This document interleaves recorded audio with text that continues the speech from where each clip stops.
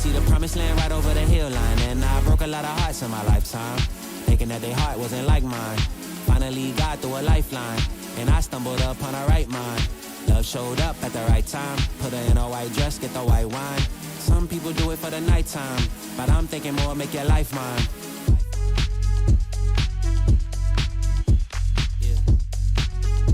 Is it possible we could last forever and ever and ever?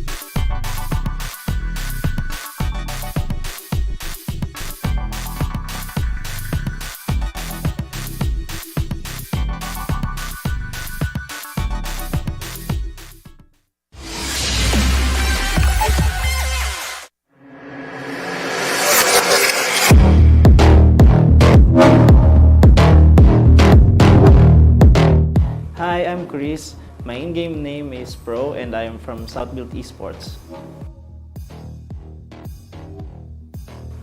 Looking forward ako na makalaban ulit namin yung Naos Esports. Because last time na nagkalaban kami is sa finals yun ng VCT Stage 1. And hopefully kami ulit yung magkatapat sa finals. Siguro yung the way kami mag-banding namin outside the game. So doon kami nagiging solid hanggang sa inside namin sa paglalaro. Siguro yung secret na lang din ulit since sila talaga yung rivalry namin way back CSGO pa lang dito sa PH and sana magkalaro kami ulit ngayon ng VCT. Sino ba? Naos?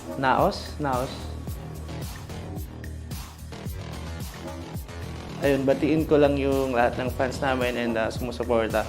Siyempre gusto ko lang magpasalamat sa lahat, especially sa boss namin kay Boss Prince and sa mga manager, sa mga analyst and coach namin like Nico, Black and Blue, Sir Lee, and to all my teammates. Thank you sa lahat ng patuloy na pagsusuporta sa amin. Again, this is Pro from Southbuilt Esports. Catch us on VCT Stage 2 on PPGL. See you guys!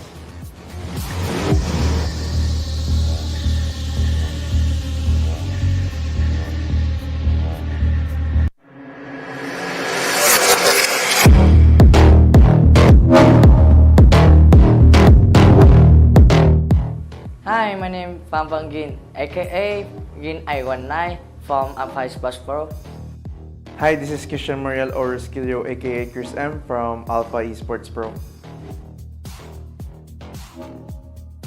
I look forward to play against the top teams in PH. As we all know, there's like top 8 teams and we're part of them. The other 7 teams have different play style and stuff, so I want to learn a lot against them. Em mong chờ mình sẽ vô địch được VCT Philippines Stage 2. Team của em khá là khác biệt so với các team khác ở một điểm là team em chơi khá là aggressive. My team stands out probably for our love with each other. We treat ourselves as a brotherhood, not just as workmates. So probably that's why we overcome the obstacles and challenges that we faced before the VCT happens. I'm looking forward to play against SBE because as we all know, they're the current top 1 in the PH right now. So I would like to play against them and see what play style do they have and try to gain experience from them. Giải lần này em muốn đối đầu nhất đấy là team APAC, bởi vì team đấy có một người bạn của em nên em khá là mong chờ.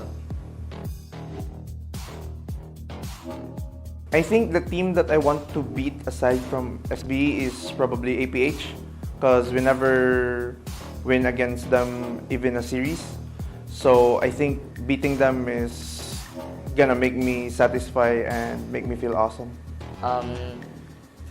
Em nghĩ là em sẽ đánh bại được team SBE tại vì em khá là tự tin.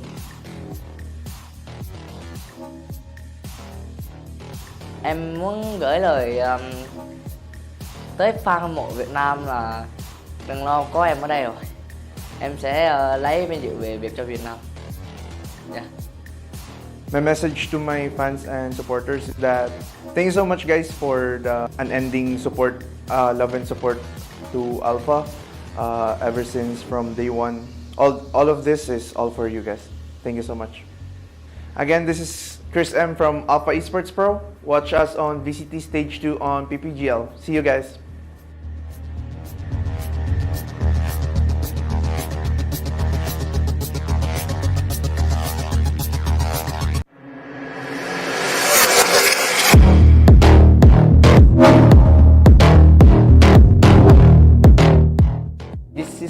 Jules Delphine, aka EJ from Bren Esports.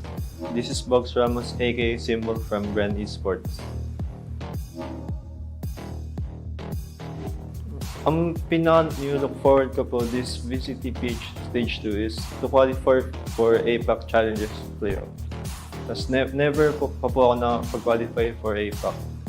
Kaya I'm looking forward to qualify this stage po. Ako ang expect sa VCT Stage 2 is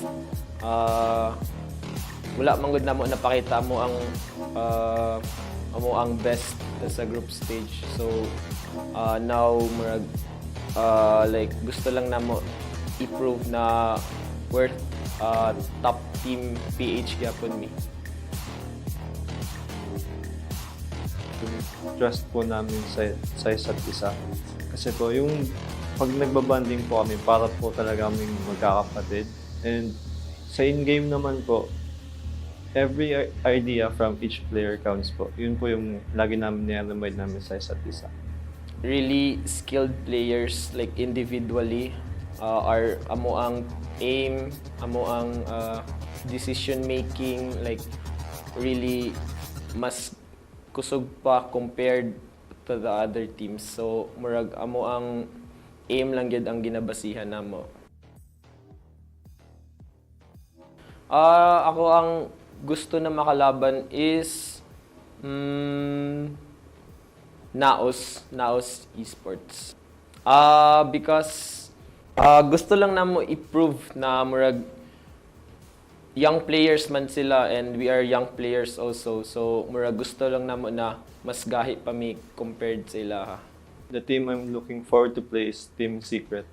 Kasi po, ilang beses ko na po sila nakalaban since nung ibang org pa po sila and never ko pa po silang natalo.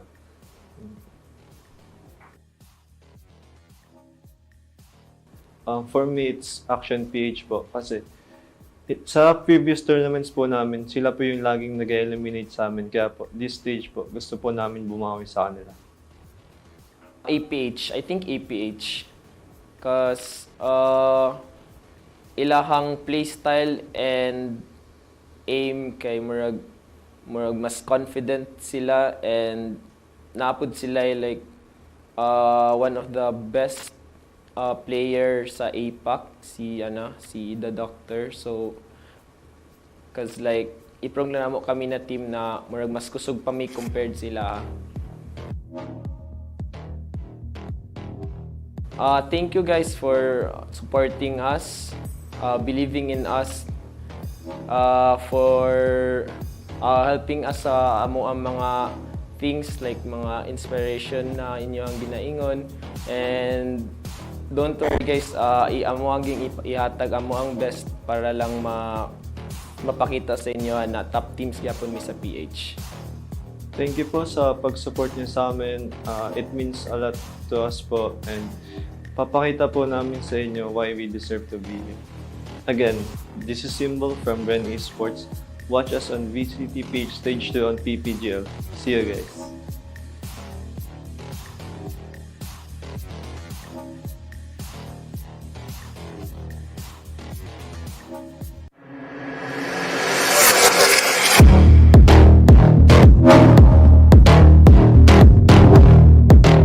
Hi, this is Omar Lopez, more commonly known as Coco, from Oasis Gaming.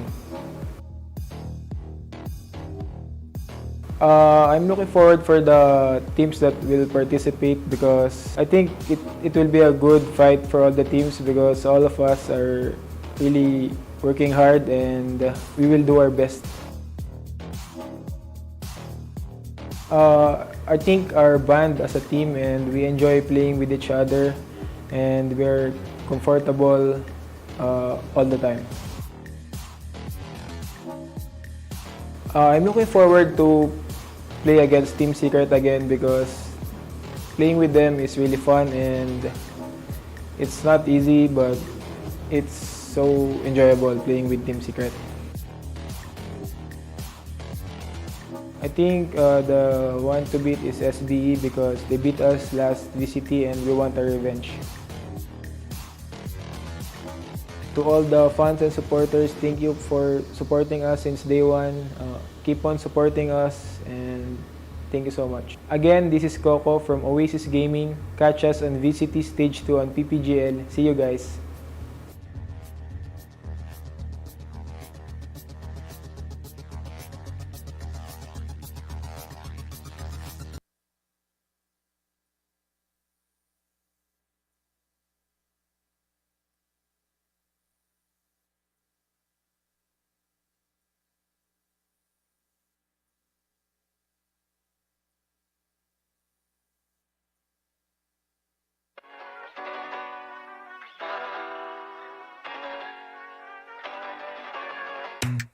I think I let my guard down.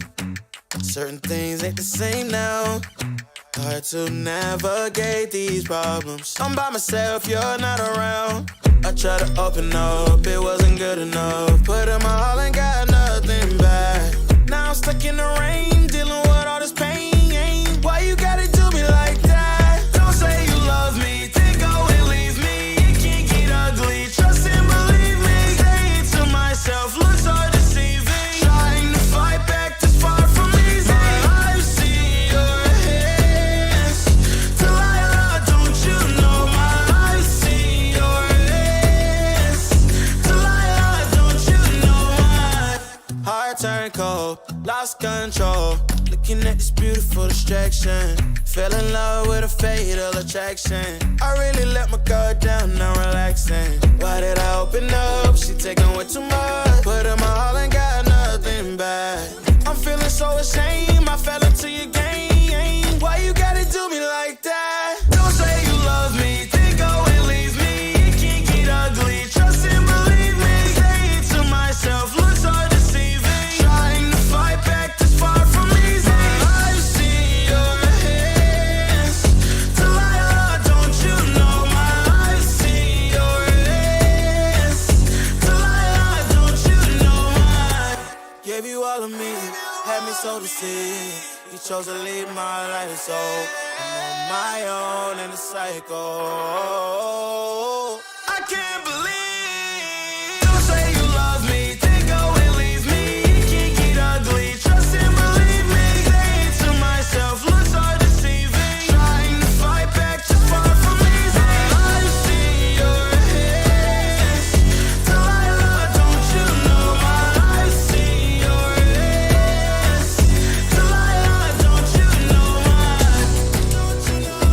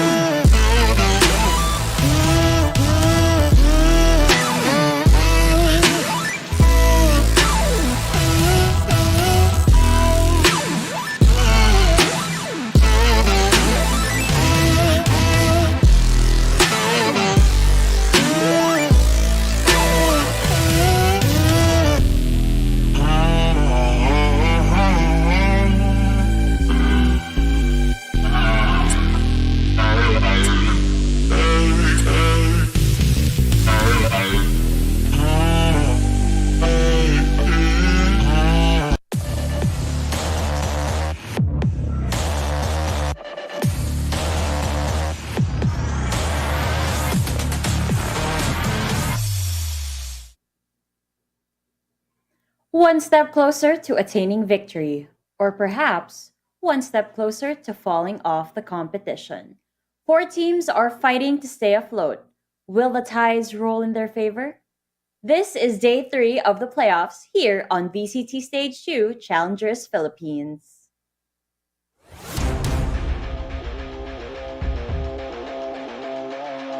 The battles have been fought. Heading towards that C fight and more. He is standing now up real. If he actually gets this! The heroes have risen, but they're not done yet.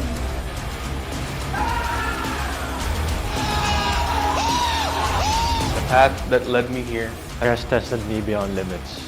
Today, I go against the current and show them the tide doesn't only rise, but continues to grow stronger.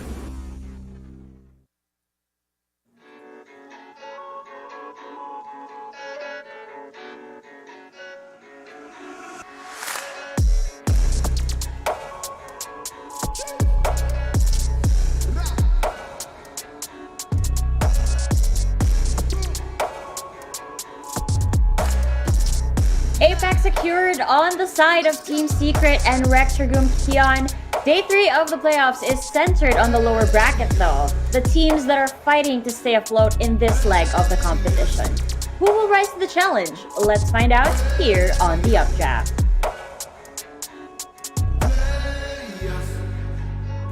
Penguin saved and slot secured. G10, after yesterday's prediction went 50-50 for you, are you convinced that nothing is as it seems over here at the VCT stage? Well, definitely. I mean, there have been some upsets. I don't think we've had a perfect prediction day yet for either me or Fluffy, so obviously it is a little bit more competitive, a little bit closer than we initially thought. But now, today, we're finally getting some groups dropping out of the competition. We're going to have eliminations here in the playoffs because we're going to be covering the lower bracket matches. And dang, it is so intense here. We have so many good teams, but only 2 of them can continue after today. Yes, and of course, as this story unfolds before our very eyes, it just goes to show that the competition is getting tougher and tougher. Another thing that is unfolding before our very eyes right here is the series highlights from yesterday. As we remember, Team Secret and Southfield Esports was the first series of the day. And I was expecting the series to go for a very, very long time, Fluffy. But it went the other way around. It was quick and easy for Team Secret, but I think it just goes to show that they really had their target locked on SBE. Yeah, I think Team Secret themselves mentioned that they really studied their enemies this time. They didn't want to go through what they did in the group stages against Southfield Esports, going all the way for a 3-map series. This time around, going for a clean sweep, the 2-0, especially with Jesse Vash, as you can see in the highlights, playing such a pivotal role on that Sova yesterday's series. Oh, of course. I think that was the amazing highlight from that gameplay. I think Jesse Vash was on a whole other level for this series. Of course, becoming the series MVP for this one, and for very good reason. Back-to-back clutches over here on the side of Haven, and it was just so much fun to watch. And I can't wait to see more of what is to come for Team Secret. But again, we're going to be getting ahead of ourselves. This is just a quick recap of what's been going down over here at the playoffs, and it's just been a lot of fun. And that's what we like to see. And again, G10, I know you didn't have your heart set on saving the Penguin, but that's what happened anyway. And for our second series, G10, this was the match that felt like it could have gone any other way, but in the end, it was RRQ that rose victorious, and they live on to the dream of going to APAC. Yeah, I mean, RRQ, they did fight through the open qualifiers, and it was a very, very long journey to get here. But after their defeat of Bren Esports in such a commanding fashion, I really didn't expect it to go 2-0, and I didn't expect RRQ to win it at all. I thought they'd be fighting here in the lower brackets, but, well, they really did show up, and now being qualified for APAC, it seems like RRQ, everything that they've gone through, all of the difficulties that they in their journey and all the teams that they've had to face, it has all been worth it, and they've really maximized their playoffs run here, already qualifying, and they're going to be facing off against Team Secret tomorrow. That's going to be another big banger of a match. Oh, of course. Now, Speaking of RRQ winning that match, you know who did expect to win it? That was me. I was the only one who got the That was prediction you. right in that specific series. Now, look at these plays, man. RRQ is just on a whole other level. They're moving on to APAC, and I'm so excited for them. From the flicks, a great utility, and of course the ROG clutches. These Shishable moments would not have been possible if it weren't for our Shishable sponsors. So we would like to thank PPGL, the largest multi-game esports league in the country, together with Riot Games for bringing the Valorant Champions Tour here in the Philippines. The VCT Challengers PH Stage 2 tournament is also sanctioned and overseen by the Games and Amusement Board. We would also like to give a big sheesh to our official sponsors. VCT Stage 2 Philippines Challengers is organized by Globe at Home. Fiber strong, family strong with the new G Fiber, only $20.99 on Globe at Home. Game with speeds to up to 150 Mbps. Mabilis na, unlimited internet pa. To learn more, go to shop.globe.com.ph/broadband. And for the biggest sheesh, of course, VCT 2022 is brought to you by the Asus Republic of Gamers. Get the all-new TUF-15 powered by up to the latest 12th generation Intel Core i7 processor to help you unleash the legend inside naman, pare. Dash into action with the TUF-F15's thin and light and stylish form factor with up to a QHD 165Hz display and RTX graphics with MEX switch and powerful DDR5 memory. Go to ph.rog.gg/ROGXVCT 2022 for more information about the TUF-F15, and the links are also in the comments and description down below. Sheesh, that's crazy. Once again, thank you so much for our sponsors for not only making the broadcast possible for our audience over here watching, but also for giving us options over here to watch the broadcast in different languages and different platforms. We've got an English broadcast where you can catch Dax, Black and Blue, Asterai, and Raph, and a Filipino broadcast to see Terror, Ray Ray, Honeyglaze, and Vil. Just check out the links flashed on your screens and enjoy the VCT action that we're serving over here. Coming up next is the tournament format voiced over by the ever incredible Terror. Hashtag Terror of the Day.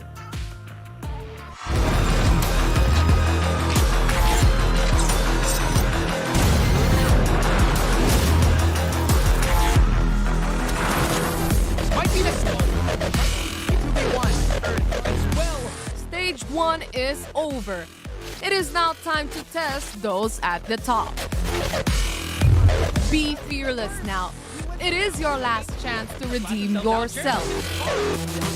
This is the VCT Philippines Stage 2 tournament format.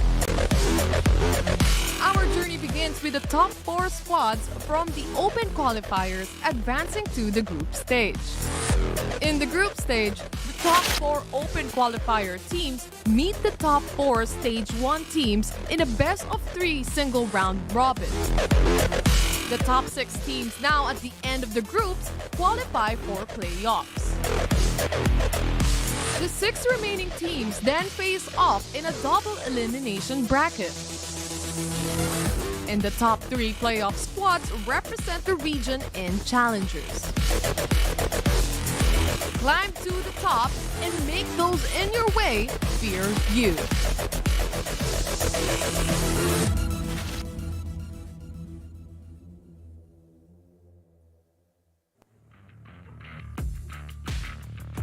With the reiteration of how our tournament format here is on the playoffs, I think it's only fitting that we head straight to the brackets for the full effect. Let's take a look at how the brackets are looking right now.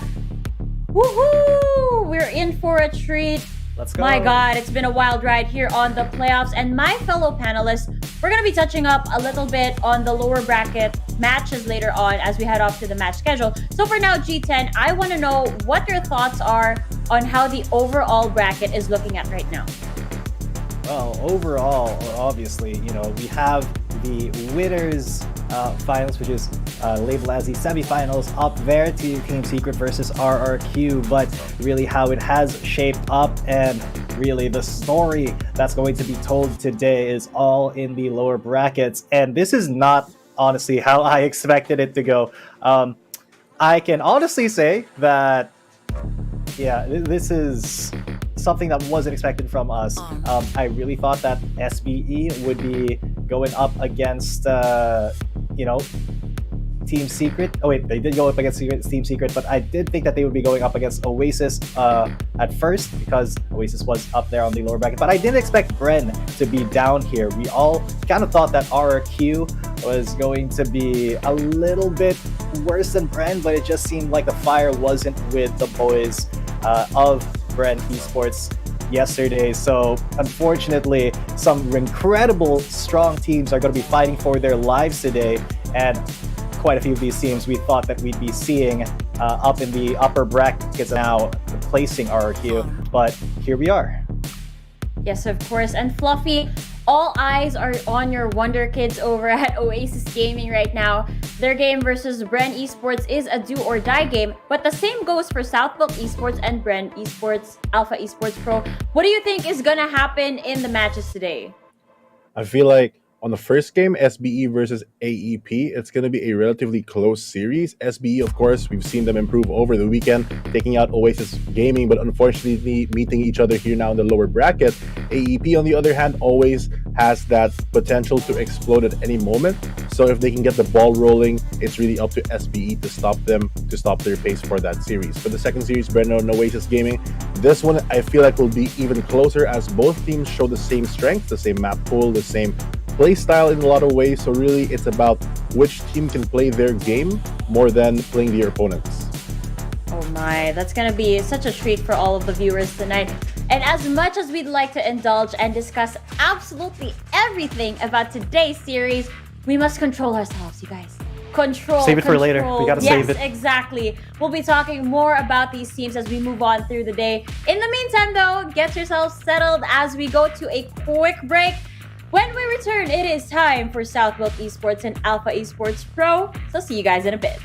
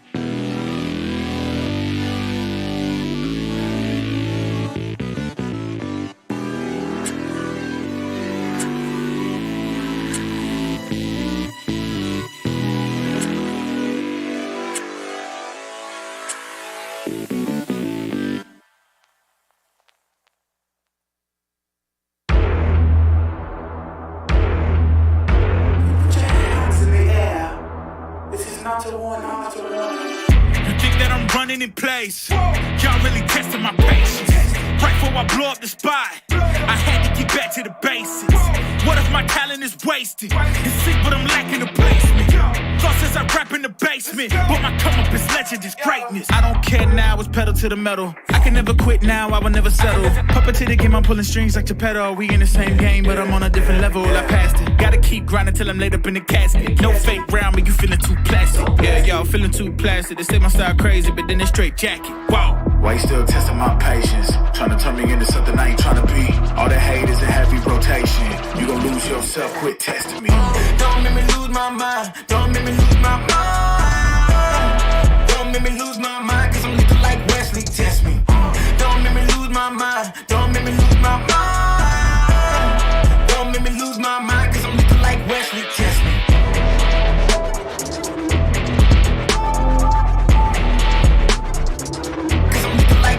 Test me.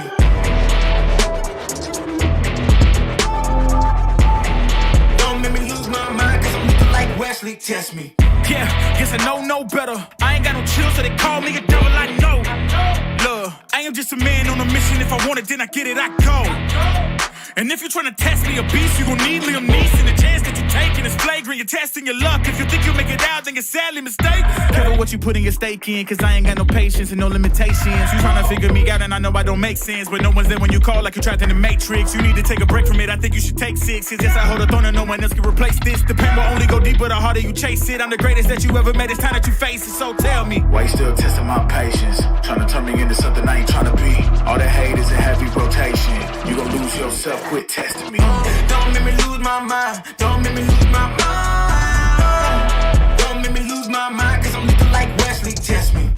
Don't make me lose my mind. Don't make me lose my mind. Don't make me lose my mind, cause I'm looking like Wesley, test me.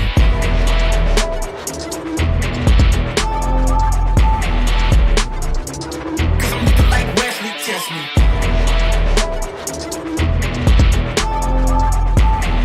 Don't make me lose my mind, cause I'm looking like Wesley, test me.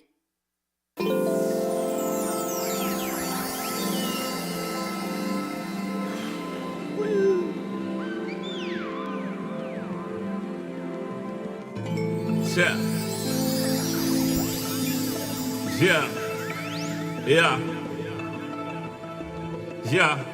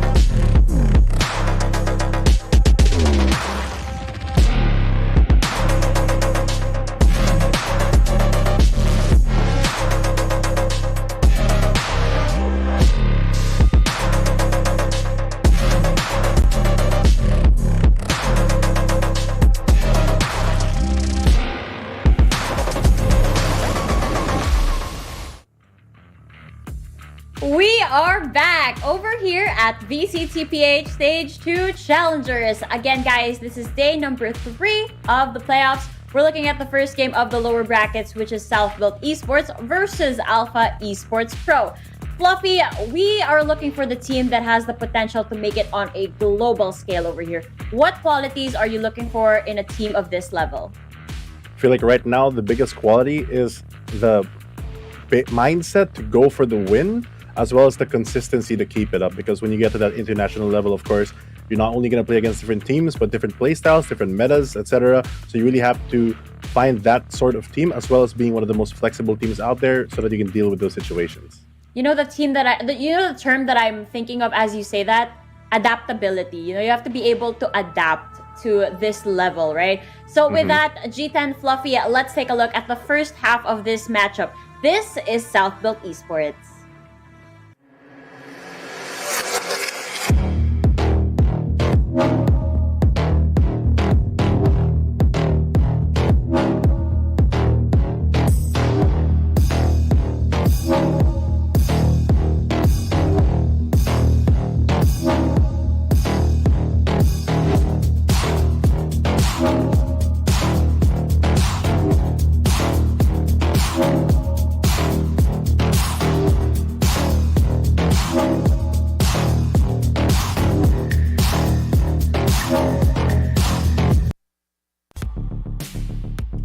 Here it is, folks. The boys from the South, South-Built Esports.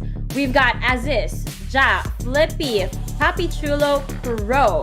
The team filled with the OG and Flex players. I think that in terms of experience, these guys have the superiority here, which makes me wonder, G10, how are these guys gonna fare against Alpha Esports Pro? Well, I'm glad then that we talked about adaptability earlier, because this is one of the most adaptable teams that we have been graced with this VCT Stage 2. I mean, you sub out Flippy for Micro, you sub out Poppy for Flippy again, and these guys can really flex for pretty much any position that they need, any agent that they need, and any comp that they kind of want to try out. They are also getting a little bit more creative here in the playoffs in the way that they play their attacking rounds, which I think has been quite a big weakness of them in the group stages. However, I mean, speaking in terms of results, they have gone up against Alpha Esports Pro earlier in the group stages, and they did win a 2-1. They've also gone up against them, in a VXB, and Southfield did also win out. And just the history between these two teams pretty much always has Southfield kind of dominating, and Alpha Esports Pro left to pick up the pieces. And that kind of was a story as well the last time they met Southfield. They did lose the first map Haven, but according to them, it was kind of a give. They beasted away in Bind and Split, and Alpha Esports was kind of left scratching their heads. But I'm fairly certain now that Alpha Esports Pro has done their research, they've done their homework, and SBE won't be having as easy of a time as they did in the group stages. So with the skill level of SBE, it's definitely going to be a challenge, but Alpha Esports, they have also evolved and kind of refined their playstyle throughout the groups. So it's going to be a really, really interesting match here. Oh, it definitely is going to be an interesting match. And the way you put it like that, I'd like to think of it that for the enemy team, when it goes south for them, it goes south built Esports. Now we do know that they are we do know that they are a formidable team in this stage, but we should not sleep on the enemy. We should not sleep on the next team that they're about to face. This is Alpha Esports Pro.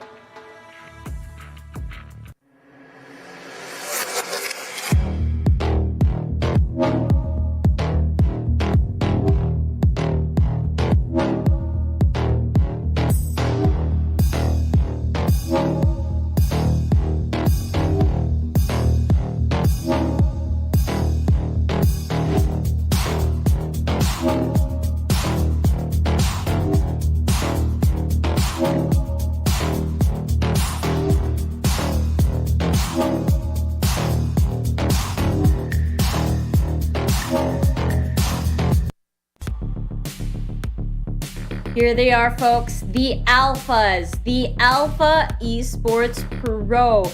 We've got Aryu Ryu, Ching the God, Chris M, Gian Sanity, and Gin819. I'm still not quite sure if I'm pronouncing it correctly. I really hope that I'm not the type to butcher a person's name. It could be Jin, could be Gin. Hopefully we get to catch an interview with him and find out how it's supposed to be pronounced. But to be honest with you, Fluffy, the combo of Gian Sanity and Gin, I just can't get enough about it. What about you? I mean, adaptability is one thing, but repetition is also equally as important. We've seen that duo do so much multiple times over the course of the group stages and moving on to playoffs. This super-powered team with Gian and Gin at the vanguard are really ready for battle as the rest of the team marches on to reinforce the ground on the battlefield. Their explosive gameplay, as well as newfound flexibility, has always brought their team to life this far. The big question to be answered shortly is if it'll be enough to make it all the way to the top, as this team has the potential. But, at the end of this game, this day, we will have to say goodbye to one of these teams along with their APAC's hopes and dreams. Oh my god, I'm so worried about all of the teams, all of the games that we're about to see today. I mean, it's amazing. It's always been part of the competition we're in. We see teams rise to the top, but it also gets the fans heartbroken when they see the team that they're supporting isn't gonna make it into living their dreams at this stage. Yeah, and with Alpha Esports Pro, I mean, this is a team that has a lot of fans from, just the star power of Gian Sanity. This team has really garnered so much support for their VCT run, and if they do have their last match today, then quite a few fans are going to be very, very sad. But I hope that they, still support VCT and the rest of the teams. But of course, I do think that AEP, they have kind of shown us a little bit of what they're capable of yesterday versus Bren Esports, but unfortunately, it was just not enough.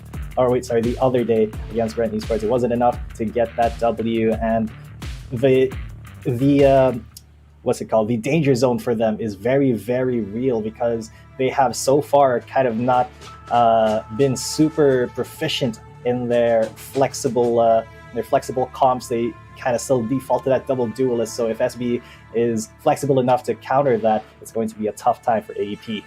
Well, we're going to find out just how flexible these guys are going to be. Now, with the team introductions out of the way, I think it's fitting that we spotlight these two amazing players here on our head-to-head. Let's take a look at Oasis and Gin. There we go. Fluffy, why do you think that they are the featured players in our head-to-head?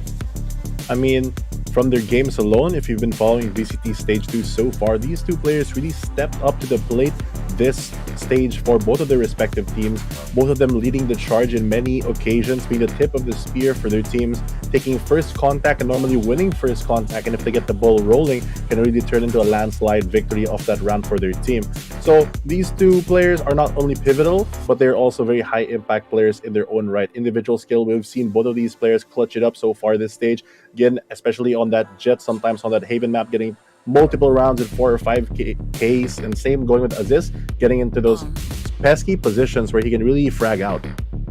Oh yes, Yeah. We've seen how aggressive these guys are, and it's just fantastic. You want to add anything, G10? Yeah, I do want to say as well that for Alpha Esports Pro, Gin has really been kind of a rock for the team. Just when Gin Sanity has not been able to perform as well, or if Gin Sanity is put on a different agent and not on his usual duelist role, like say a Fade, or a KO, which I think has both been done.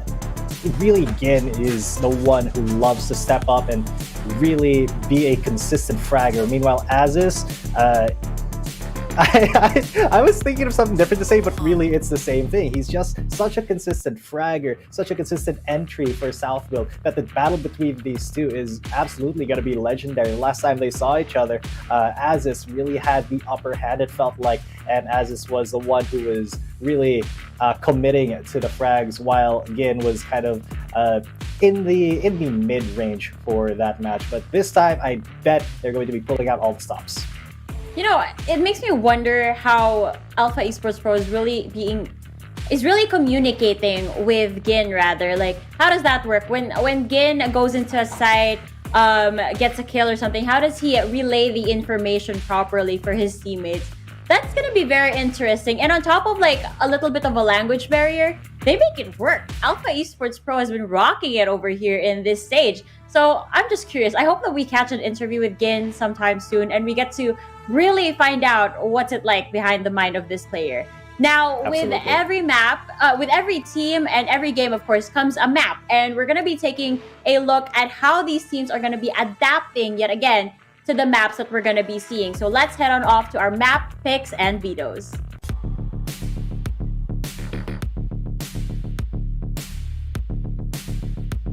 You know, I always love that panning effect. Like, we're moving onto the side and then we get to see this body of water, and then there we go. The maps are here.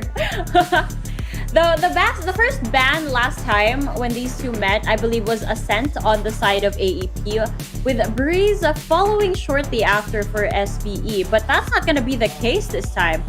Fluffy, what do you think is going to be shown today? I feel like today, I wouldn't be surprised if we do see AEP play something like Bind as well, that they've shown a bit of strength there. I am not surprised at all, though, that SBE chose to ban out Haven. It is the map that they took in the previous series.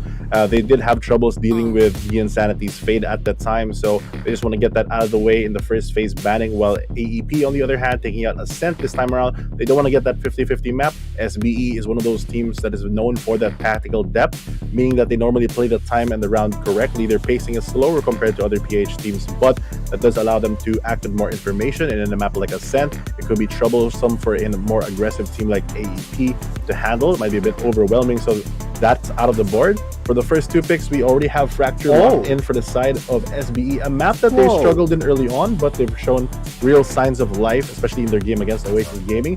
going from their first loss on the map against that team into a converted good win on Fracture. So AEP now has the reins to pick whichever the map they want. I'm expecting them to avoid Split if possible. I'm surprised SBE didn't pick it, if I'm being honest. So with the map remaining pool, there's still Icebox that's open, another very aim-heavy map. just And as as you I said say it. AEP does lock in that very aim-heavy map, leveraging the strengths of not only their duelists, but also the general strengths of the team, which is God aim. Yes, the cold map of Icebox can become a deciding map as well for these two. They've both had fairly good games in the box of the ice, and I wonder how this map is going to turn out. Now, Fracture, I think, is a map that SBE has really been studying. Again, as you said earlier, when they faced Oasis Gaming the first time, they lost, but the second time, they learned their lesson and they dominated that time around. Now we're banning Breeze. G10, is this a surprise for you? Absolutely not. Kind of expected this. We haven't really seen too much of SBE on Breeze. They kind of have... I expect the Fracture for them to do well because they really have been scrimming that Bind coming out as well. Oh, that means we're going to get a Split Decider. Now that's, I think, going to be the most interesting map. Honestly, I think that SBE is going to take Fracture. AEP with their superior, well, their very on-point aim may take that Icebox, but if we do get to that split, that's going to be quite the push and pull, the tug of war, if you will, between these two teams. Yeah, I'm very interested also in the Decider map Split. So with the current map veto system, based on how the map bans went, the team that last banned, which is AEP, who banned Bind, essentially is also picking the Decider since they're leaving that open. So I'm very surprised that they chose to leave Split over than Bind open, as when they do default essentially into Split, it does give SBE the upper hand in the defense, and we've seen SBE play a lot of Split games. It could be, at this stage of the entire tournament, a good and bad thing. On one hand, you have a lot of videos and VODs to review, so if you do your homework, you can essentially leverage or bait them into picking the map, knowing that you know their strategies already. But on the other hand, it could just be a very practice and very functional SBE taking out that map. So for me, overall in the series, I feel like it's looking, from the map bans, kind of like an SBE game. Oh my. I have to agree with you. I was actually going to say that for the hopes of AEP, I think that they shouldn't rely on reaching game number 3. Like if they wanna finish this series strong, I think they should utilize having Fracture and Icebox as the first two maps, because again, as you said, SBE has a strong read on Split, but also, as you said earlier, the research is there, the information, the access to information is there. So Alpha Esports Pro may be baiting this map. We'll find out in just a bit. But, you know, I'm really excited to see what's going to go down here. Yeah, so am I. I mean, I don't think that Fracture is unwinnable here for Alpha Esports Pro. I think that if they get their aggression going in the right places at the right times, they really can surprise SBE and turn around, you know, their, say, a losing situation into a winning one, especially if they have the right flanks, the right angles. I definitely think that a Neon pick is maybe coming out here for AEP. If not that, perhaps a Fade. But I don't see Gin maybe going on that Jet here. I don't think Fracture is really a map that really super caters to the Jet over, say, a Chamber and Neon. But SB, of course, they know that. Of course, their Fracture is very practiced, it's very scrimmed. So I really want to see how AP is planning to surmount that obstacle, because really, if that first map goes the way of SBE, I do believe that this entire series could be going the way of SBE as well. Oh, that's gonna be such a thing to see later on. You know what I actually remembered as we were talking about this entire series? I remembered Ching doing this in one of his matches. He was like crying, like he did that in the camera. Now, I'm not saying that that is gonna be the case today, that he's gonna show that face, but I am thinking that whoever loses this series is gonna have the same emotion on their faces as well. It's gonna be really heartbreaking, and we hate to see it, but also it's just what happens. It's just what happens over here. We know where everything is gonna take place, and you know what's left for us now is the predictions. And to be honest with you guys, I'm not excited about the predictions. This is potentially a way for us to embarrass ourselves in front of thousands of viewers. Oh yes. Rather. Which I have done in I think the first day of the playoffs. I had 0% predictions on that one. Yesterday I had a 50-50, so I'm feeling much better. My morale has been boosted, but now we're gonna talk about it again, and I want to start with Fluffy this time. I want my prediction to be last. I think SBE has really surprised me. Like I had a day with 0 predictions. SBE really stepping up. It's really that playoff SBE that everyone has been talking about. So for me, I would have to go with SB for the series. G10. I mean, I've always been a believer. I don't think there's been a series where I consciously predicted against SBE. Yeah, so I'm going to be going with the same trend. I mean, if it ain't broke, don't fix it. I'm putting all of my baskets in this one. I think that SBE is going to take it 2-1, and they're going to be facing probably Bren tomorrow, honestly. Okay, I feel scared for SBE now because I'm also predicting SBE, and we've learned over the stages of VCT that there is such a thing as a panel curse, wherein when all panels predict the same thing, it doesn't necessarily mean that their prediction is right. There we go. Yep. On our screens we can see SBE. So SBE, please, I hope that you guys don't think that this is our fault, whatever the outcome. We're really cheering for you guys on. We believe in your capabilities, but if the universe does its thing and decides that this is what's gonna happen, then it'll happen. Fluffy, do you think that it's gonna be a moment like we'll see these crying emojis? Can I see you guys do these too? This one? Oh no. I'm gonna get clipped. Okay. But Anyway, anyway, flip it and ship it, boys. I think overall, SBE has always had that potential. I don't know if you want to say fortunately or unfortunately, but for them, they've already been in the same position before. And in stage 1, they did make it all the way to the top, moving on to APAC as our first seed. So the comeback kings of SBE, who will face against AEP today, are kind of in the trenches again as they drop into the lower bracket, but beginning their lower bracket run. The big question is still, will these veterans be able to slug it out this time? Because regardless of what you've done in the past, what's important is what you do right now. And right now is a chance for both teams to make it, because if you don't, it's also the last chance you have to qualify for something international later on this year, and even just to be champions of this current tournament. So a lot to move forward to and a lot of pressure. Yeah, and to add on to that, I mean, we all predicted SBE, and that's kind of based, on facts and stats, but it's not because we're haters of AAP. No, far from it. I do think that AAP has quite a lot of potential. It's just that in this situation, I do believe that SBE would make the better international competitor than AAP. AAP is a very Valo PH oriented team, even though they have shown quite a few improvements, quite a few evolutions in their playstyle. I think that it may still be a little bit lacking when it comes to that international scene. And SBE, with their veterancy, their flexibility, and just the way that they scale up over the course of a VCT stage, I think that they really have the better chance of standing up to teams like Paper Rex, like who's the unbeaten Esports, and all of those APAC challengers that we're going to be seeing in next month. I'm so excited to see what's going to go down. I do have a question. Today, as we know, the stakes are really high. You have to win it or you don't get to pursue your dream over here. So for you guys, what would be the biggest motivator to succeed in this phase? Like, is it food? Is it... I think it's for Fluffy, it's going to be a girlfriend, but... like maybe in the back of Fluffy's mind, it's gonna be, if I win, if I go to APAC, maybe I'll get a girlfriend. Is that a motivator for you, Fluffy? Not currently, but the option is out there. Thank you so much, Laika, for bringing that up. And but I feel like the biggest motivator overall for all of these teams is really, you don't become a pro unless you really are going for the biggest win you can get. So it's really, I think I mentioned it before, really being able to play to win as a team rather than just trying to survive. And the team that plays to win more than just tries to survive is going to really end up on top.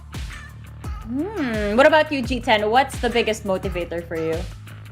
I mean, for me, I think I want to piggyback off of what Fluffy said. You don't become a pro unless you want to aim at the top. And with both of these teams, they have quite a few pros. I mean, Alpha Esports, that's an entire pro team. SB, they only have the one pro. But I think the real factor here is really how focused they're going to be today, and how they're going to be able to adjust mid-round, mid-game to the stress that their opponents are pulling. And I think that SBE has a slight edge there with all their experience and the way that they think about the game, the way the pro thinks about the game. It's going to be very difficult for AEP to try to psych out SBE if they don't have anything super surprising that SBE hasn't seen before. Meanwhile, AEP, we have described them as a team with just cracked aim. So SBE, they really need to keep their strategies and tactics on point. They need to keep their crossfires very well executed in order to defeat the aim monsters that are AEP. Oh, yes, definitely. I would agree with you guys. Of course, the dream, the passion is there. You know what's an extra push for me? We've got a lion's share of $30,000 on the line as well here. You get to represent the country. There's just so many motivators out there. But I guess from the player perspective's view, you always get this tunnel vision wherein, I have to be better at this match. I have to be a better player. I have to be better. I have to be better. I have to be better. And that's, I guess, what separates me as a panelist or as a regular Valorant enjoyer versus these players who are just on a whole other level when it comes to this league. I'm just so shocked that this is, how should I say it? It's like an eye-opener for me hearing this from you guys, especially from Fluffy, who's had his own experience as a coach, which we've mentioned time and time again, alongside me flaming him for not having a girlfriend. But again, guys, if you guys are watching, please do not hate me for it. All love for Fluffy. It's all love for Fluffy. I'm just teasing him. We're good friends. I was there before his Viper lineup era. You guys better know that. I was actually checking out old clips, Fluffy, from past streams. I was like, hey, this is the game where Fluffy was practicing his lineups and I was on his team. So let me tell you guys a quick story. Fluffy and I were co-streaming, we were playing together, and this was Icebox, the old Icebox map. And then Fluffy, it was Viper, he planted the spike, and then he ran back to the B main. And then he was like, is this gonna work? Is this lineup gonna work? And then he threw his ability off. And then he said, wrong plant. And I was like, Fluffy, you planted that. What do you mean wrong plant? My bad. Do you think that pro players ever get that same scenario happening in these games? I feel like when the going gets tough, there can be gaps in communication which can lead to these things. There are certain things that you have to watch out for that is not necessarily on your team. For example, when you're doing a lineup play like that, if let's pretend it's Icebox, they have a Sage wall still up or some other form of utility, you really have to be able to count these things in mind, or else it can really mess up a lot of your plans. Oh my goodness. Fluffy, I want to ask you, I'm a casual Valorant enjoyer. You've had your experience as a coach. You're also grinding your own rank in the game. What is your advice for normies like me? How do I rank out? Normies? Yes. I think that, number one, you should play the game because it's a great game and it's fun. Yeah. And if you have no plans to be pro, it's kind of a waste if you're not just having fun playing the game. So don't just play to improve. Don't stop having fun, because if you stop doing that and you're not going to do it as a career anyway, then Did I hear Oasis? What's the point? I heard Fluffy say Oasis, right? Is that just me, or is he just nah. He's subliminally communicating for his team right here. How did you just sneak that in bias? And anyway, we've talked a lot about these things that I got to get to know my co-panelists a little bit better, but now our predictions are set in stone. Pass the torch over with the same question. Who do they think are winning this Masters? It's your turn to answer the question. The rise before the fall, the glide before the rule, the eyes that saw the soul, the cheer before the goal. I'm here to let you know. I'm here to let you know. I sky gaze over my taste, Like Peter, this is my space. I'm spacey, I'm crazy over break.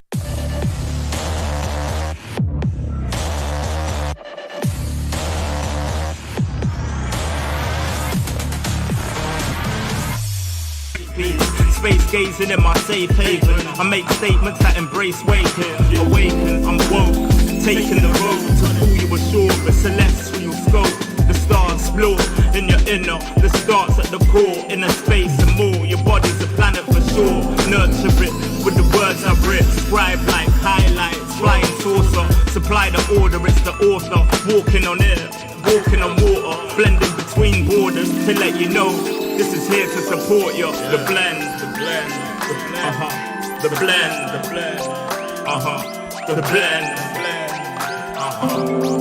yeah.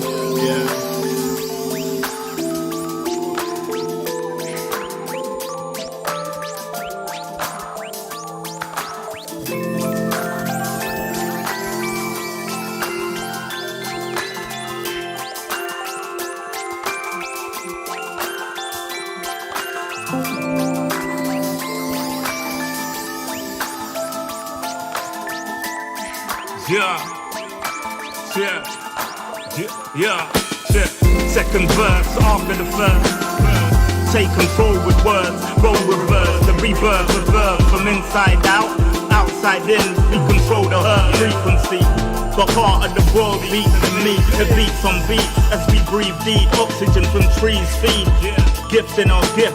This right here, proof we exist. Mind state is gravity, the way you uplift. Across seas swift. Water quench thirst, there's a shift. Set sail like shit to find other lands. The motherland, sun is planned. With the words I'm writing, I'm fertilizing. The earth to rising, realizing. Global warming and the sea is rising. Pollution, the planet needs metabolizing. It's full of fire like a dragon fighting. Creating hot springs when the pressure rising. It's terrorizing, but I'm never frightened. Cause the days will brighten. Yeah. Blend.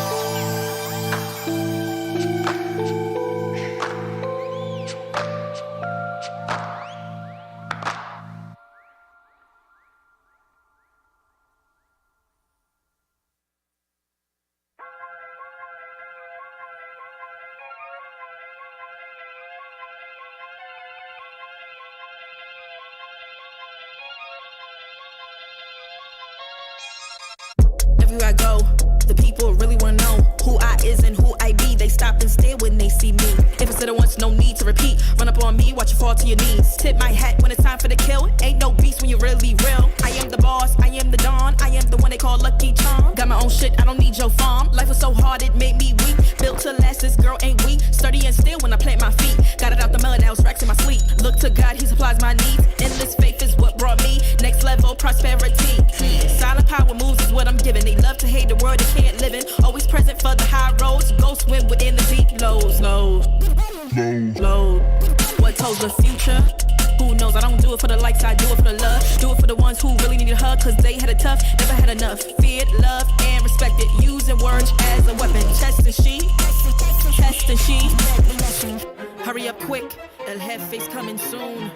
Sit up straight when she enters the room. Be enthused, but don't look too amused. This is her queendom, please respect her rule. Hurry up quick, El Jefe's coming soon. Sit up straight when she enters the room. Be enthused, but don't look too amused.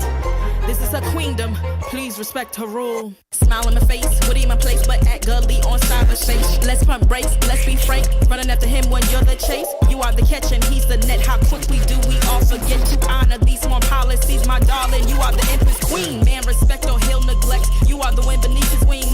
You are the season, you are the reason why this world can breathe. Giving sons eyes to see and daughters dreams to believe. Anything less than the best for you is high treason, queen. Hurry up quick, El Jefe's coming soon. Sit up straight when she enters the room.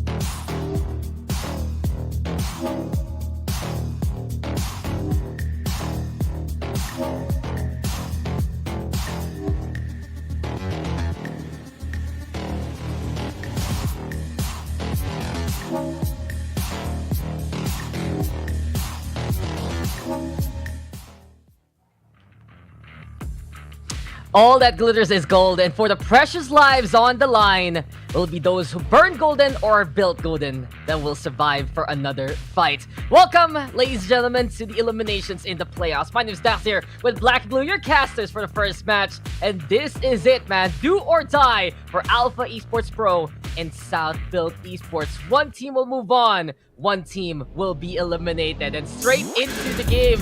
Looking to be where we're going here, my friend. Fraction the first map. Very interesting compositions can come on out here for both of these squads. And I think this is my question moving forward. Which Alpha Esports Pro will we see today? Because in their last matchup against SBE, utility was king. That's how they took that haven. But when it came back to the double duelist, when it came back to their roots, that's when SBE had the answers. The thing is, Alpha Esports, it really is a big sign of the way they play, Dax, where they really like to basically train battle their way through the defense on their attacking side, and when they're on the defense, well, that's more of a suggestion, as you'd like to say. And when they do like the utility to try and break kind of more utility-based teams, that is where they do struggle. Now, they can land their shots and really pop on off, but you always expect them to do so when they pretty much almost always bring out the double duelist comp, firing sometimes that they pull out the fade on the Insanity. Then that's what you have to expect here. So Southfield, they come into this game knowing this. I'm curious as well for the Fracture pick.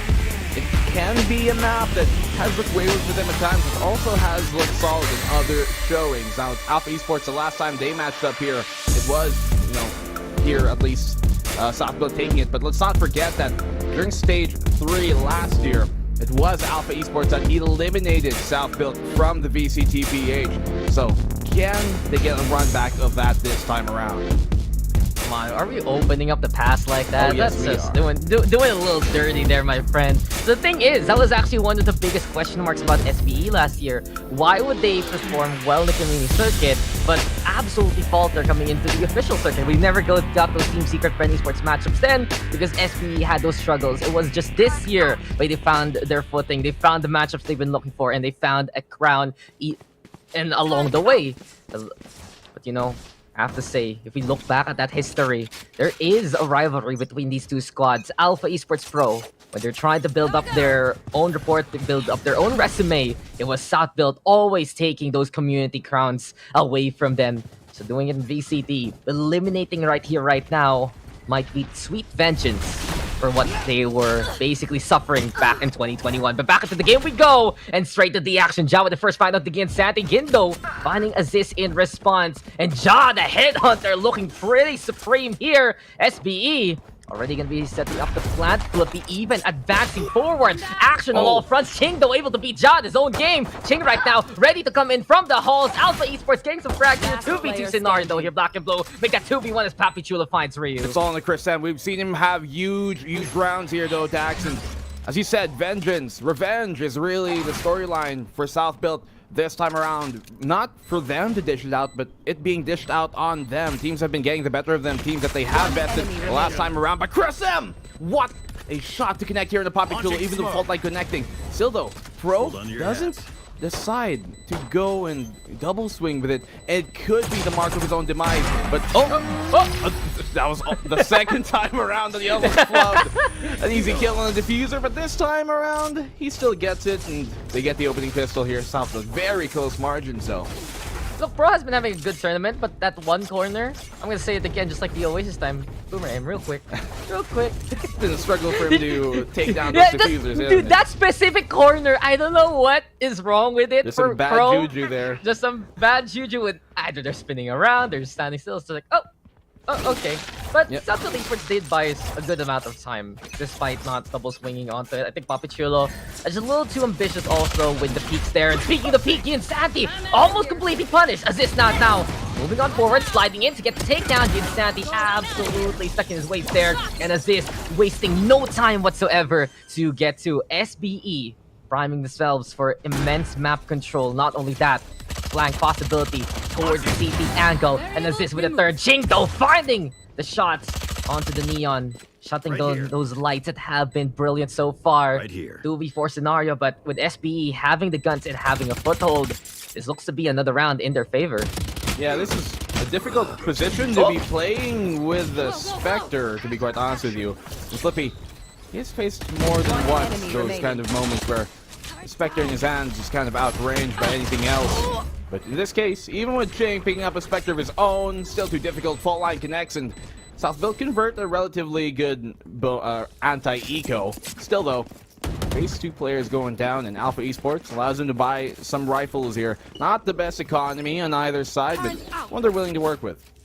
Yeah, at least contentious there from Alpha Esports, and look at this, SBE gonna have to invest, but Aziz, he has been finding ways to open things up for SBE in multiple maps, and I'm really liking the fact right now that when you have Aziz on that duelist, you have that more secure entry point. We know Jack can play a duelist too, we know he's amazing at it, but putting him in those backline situations or just a supporting role where he can snipe just fits so much better for the SBE mold when Aziz is the one leading the charge. On the other side though, so Dish right now, not gonna be the place where communication will come. And I do want to point this out before we get started with this round. There has been a change for Alpha. They usually play the Raze here. Now it's the Neon on Gin, and well, Chris M, he's the one on duty to protect the tower here. Yeah, it's a totally different look. Well, maybe not entirely, but the fact that your main duelist in Jin is the one switching up can be a big thing, especially for a team like Alpha that does rely quite a bit on that. Null Command does get popped here to give them some sort of advantage. They don't have a firepower advantage, but they can kind of, I guess, just go. Chris M, great shot. Second connects. Flippy does get the trade, but the Spectre is not working. Ching finding another one. Very good anti-bonus here coming from Alpha Esports. This job does get that kill. It's all onto Pro. We've seen him have big moments, but this is probably out of hand even for a player like him. He has that Soul Vandal to utilize, and Jin gonna shut him down. Very good conversion here on the opening gun round from Alpha Esports Pro. Yeah, while he was flicking towards the opposition, the reflex of Gin immediately slaying him along the way. Now, I think SBE, even though they have the advantage, it hasn't been as crisp as usual. We compare it to the Oasis game, right, where they just were winning all the fights. They were executing so effectively. But right now, they're running into those towers. We're seeing some awkward scenarios in the first round, even the second round. So SBE, if they do want to win this series, they have to clean up their act just a little bit more. Just a little bit of a nitpick, more of a nuance right now. SBE knows that they can set the standard here. And Alpha Esports now, high ground at the ready. Rifles are there, but Ja again. Long range is his game. And in that range, Chris M will be the primary target. Spike right now, transiting towards the arcade though. So it does seem like they want to have that foothold towards the arcade side. They're gonna try and creep on through the site. But Ching with a great find on Aziz to start things off for Alpha. And not only that, Gin is ready, Flack is there, and Flippy too busy with the iPad, but never mind! He's able to stow it away in time! He was scolded by his mom as a child, and now he's ready to fight till the end. Pro with the find on Ching as well. Lockdown right now, taking on that, but he and Santi versus the world 1v2 scenario. And we'll see just a little bit, but Pro can't find a kill though.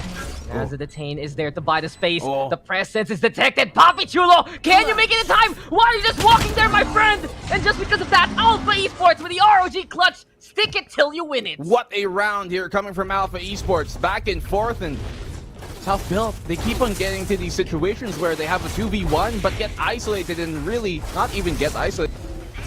To not have a double swing on that potential, to not have a trade, if any case. And so, one more here. Pro goes for that flash, swings wide, and just basically trying to go for that peak. Go for a straight-up duel once again. If you find yourself in a fair fight, you have bad tactics, and that is what has been killing South Built. We've seen those clutches be an absolute huge detriment yesterday between them and Team Secret, but even with that, you can't let those same mistakes ring on true for Alpha. Yeah, it's a nice polo shirt that South Built Esports is wearing. Problem is, there's creases everywhere, and by this point, they just need to iron out some of the mistakes that we've seen here right now from SBE. We were telling it early because it has to be them getting back to the form that we saw them on that first day compared to the match against Team Secrets. It was just them faltering as the defending champions. But they realize now, Alpha Esports on the other side. Fragment getting it thrown on over. Azisto having to deal with Gin, but ready with the fingers! And just lightning quick on the reflexes. Gin yet again with the takedown. Welcome back though to the rifle. There we go with the suppression. Auto strike also into play. SBE carving a path to try and make it through that side. But Chris M, nice volley in the way. Ja with the tour de force. Gets one there. Chris M though on the board. Ja again finding a second victim. And truly the tower is his take. But Chris M will take that time away with the orbital strike. A wraparound, tries to fake it with the noise of the door. Back to the stands, back to the angle, and back to dying as Ja is just too good with the sniper shots. SBE now with the advantage yet again. Way too dicey of a round once again. This time at the very least though, Dax, maybe they heard us. They were actually playing together in that 2v1, not isolating themselves, which we've seen already happen like twice and only in what, 5 rounds here so far. But Jin, look at this. For him to go into the site, pop his ult, pop that overdrive, just no fear on him. And Ja landing those shots even while half blind. Absolutely huge plays coming here from Ja himself. And that operator, that tour de force, more importantly, more specifically rather, has always been where this man has made his name to be known for. Yeah, give him the mop, and he's amazing. Interesting bounces there with stuns. But Gin stunning Aziz, suddenly having a rifle in hand. So at the very least, South Built Esports assessing, okay, never mind. I don't want to deal with Gin. It is a bit of a bother. It was a great try though a while ago by Gin in terms of that hero time sliding in right. But this is where this is a pincer, yeah. But this is where Papi Chulo comes in as a factor. But factor in that, Ryu finding Pro. Papi Chulo has the back on the way. But as it stands, Alpha Esports, bro, they have a different objective for the round. They're scrounging rifles, their arsenal is ready, and even if South Built Esports can get towards this A site, Alpha Esports now standing a better chances this round before they started. Yeah, and this is still not looking too good for SBE. They do get that kick on the Ching, but mind you, this is kind of like a forced buy, a mixed buy from Alpha. The fact that they're already getting all these rounds is pretty good for them. They got the Rolling Thunder here to pop. Question is, if they even do throw it on out, how effective will it be? We know they're very capable of capitalizing on those moments, but this is one that they would love to not let slip away from their hands. This opportunity they all the way back. Smart decision by South Built, knowing that the Rolling Thunder is online. Ja on that quick molly out on here. Quick peek, but Papi Chulo, perfect flash! And Ja gets a kill on a Chris M. That could have been very, very deadly for South Built. You saw the molly being popped here by the Brimstone on Chris M to not allow them to push out that smoke in from A main as it was planted for them. The vision, and that molly could have turned the tide of the entire round, but South Built scrape one by when it shouldn't have been scrappy. Yeah, Alpha Esports are showing some great signs of synergy even though they lost the last 2 rounds. I still have to look at the fact that Gin is just willing to go in. And that's one thing you can really do with that Neon. Slide in, go for the shots, and even if there is some AoE effects behind you, then it's still gonna be you getting away from the damage in the first place. But you mentioned the Papi Chulo, gonna be the bane of the existence of Alpha Esports here. The suppresses have been absolutely on point. That flash was just picture perfect because the angle was there for Alpha Esports. They just didn't have the sight lines, or not the sight lines. They just didn't have the sight itself to see what was coming their way. SBE now, can they condense just a little bit more and look to make Or this null command will work as is now. Onto the site. Oh, but he runs into Chris M! Okay. He was just there. Very aggressive angle. Jado will be able to make the trade along the way. 4v4 scenario. And SBE making space with the suppression, but here we go again. Kin versus Flippy. Does he get it this time? Yes, he does. And Alpha now with the advantage. And the flank is going to be absolutely crucial. The fact that they have this B main control is going to make things a lot more difficult. Jin can still swing wide, even though he knows one player has to be here. Poppy Chulo wins that fight. So consistent in those holes, not able to get the kill on Ryu. That is huge. Ja again once more. 1v1. That's a single bullet separates either of these two players. Not good for the peak just yet. He spams through through that Radiant Ike box, and he confirms what the future is. 5-2 and a 4K for Ja. That's scripted, man. One guy had 5 HP, the other guy had what, 2 HP? Yes. And now the score is 5-2? Mm-hmm. Illuminati confirmed. Illuminati confirmed. Thank you, Twitch Direct. Thank you, scriptwriter, season server raise right there. But Subtle Esports, I love the fact that they're able to hold on to the tower anyway, because that's just something where they can go for safety that they know they can be very effective to peek out from. We've seen Alpha Esports, especially Chris M, take advantage of that. But Southwood Esports, man, they get on sites and they're going to be able to get those names. This is now looking to be quite a struggle here for Alpha. They swapped over to that Neon to kind of change the pace of the game, but it's still dictated here heavily by SBE. A little too late there on the fault line as this and Ja already with the kills. Ryu now out to the open and, well, out to the open, your prime target, and you're just absolutely dead there. SBE now making there towards that A site, and Alpha exposed time and time again in the past few rounds here, man. 5v2, just as the scoreline suggests. Scoreline. The map count once more. I'm feeling there's very good reason to have much suspicion of conspiracy here. Chris shots to find Ja and Pro. Suddenly, an almost doable round. If they get one more, this is looking very real now, Dax. But they can't let these type of rounds slip away. Molly through the door. Flippy being aware. This could be a fake. He does get the shot, though, and the kill on Chris M. Stalling his tirade, but Ching is here as well. Poppy Chulo's got the flash to pop. It connects, and it's going to be fully blind. Team Ace for Southfield, but once again, scrappy round that shouldn't have really been. Ching broke the script. He got a third kill. I was about to say, you know, Alpha at least gets 2 kills on the 5 remaining members. But no, it became 3. And now the pattern is broken. But the pattern right now is Southfield Esports winning these rounds again and again. And I think it has to be the fact that Southfield Esports is able to make it towards that site very convincingly with their entries. And it's not just Aziz dashing in with the wall and setting things up, but it's really the whole system. Poppy Chulo especially. These flashes are absolutely unanswered by the courtesy of the KO. And even though Ryu has the flashes, Pro has the flashes, it's still Poppy Chulo's flash drives there getting the most value, because when Alpha Esports decides to go for the contact, Poppy Chulo's just waiting there in a corner, somewhere he can flash peek out of, and then suddenly, okay, we have the advantage. You can see us, you can't see us, we can see you, and now you're so very dead. The positioning is clear here for SBE. If they get that foothold towards the site, you should expect a utility to pop out to give them the advantage. Yeah, and that's what they can really utilize. Now, Ryu and the composition that Alpha 2 flashes to work with. They use one on the initial entry, one for maybe mid-fight, but you don't have anything much else for the post if it ever does come, and Southfield have a bit more of spades even.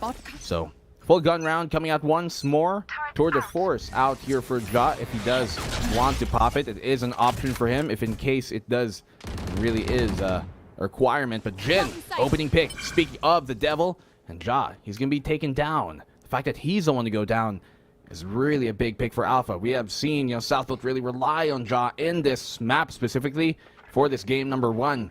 Bail him out of those very dire rounds, and he's been having himself a game. For Alpha to take that down, that's a big spear, a big trigger off of SBE's arsenal. I mean, I think Ja has showed above and beyond that he can really be the best player here on the SBE side. He has just done amazing work in multiple series, and it isn't the most high-key thing. He's just like, oh, Ja's the one at the top of the scoreboard. Those snipes are perfect, but this stun might not gonna be Sati. Ching don't play protection from above. A Guardian Angel, absolutely seraphic there from Ching the God.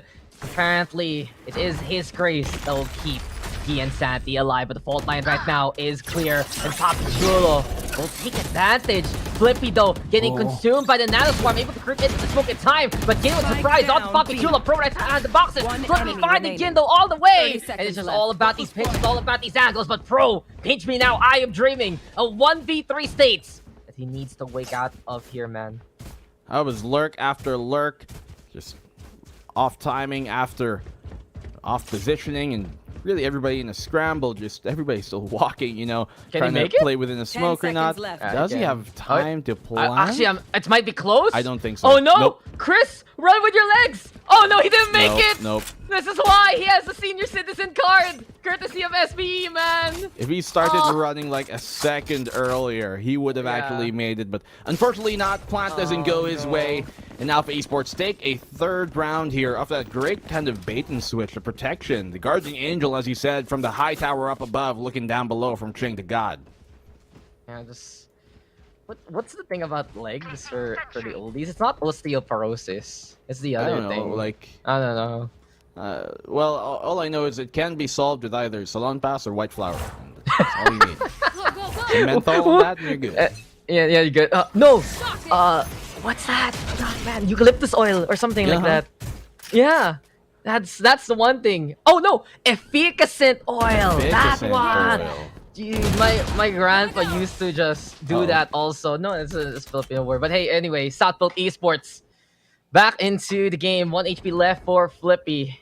Alpha Esports, he is so much in trouble. But on the other side, SBE decided to go for the dash and splash, go for the pushes, and the overdrive just gonna be the commitment. And it'll be perfect here for SBE anyway.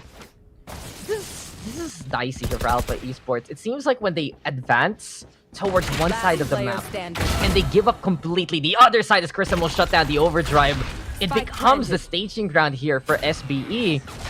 And I think it just goes back to the problem Alpha Esports had in their series against Southfield Esports, as Prism is hunted and taken down. When they played that utility-based composition, they could keep parity with the tactics of SBE. But now, when the hard contact is the commitment of Alpha, SBE just sees the situation, sees that Alpha is out in the open, and they're like, okay, we can flash, we can push, we can suddenly set up the entry, and we can call it a day. And that's why, in that series, things completely changed when Alpha went more back to the double duelist rather than the utility-based fade composition we saw on Haven back then. Not gonna lie, when I saw Alpha push up there towards B main, and then Flippy take all of that contact, I was but no, they continue on that underground lurk of theirs and go from arcade. They pop the Rolling Thunder, setting off the alarms, but yes, it gives them complete control of the site, and at that point, B main would be a funnel that they can really utilize against Alpha as long as Flippy stayed alive. And so Ja, let's get taken on down. We've seen these rounds typically work out in Alpha's favor.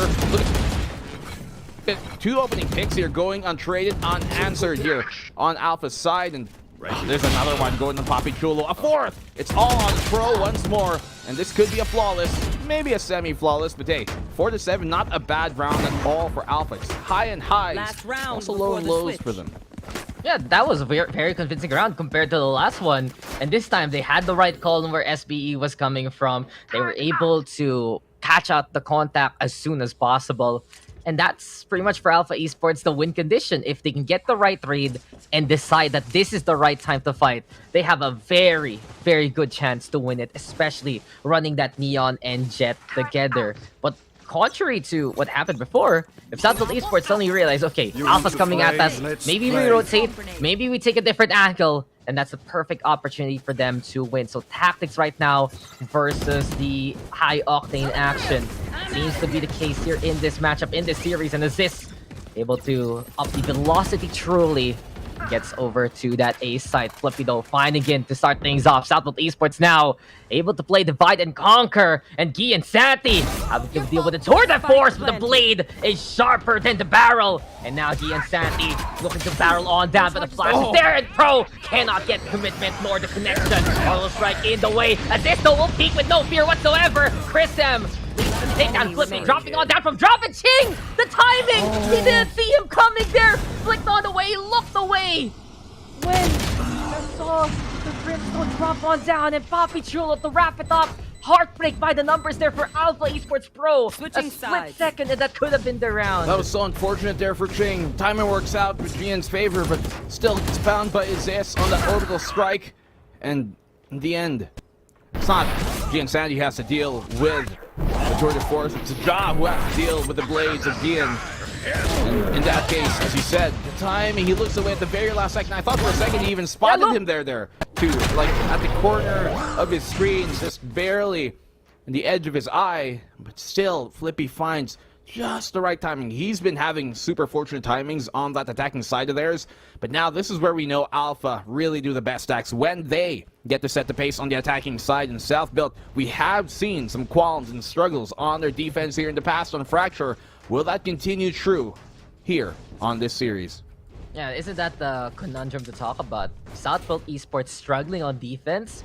What a foreign concept, but apparently this is the land that South Built Esports needs a visa on, since, case in point, we've seen in a few of the matches they've had here in Stage 2, where really the attacking side is where they shine. So having this advantage right for SPE, it isn't as clear-cut as you'd expect. And you mentioned it, Alpha Esports, now with Gin on that Neon, they're going to be getting a lot more space compared to the Raze Jet that they were running back then. And not only that, Chris M also fragging out of his life right now, finding those opportunities, getting those handles, and I'm really liking the timing of Chris M compared to the rest of Alpha Esports, because he's the one who's getting these clutch shots when South Built Esports are trying to prepare or trying to set up their utility to turn it into a frag. So possibilities endless here for Alpha Esports now. Hope is not lost, but this pistol round right now can define a lot of momentum. If South Built Esports takes this, then that lead will look to be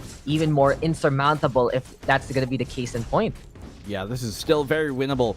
As you said, they take the pistol round here, Alpha.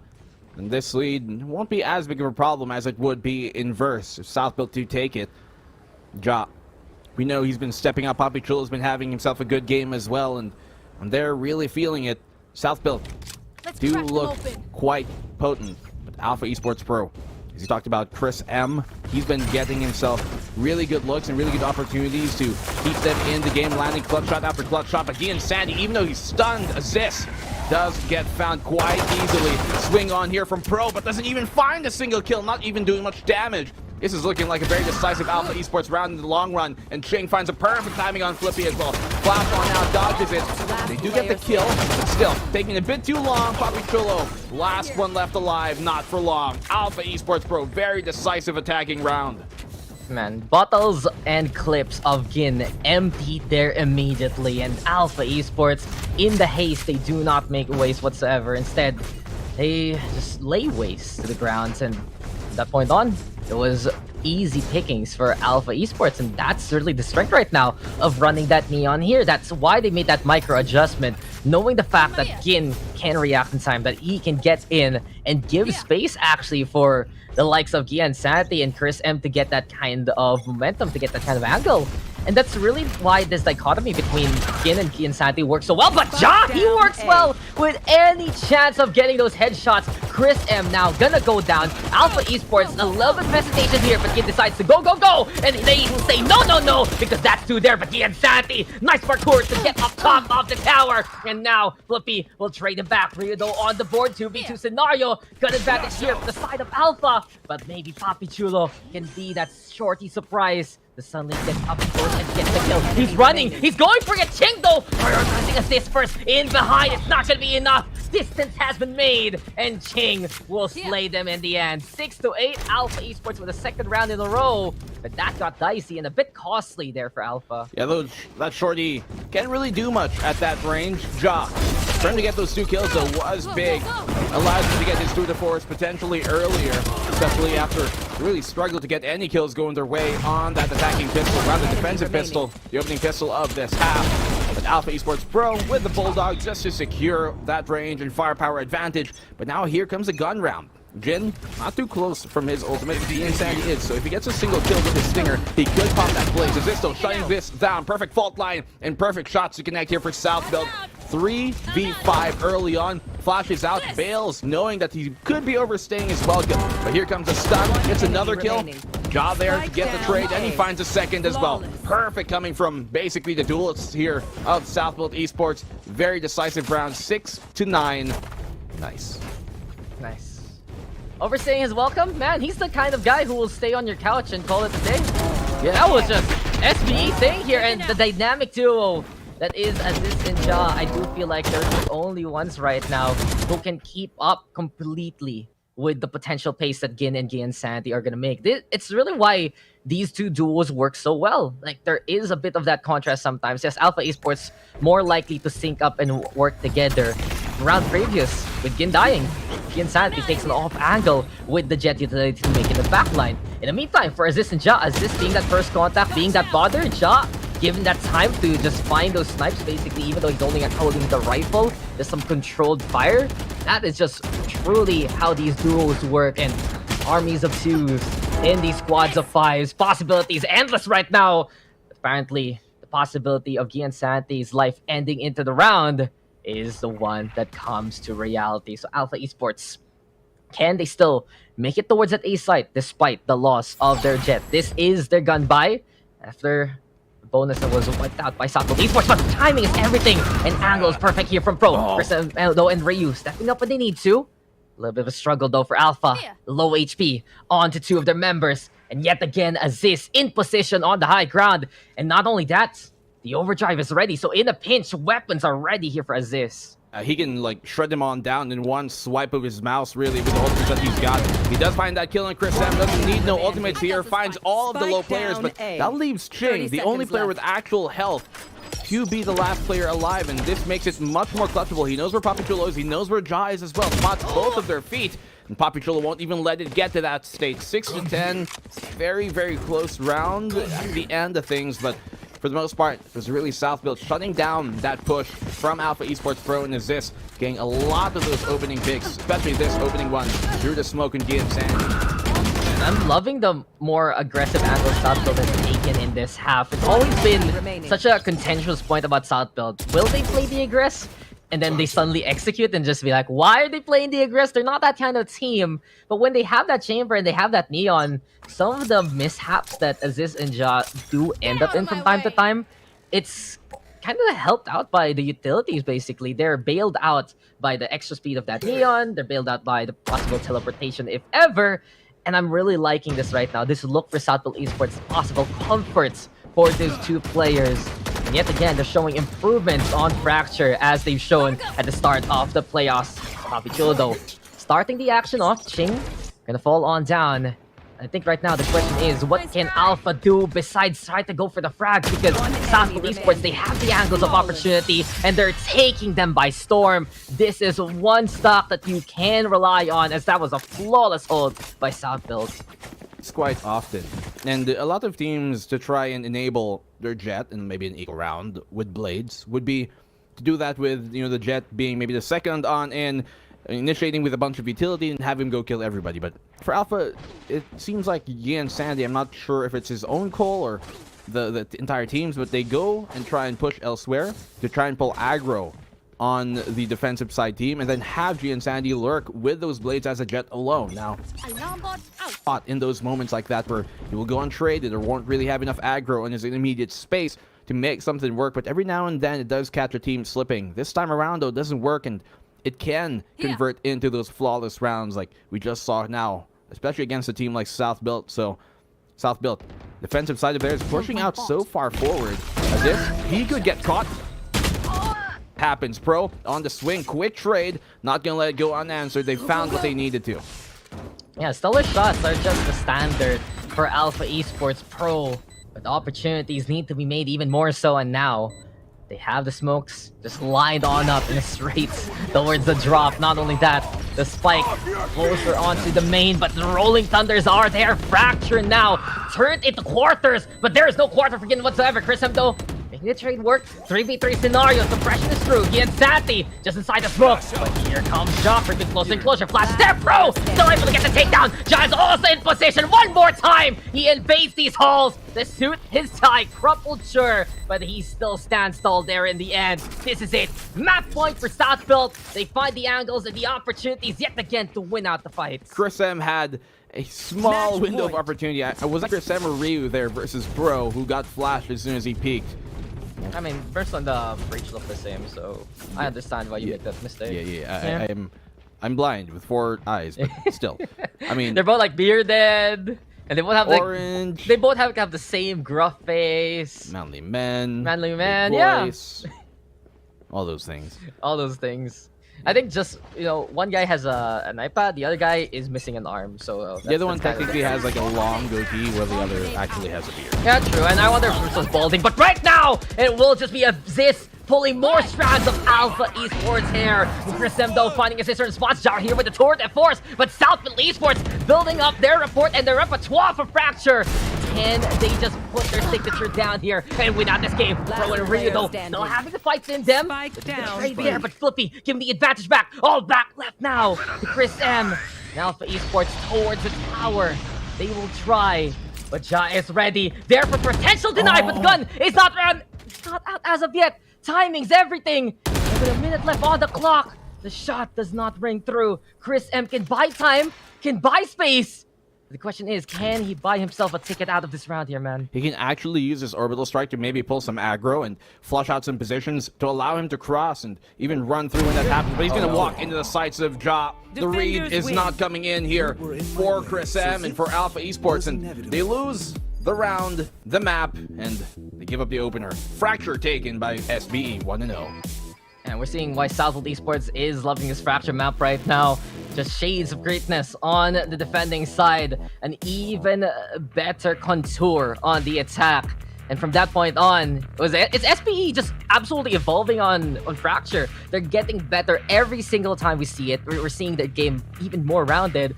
And now here on the defense, they've figured out that they can actually get away with a few things here and there, courtesy of Aziz and Ja, if they know there's lesser utility on the other side. And that's what really propped them up early on in the second half there, Black and Blue, because you'd see Ja just decide, even seeing 5 people barrel down at him, he'd get one and TP on away. As this same case, running around, going for those peaks, and then suddenly finding a frag or two to help out the Southfield cause.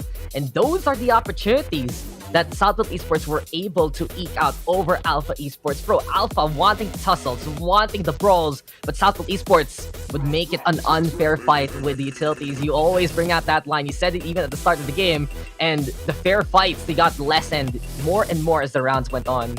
Yeah, and the fights will just generally favor the Southfield side because they have more utility to throw out, and you can't really try and go into this game plan with, we're going to beat SBE with this pure aggression and this pure, aim and all, because you have to out-discipline them, you have to basically utility them, and that's what teams who are successful in beating them in, like Team Secret, who play off-board positions and use great utility, Oasis, the times they've bested them, teams even like, RRQ who have bested them, it's with that utility. And so this is really not a great matchup for Alpha Esports Pro, especially in Fracture, but I think Icebox is going to be a very different tail deck. So I do think that when it comes on the Icebox, the game play there does fare a bit better versus Southfield. They normally would on a map like Fracture, which can have those woes.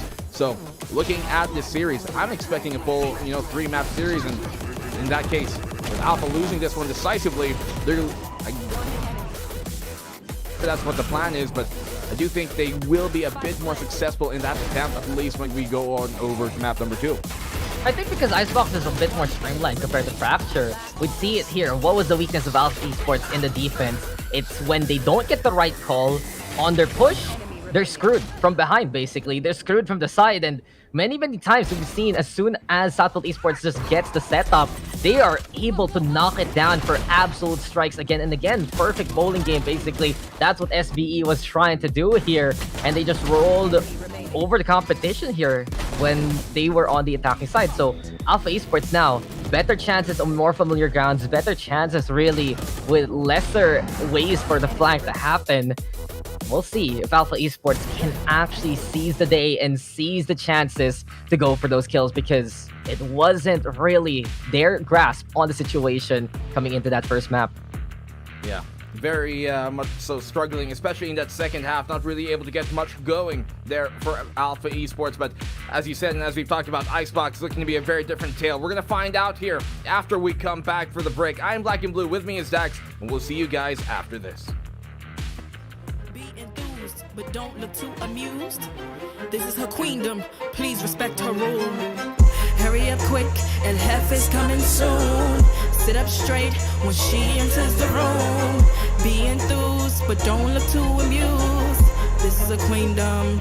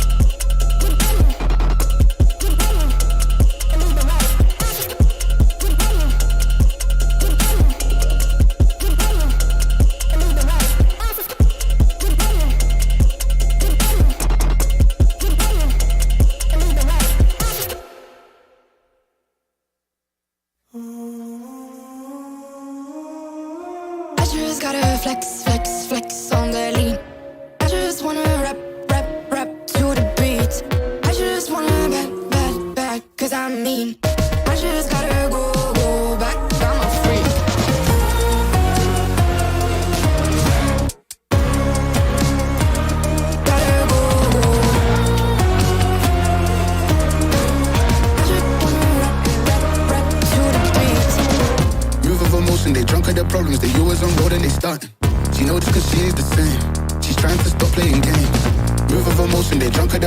always on road and they stuck. She know this cause she is the same. She's trying to stop playing games. Where the people at, what they really wanna know. Who's your lovers and who are your bros? Who are the enemies you do keep close? Who are the people that you shouldn't know? Where the people at, what they really wanna know. Who's your lovers and who are your bros? Who are the enemies you do keep close? Who are the people that you shouldn't know? I just gotta flex, flex, flex on the lean. I just wanna rap, rap, rap to the beat. I just wanna back, back, back, cause I'm mean. I just gotta go back, I'm a freak.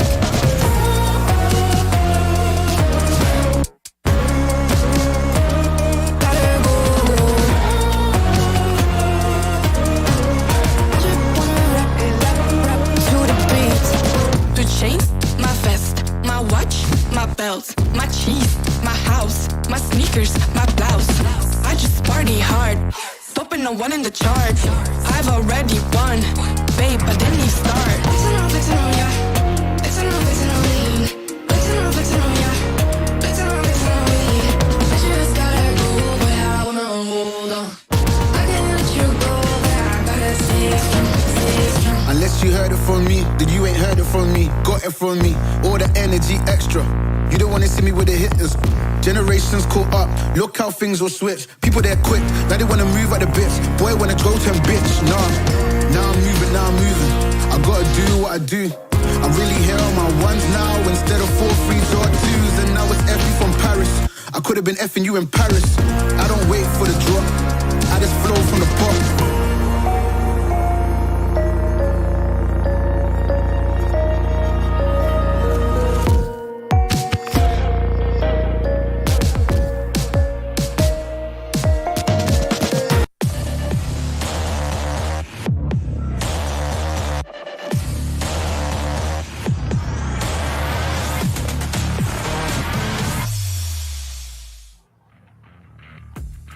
The embers of Alpha Esports looking a little bit dim, but can they contrast with the cold burn now as we get into the second map?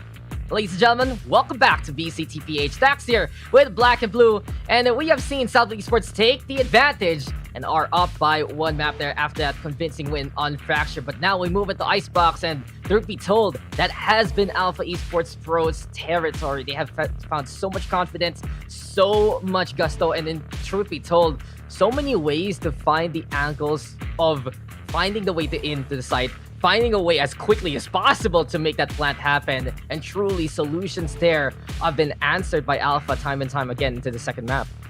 And it's been one of those maps that really do, I guess, help their play style out and does benefit from the way they generally like to play. We've talked about many times over that Icebox is a map that really does benefit teams that can get in and out of the fight real quick, dip in and out, while the plant is happening, and really have those kind of corners to be played in the scramble. And for them to have a Jet Reyna, it perfectly benefits from a map that is structured the way it is, like on Icebox. And we've seen them best, teams that are pretty decent and pretty good on Icebox here, like Bren. They've beat them twice already in this stage alone on Icebox. We saw them play against Oasis, where it was a pretty close game. They did lose, but then again, Oasis are also one of the best teams on Icebox. And South Belt, they've had really good showings. They've had moments where they look like one of the best, if not the best team on Icebox, but then also have kind of faltered, as we saw during stage 1 last time around, that they've had performances where they do really struggle on Icebox as well. So it's going to be kind of like a back and forth here. We're not too sure exactly how this is going to go, but I am really going to, I guess, put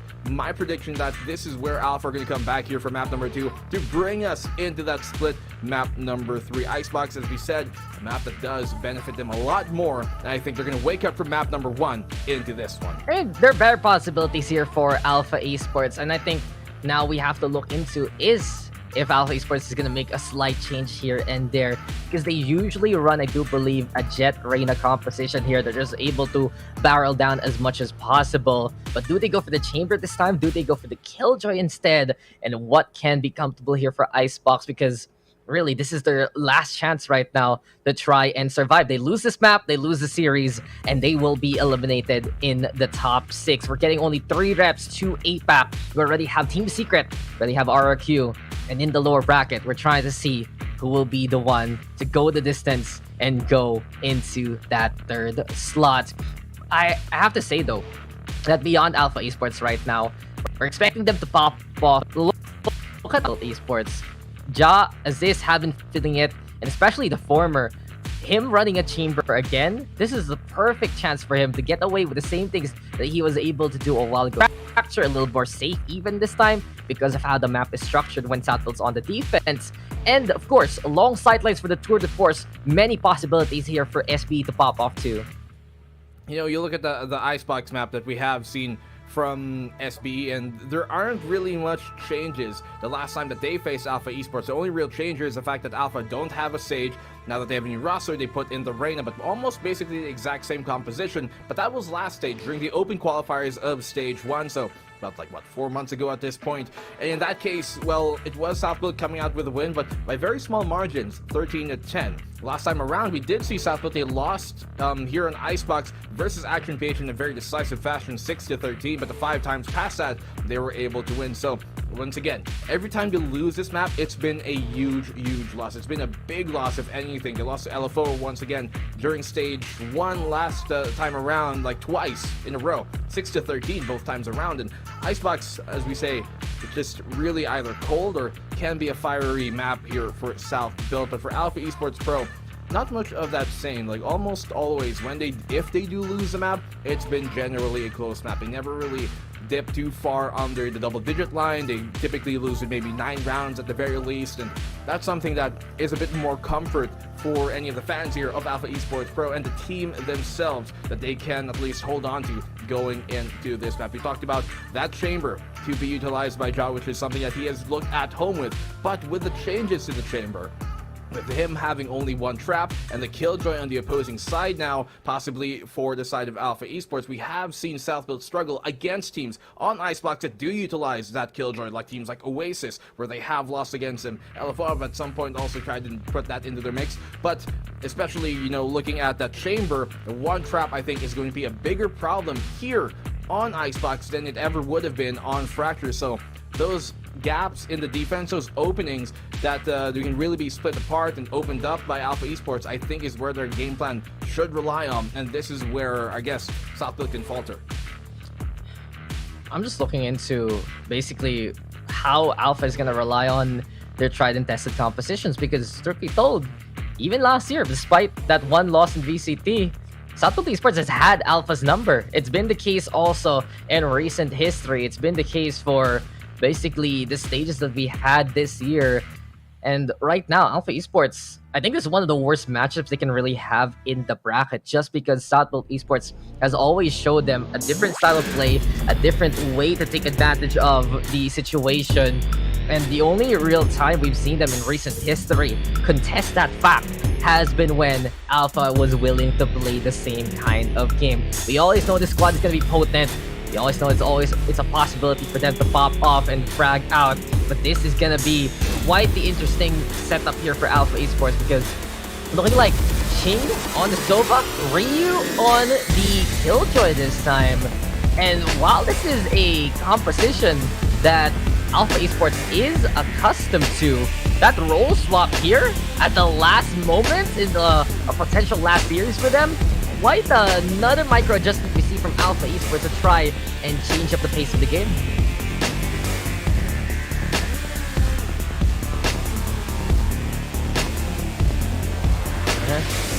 One thing also to watch out for, Southfield Esports. Seems like no duelist competition yet again. Jado, the guy to watch out for. He popped off like crazy back there in Fracture. 24 kills to his name, and his aim is as true as ever. And SBE, this is now the complete opposite of what Alpha Esports wants it to. With no duelists, all utility. Might just be the kills here of Alpha Esports getting hammered on again and again, putting them on their knees. But Alpha Esports, if their rise to the top has to be through the hardest means, through the most wicked ways, well, with the Jet, between the Jet and Reyna, is the all-in of the century of Alpha Esports Pro. This is the way that they play. This is the way that they know how to win. And we've seen that side of success before happen in the APAC scene. We look at Big Rex right now, already an APAC representative of MYSG. Can Alpha Esports look to prove that same strength in a similar manner to what the squad to watch out for can do in the first place? There's always that hype for Alpha Esports. There's always that notoriety really in the scene. And they are looking to be as prepared as ever yet again versus the PH side. But Southfield Esports, they have a crown to defend. They have a path to go on. And the lower bracket Warriors looking to take that first step one more time. And we'll see if they can defend Icebox, defend their title. Now, Alpha Esports moving towards that A site. And the Aldrone there to start things off immediately though. Turret making some noise.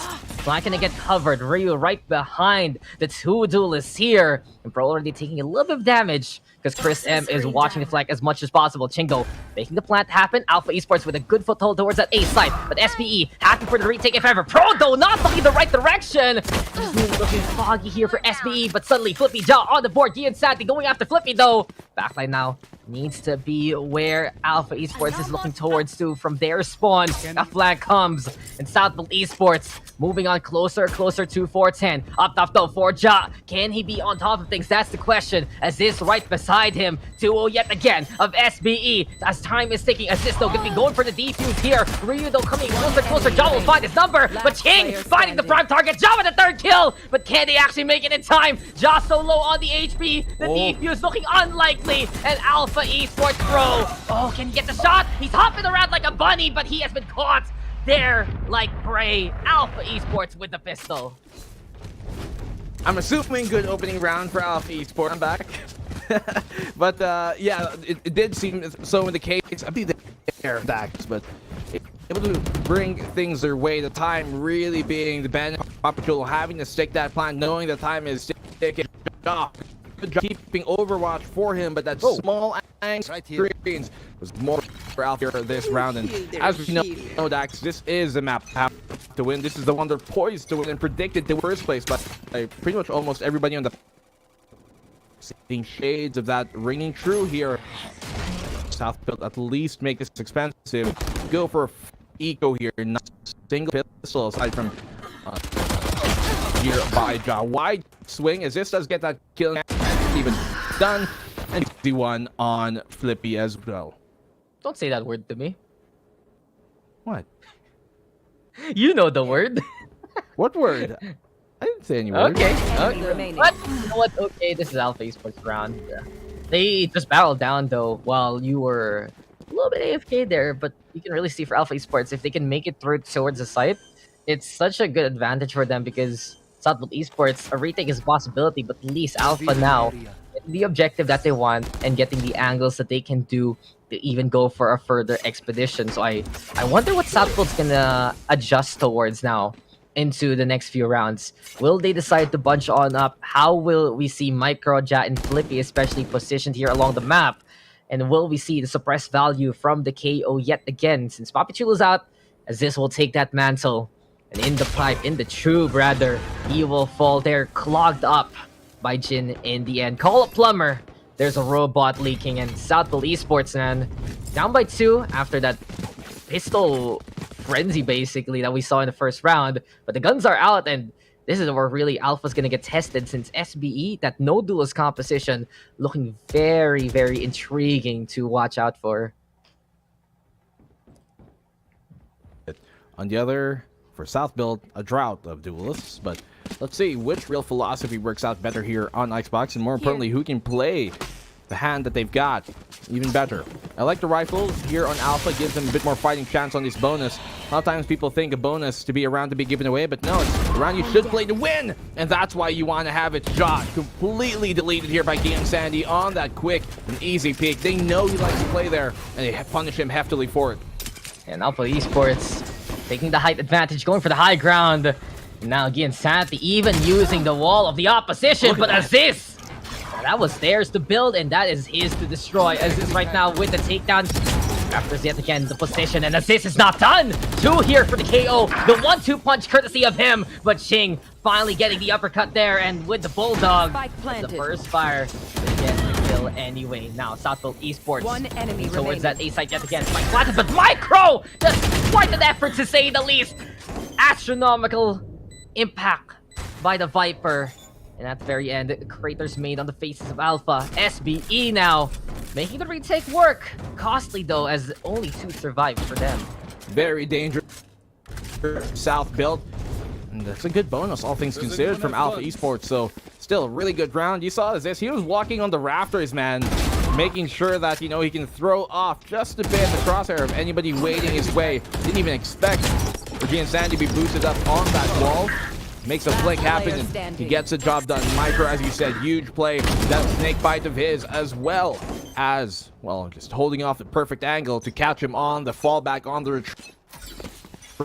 To get the round. Without him, how differently things could have gone in that post. But Sandy walking up super aggressive here, all the way towards that tube. Job blinded though. He knows that Ching knows where he is, but still no, the kill goes his way. And by the way, it's Ching on the Sova this time around, not on that Sentinel that we typically see Ryu and him switch over for. Yeah, I mentioned that the H-Select, right? Sudden role swap.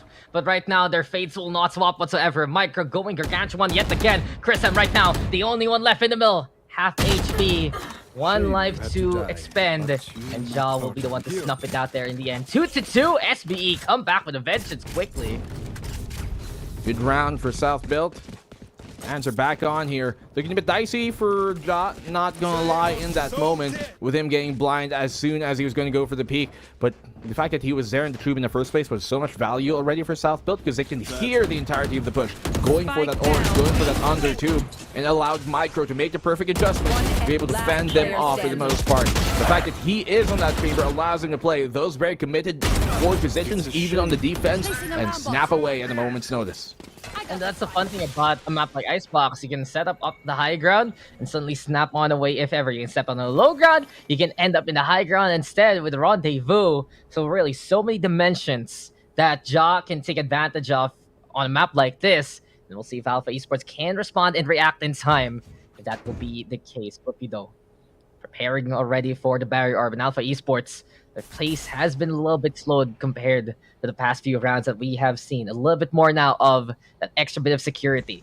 There's some surety here for Alpha Esports, if ever. And they're going for that stack towards that A site. Southfield, though, they have backed on away.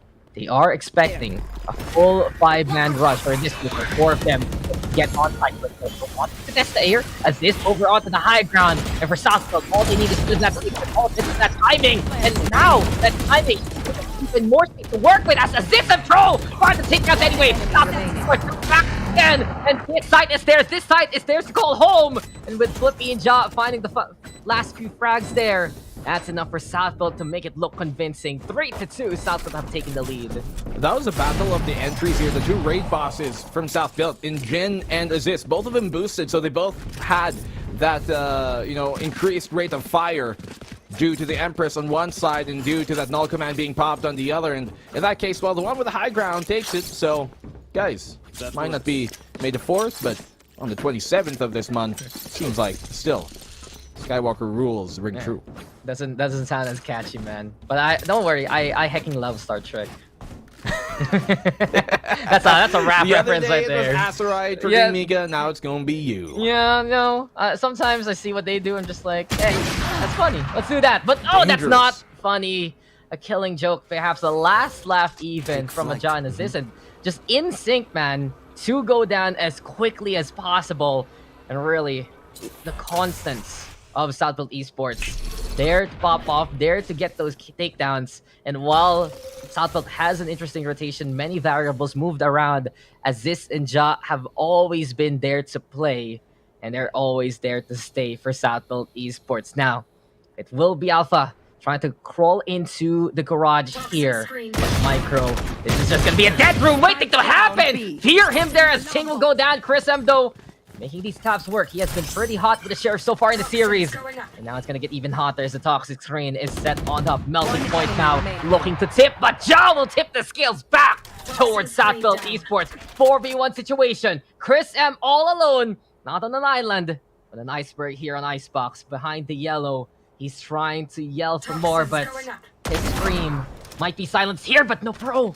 Apparently his voice snuffed out instead. The space now to be made. Trying to crawl on in. It's surprising that it's even crafty right now from Chris M. A snake in the ice, able to weather the storm. But Ja is coming close and executes him on the spot. No mercy whatsoever, as Southfield Esports will make the retake work quickly. That's an expensive round, all things considered, for Alpha, because they had to burn. Well, maybe not had, but they did burn that Viper's Pit. An ultimate that could have been much on Ja. Headhunter in hand. So deadly and so potent with that weapon, really making a case for them to just maybe Sheriff built Esports could be true. We see both in the hands of Papichulo, hands of Ja many times on over that have a very different kind of look that they bring, but still a good round from Alpha Esports. They get a bunch of kills, they get the plant down, but maybe ill-advised on that Viper's Pit. Still, I couldn't blame him for it. 1v2, very winnable. Spike planted. Such a potent clutcher like Chris M is. I mean, he had the chance because of it. He had such a great play, especially as this. Why not go for the Vice Split and be the hero that Alpha Esports needs? So I'm not going to give him the tidings for it. This is like, okay, this is good. It was a great try there from Chris M, but Micro unable to secure that kill. Finally, he's decided to get caught on that, but Alpha Esports already trying to flood the dams, and they're looking to burst towards that B side. This has been quite the tide going back in favor of Alpha Esports, but Ja again hunting heads and hunting targets. 2v2 scenario now. Pro into the back of sights. And really corridors and hallways now being taken here by SBE, who will peek first though as Ching is trying to play protection. Problem is though, you might not see Pro coming, and the timing is perfect here from Southfield Esports. From left to right, up and down, all the directions that they can be dynamic on. That's what SBE is trying to take control of, but Ching with a quick little surprise on the Ja. Ching now versus Pro. The battle of the Sovas, and the one who has stayed on the roll will stay with his life. 5-2 now. Southfield Esports takes the round yet again. Small mistake there though. Why is Ja still holding there towards yellow? When you the opposite side where he did get peeked from. Still, Clutch comes out. Not Clutch, but they win the duel in the end here. Pro and able to save that operator, give it back to Ja. Defensive side of theirs. Although typically they do better on the defense than they do in attack in general, this map isn't always regarded as a map that does, kind of favor that defensive side. So for them to, it's a good look for them. Still though, Alpha, we haven't seen them heat up the way we know they can, especially in a map like Icebox. And Ja ducking under the shots there of Chris M. Feels bad to go down in that situation, and will you have a big effect on the mental here? The fact that, when you lose there over and over, that can have a huge effect moving forward. You're just gonna remember that thing. You're gonna want to hunt that out front though. Hunted instead by Ja. Poor little head there. There's been transit. That's Southfield Esports. They decide to still go for the hold. Lockdown in their face. Hunter Fury mistakes there in that last round. Both sides looking to clean up their act. But as this and he and Santi getting on the board. Jado still right there on top of the rafters. And he truly has the scope and the limitations basically that SBE are trying to define here in this paper. But Ching catches out Flippy. That's the reports. And that's what we can say as fact. Pro also could go down to the hand of Ching. And yet again, the Angel's Grace here. But Ja, tap of the tap. Finding another one with the Headhunter. He's just making these 100 bullets work. And Ryu now versus Micro. But one more time, the outplay there by the Viper. And Southfield Esports will still win it. Ja has just found shot after shot. Doesn't even need to be head. Efficiency with position. Efficiency with the angles. And opportunities again and again for those 14 kills. This is Ja's world and we are living in it. Rent-free, it seems, as well. Ja, at least, only Alpha who are paying the price of the mortgage he's... That works. Headhunt all these... This is a pretty one-sided game of Monopoly if Ja's in the picture, man. He's the guy who owns Boardwalk, Park Place, and has 2 hotels on it. So he's just waiting. He's just waiting for you to land on Boardwalk, and he's like, yeah, I'm gonna get all your money in game, and also I can get all your money out of game because that's how it works. You can. It only goes as long as he decides it to be. Yep. Yep. He just dictates what the rent is everywhere. This is now all of Boardwalk. This A site. This is Boardwalk. Do not touch it. You can see at Alpha Esports, they're really feeling that the pressure is on to them because even if they play a good entry, even if they make it to the site, Southfield Esports just has such a powerful position, especially thanks to the 1-2 setup of Southfield. And that 1-2 is usually someone down below to be the distraction, to be the one to force first contact on, and that's someone like Flippy or someone like Aziz. And then Ja is that second player who just shines so bright given the opportunity and the angle. He has the timing with the operator. He has such a good scope on him since Alpha Esports walks into the sidelines or just rushes towards them. And case in point, that's what works here for SBE. That is what does set them apart as well. To have that game plan, a very different look every time on the round. That's what they do. Excel and flash on out. Krasem, very fortunate he wasn't found there on the peak by Micro. They've gone either way. But that's this. Bro, they're landing all their shots, and this is a very difficult Southfield for Alpha to try and contest. They want to go for those dry peaks. They want to be able to have a straight 1v1 duel. And if Alpha just can't find, their footing in the game to be able to really just dominate and set the pace early and basically get kind of like skill diff the opposing side, then they really do struggle in these mid-rounds. They love playing out that clock, and that is where Alpha do get quite antsy, both on either attacker or defender side. Simply put, this is a breakdance that Alpha Esports wants to compete in, but Southfield Esports changing the genre to a classical waltz instead, and now you can see here that their symphony is what can shine, but Gian Santi out of nowhere, finding his own tempo, finding his own voice, and ready to rock and roll towards that B site here instead. The music of Alpha Esports will be that spike going down eventually. 2v2 scenario. Micro and Pro, though, the wisest voices on the other side. They'll make the right calls during this round. You can see here, Alpha Esports, they are prepared with the Snake Bite Ski and Santi. Also watching that flank. So Alpha, more prepared than you would think, as SBE are creeping closer and closer now for contact. They like playing on even they could really have some beauty in the lane. One enemy remaining. Let's get the kill, but get the even better, a 4K for him. And that's what Alpha Esports need to be able to dive here, get of their very doing. Really get, if Ginseng starts to pop off like that, this could be the beginning of their comeback. And we're getting it here from Gian. 10 kills already. 4 in that last round, and just absolutely impactful. That slay onto Ja was just exactly what they needed to stand a chance there, because that opened up that B site thanks to SBE's setup with the Viper wall heading towards A. Usually, you didn't expect that they're going to be focusing their forces there in the first place, and that was just the timing and the right read by Alpha Esports assessments absolutely cleared. But now we're clearing around with the Ultra, but on the other side, it's just that narrowness there by Ja to find Ryu to start things off. The Killjoy Lurk, not as effective as it could have been. And really, Alpha Esports now forced to go for the commitment here. It's an RSVP that they had to answer. Gindo deciding to be the life of the party here with the Empress. But Ching, the first one in there. Put that coat on the hanger. Micro.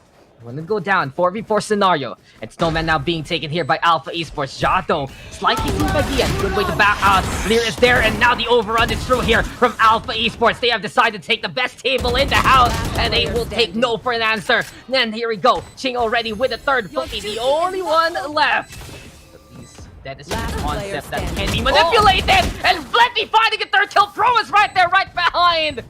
And how the tables have turned. Southfield Esports stroll on in, gets their footing back, and thanks to Flippy, things are looking even more right side up here for SPE. I was gonna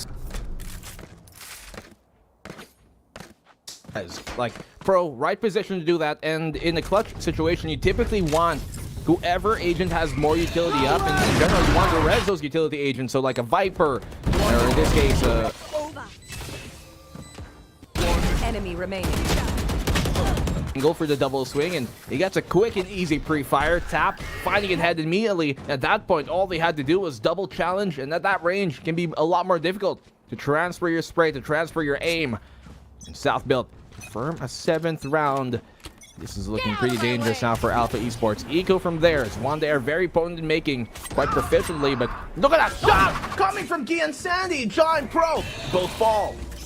I just saw people die in front of me, and really, the wind's whistling right now in favor of Gian Santi. Micro finds Gian in response. The blades now might be stowed soon, but that has gotten the job done to open things up. Now South Esports needs to narrow down the map, but King looking to fight away from the claustrophobia, as this though is there to make the trade 2v2 scenario. Still a chance for Alpha Esports because this is them getting towards that B side. Flippy though, now turning on round. He's walking, and now he's dead. He appeared right behind him. But really, this is not one ode that he can believe in. Everything left though to assist in a 1v2 scenario. Snake bites are still ready. The Viper Spit is something that Alpha can use. But they are just gonna believe in the power of the Sheriff and assist. Oh no, that knife sticks right there into the corner. Doesn't get the right intel that he needs. There's the tap, hops on top. Here we go with assist now. Looking to go even further. Crossbar being set on up, and right behind you, Chris M able to shoot that barrel down. Thrifty win for Alpha after the blade start things off. I mean, he had 2 flashes, could have at least utilized one to, force and give him a bit more time and space to work with on that peak. Just throw one out, bro.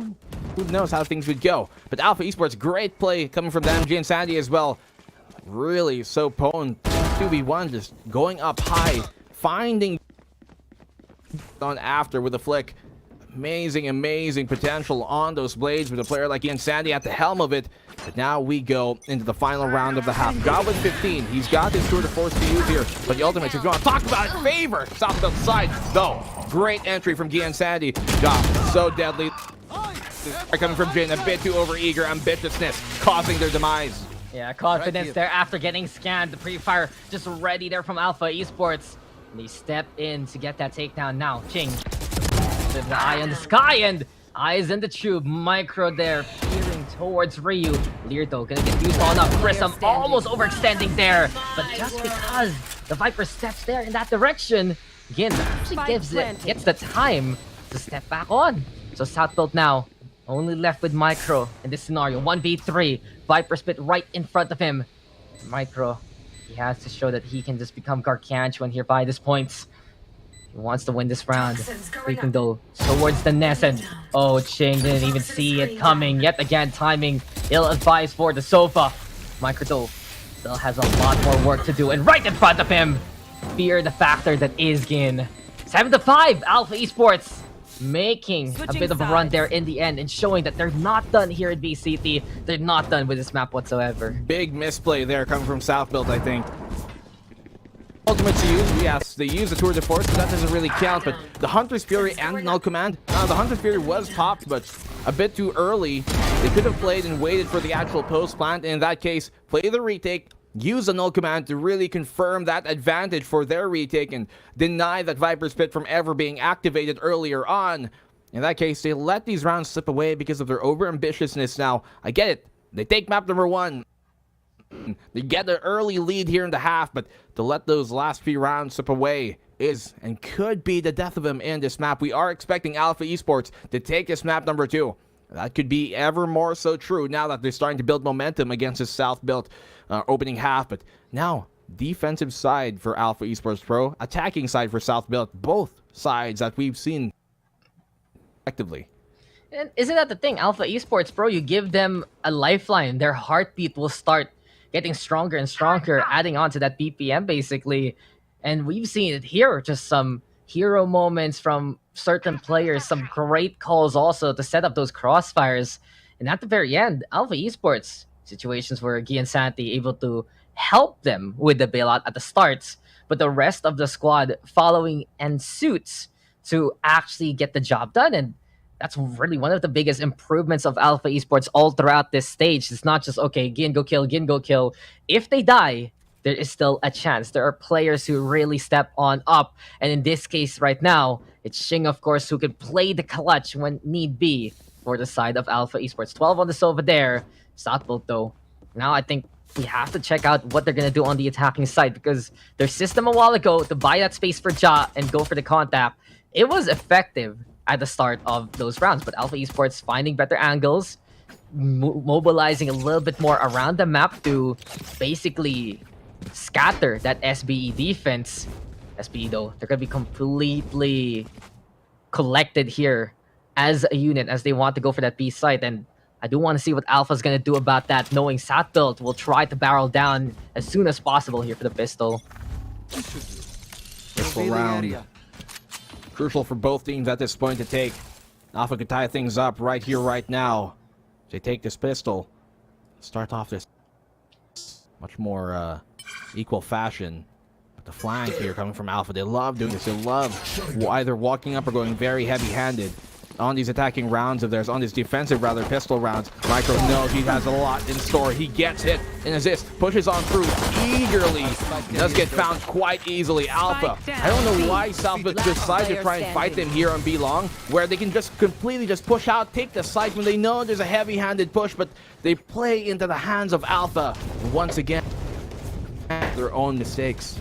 They sign a contract really with the devil, and they didn't read the fine print, and you can see first soul sucked out from it was the life of SB immediately forfeit. Giving him this first kill? Yeah, game over, man. Especially with Chris M on the other side, just finding the shots anyway. The pressure was on, the pinch was through, and in the blink of an eye, it's like SBE just wasn't even there in the first place. So 7-6 right now, Alpha Esports, thanks to the rally, a big chance to tie up the scoreline right here, right now. And in the presence, there'll be a special delivery there from Ching. Ja able to receive that gift, and well, it's the kiss of death. The Marshall watching out for the middle. Rest of SBE, though, trying to make a play towards this A side, but I think right now, Alpha Esports, they have that bit of momentum. They have their footing still secure in a comfortable situation, a comfortable comp in a comfortable map here, black and blue. So Alpha, if they want to actually win this game, they just need to keep on making some of these rounds in the second half as convincing as possible. And as of now, they're holding back, not over eager, but who's ready together. Guy and Santi again know this is coming. Already off top of 410. This is one position. SBE doesn't look for, but how does Micro get away with a classic getting 2 kills? I will never know. But Alpha Esports, they will know that they can still recover from that point on. And they tie up the scoreline 7-7. The 2 upgraded rifles as well that they wanted, that gives them an even bigger fighting chance, as we saw on their bonus last time around, almost winning that one. Could be the same case here for Alpha Esports Pro. Gun round now for South Built. Mistakes really coming to the surface here. Spike down. Over and on this attacking side, they have to be impetuous. They have not let those opportunities be given so freely.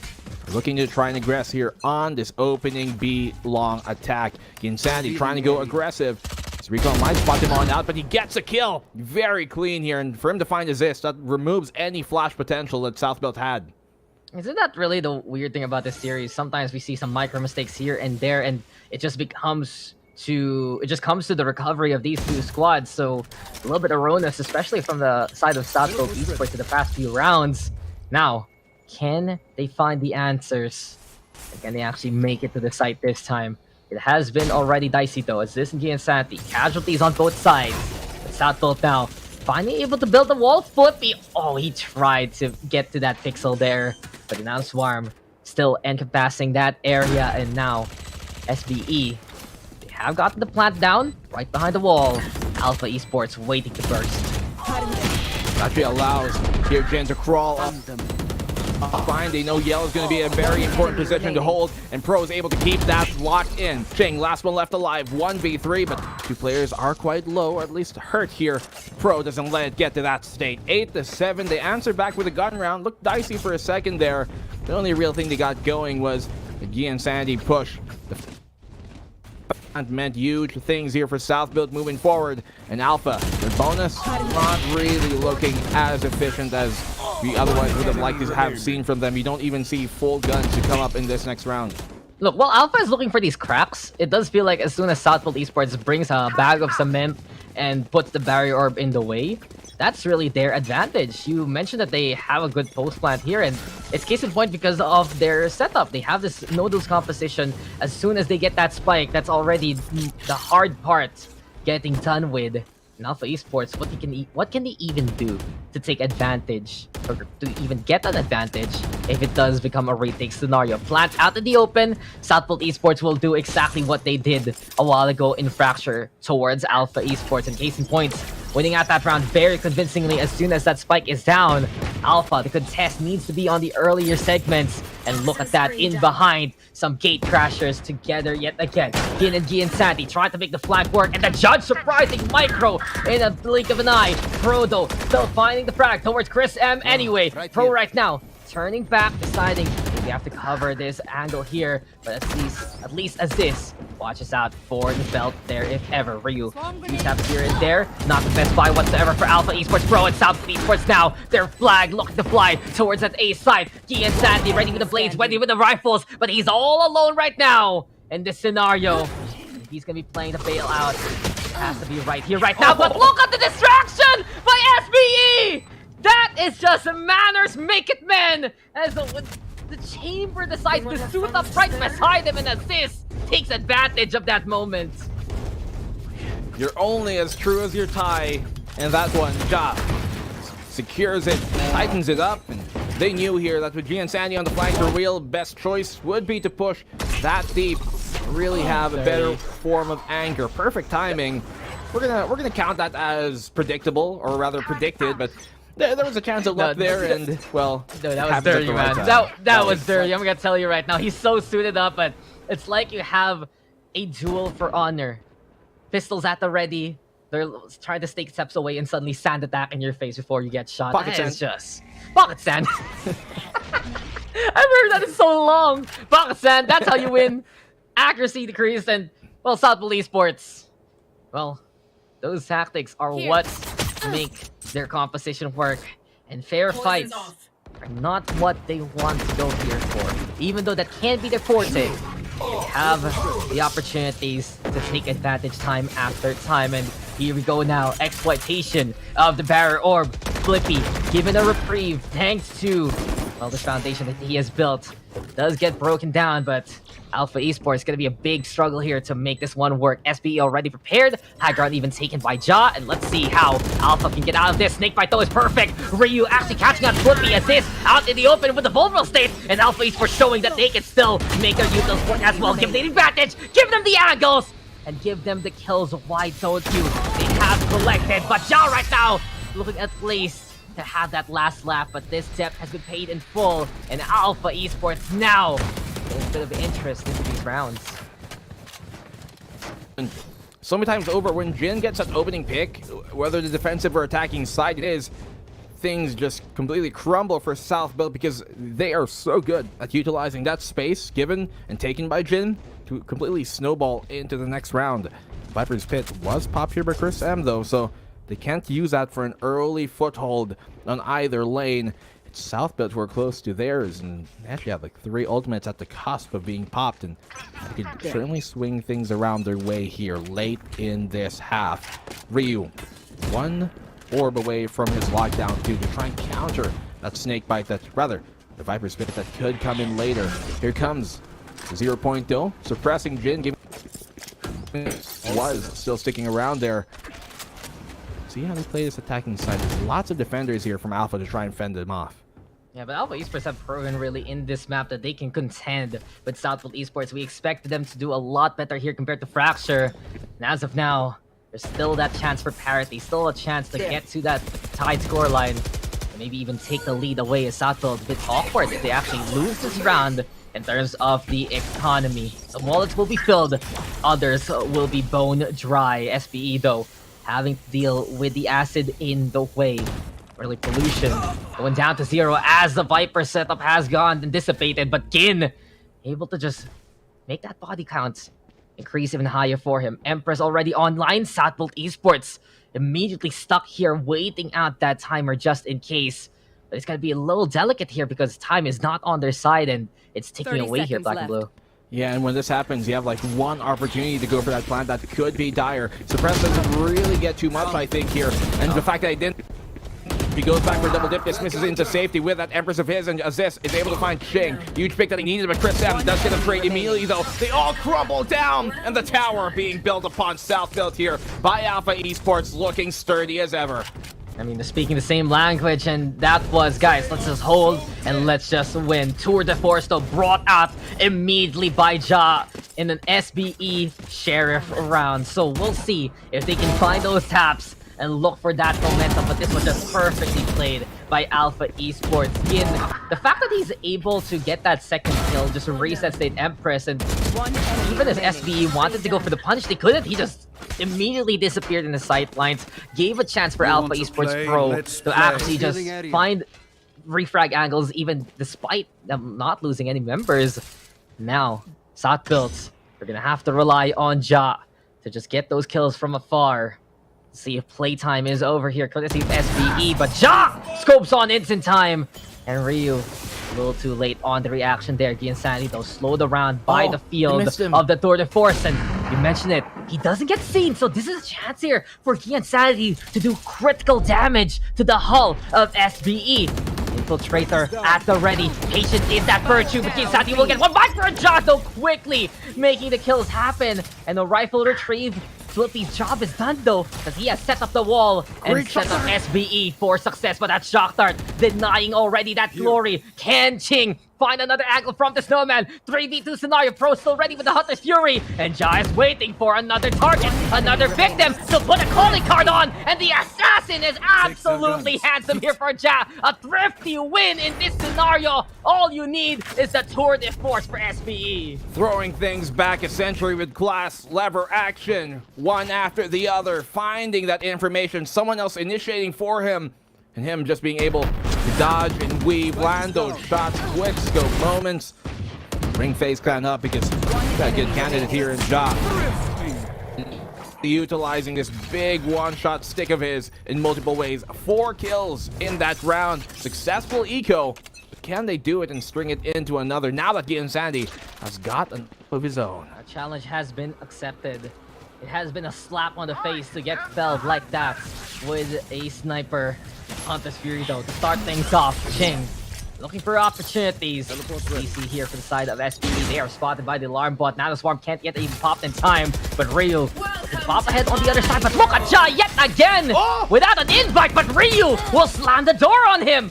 Are you Ryu finding the moment for Alpha Esports? That could have been. Yeah, basically spraying, just like, oh, hello, I didn't expect you to be here.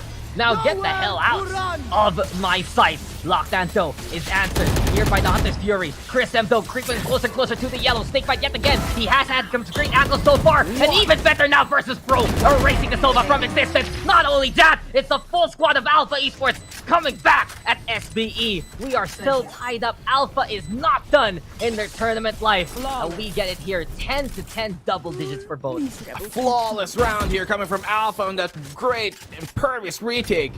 South built. Ja, you saw the ambition, you saw he was eager to get that kill, but the last bullet, the last damn bullet in the mag just connects there on Ja, on that fadeaway. Let's see this once more. That very last bullet in the mag. He was just spraying, man. They're just like, oh, you're here now. I guess you can have these. Like, there was a small bit of mouse movement, but it wasn't on his head entirely. Like, he was still continuing that spray. The last bullet just so happens to connect on that moment, and everything crumbled from that one. He was sure he was feeling it, and the wide swing pays the ultimate price for it. Single second could have turned things differently there. But 10 to 10, South Built Esports struggling on their attacking side. Something that can be unfortunately common for them, and Alpha Esports are using that symptom to build up a lot more resistance towards the strain that is South Built. Listen, so this is why the Phantom is still important. Whenever you get those Phantom doubters that say, 140, sad reacts, no headshot kill. That is the counterpoint. Spray and believe in the 30 clip. Believe in the faster fire rate, and believe that if someone walks into your sightlines and where you're aiming your spray pattern down, there you go. You win. Congratulations. And hasn't that been the interesting evolution of Valorant? Last year, Phantom was the king because it's all about spraying the smokes. Now, with more precision, okay, we can get away with the Vandal, tap the head, and call it a elimination. Owl drones now. Oh, the battle of the owl drones. They do go for the intel. But interesting enough, SPE actually sending it towards the tube even. So it does feel like that they want to establish a foothold towards the kitchen. We do have here for SPE, not the best buy. Some hero rifles in the hand of Aziz and Ja. The rest on pistols so they can have good economy for the next round if ever. But up and had a race? Limb cut off immediately. And really Pro asking for blood penance there. And what happened? I thought Aziz should have had that, but Jin able to shrug off the bullet. And Alpha Esports the momentum back in their favor. Jin able to back away with the dismiss. He dismissed the bullets, but he can't handle the frenzy there on the other side. Here we go with the res. There we have the heal. But Chris M, nice spray onto Micro. The snake fight doing some essential damage too. And it's 3v2 now with Swiftly so low on the HP. But Ja trying to raise himself to even newer heights with that standard. Over onto the kitchen we go. But the turret. Flippy don't. Let Ja handle it. Let big brother Ja be the one first in, and in this case now, Ja protecting the low HP of the stage. They drop down towards the side, but Ryu is waiting. Trigger discipline gonna be absolutely essential here. But Ryu deciding to go for the spray already. Finds another one! And yet again, Ryu decided to hold B site and call it his home. 11 to 10. It's Alpha yet again. Huge round here for Alpha Esports, but that headshot from Aziz, that should have been it. That should have been the round being converted by South Built. Just misfortune after misfortune going towards them, and fairly scraped, the bottom of that tube, the bottom of the flooring on that corner. Otherwise, it should have been a headshot. It almost looked like a double dink from the initial stages of it, but man, Alpha Esports Pro, timing, everything really going his way, especially Ryu there and Jin once on over. How do you even beat the tests of fate when basically your luck round doesn't even go your way? Your luck yeah, man, we're rolling the ones rather than 20s. We're getting snake eyes here for South Built Esports. You can see for Alpha Esports, okay, sure, we can get away with that, but look at how they take advantage of situations. They don't just stop and suddenly be like, how did I survive that? What am I gonna do now? They still have a plan, and they set it in motion time and time again. But here we go now with the null command Aziz, trying to be the beacon of hope here for South Built Esports, but that hope has been snuffed out quickly by the Pyre. Chris M be able to get that execution on. Perhaps a rebuff towards Assist. Pro is there for the resurrection, basically. But Gian Sandy again coming in from behind. And here we go yet again. Alpha Esports are coming out of the walls. They're coming out from everywhere. And there's just no escape. The blade is out from Gian Sandy. It's the knife. Assist, though, able to at least be able to keep his honor on. Chris M finding the refrag there in the end. And Alpha Esports, they're still alive. There's still that spirit. And they are still here on Icebox, ready to take the map. They are struggling on this post plant here, South Belt. Alpha Esports completely running them over every time they go towards that B site in the post plant. Perfect recon, by the way. Absolutely timely placed there by Ching to find all that information and let Alpha Esports continue to run them down. And that is where they become the most difficult here. If South Belt can't get that opening pick and Alpha have a full 5v5 retake, it's very deadly for the reinitiates. And when they get to go for that retake, that's when things look more deadly. But a perfect read once more from Alpha Esports. Look at them going very aggressive here towards this A site. Here comes out the 0 point. As this has to be careful for this. Walks directly into the sight of Gian Sandy. Was holding the angle with an op. Careful, becomes careless, and unfortunately here, South Belt Esports now knowing the hard way that the operator in hand for Gian Sandy yet again. Blades are ready. Empress is even available. And Alpha Esports, they can enable really some of their stalwarts here. Then that's the best chance that they can get to take this round. That first frag, erasing the suppression. And now, Alpha Esports looking to oppress the rest of SPE. But here we go with Ja. And he's gotten in. The blades, though, are here. Gian Sandy, he wanted to get the knife kill a while ago. This time, he will make do with the blade storm. Ja turned into a shish kebab there. He's like just hanging now by a thread. And Ryu will find Pro even. This Phantom in hand. So effective in these corners. Micro, though, gonna be seeing the killjoy. But this Guardian cannot get that tap. Battle right now. They're in position. But Ryu has just become the true sentinel of B-side. He guards everything and anything for Alpha Esports Pro and their life. They can feel that the heartbeat is getting stronger and stronger. No flatline needed. It's Alpha Esports waking up from the coma and looking to come alive into the series. 13-10, Alpha fight back. And this is for them to take in the first place. Great shutdown of everything near that second half, near the end, the third act of that second half. They're able to really cement themselves, and those retakes were nigh flawless time and time on over, both in the man count and how they executed it. And the defensive post plant there of South Belt really being exposed in those situations. Multiple mistakes that really just cause their demise over and over. South Belt loses map. And really, even though it said it looked kind of close in the final scoreline, it was quite a bit more, I guess, dominating in Alpha's momentum in their favor than the scoreline might suggest in the end. Just a little bit dodgy there from South Belt Esports, and we've seen here, even at the start of the series, right, even though they won that fracture, at the beginning of the game, it wasn't as precise as it could be, and now it just comes back to bite them here on Icebox. As Alpha Esports, they really started popping off as soon as they got away with things that they shouldn't have, or in that case, they got away with something that could have been very dicey for them. And what happens? They still execute their plan, they still keep going for the momentum, and even on the defending side, they decided to take the hallmark of let's just siege, let's just go for the pinch. And many times, SBE, they were absolutely stuck in the position that they were there in the first place. And Gian Sandy taking that MVP record, 23 kills. But I have to look at Ryu really in the last few rounds. Him holding that B site by his lonesome, it was just effective. And apparently, if you suddenly get a spray kill on someone running into you, you pop off from that point on, and there was no one who could really beat Ryu near the end there. Yeah, I mean, there were moments that South Belt did misfortune really in that ending half, but that was also because they gave those opportunities to be given. Like if maybe Ja swung that a second later, then that wouldn't have happened. Maybe if the timing here worked out a bit better for either side, who knows how those rounds could have went. But Ryu is always, and we can see the nerves even getting to South Belt in that final round with Micro. He spots out the back of Ryu and tries to go for the wallbang. Such a low chance on actually making that work out, as opposed to just, walking a bit wider and getting him while he's got his back turned around. So the nerves really being shaken on South Belt, it seems, and that's not something you'd normally see from them, especially with the experience they've already built. Well, Southwold Esports, they need to build it back up if they want to win at this third map here on Icebox.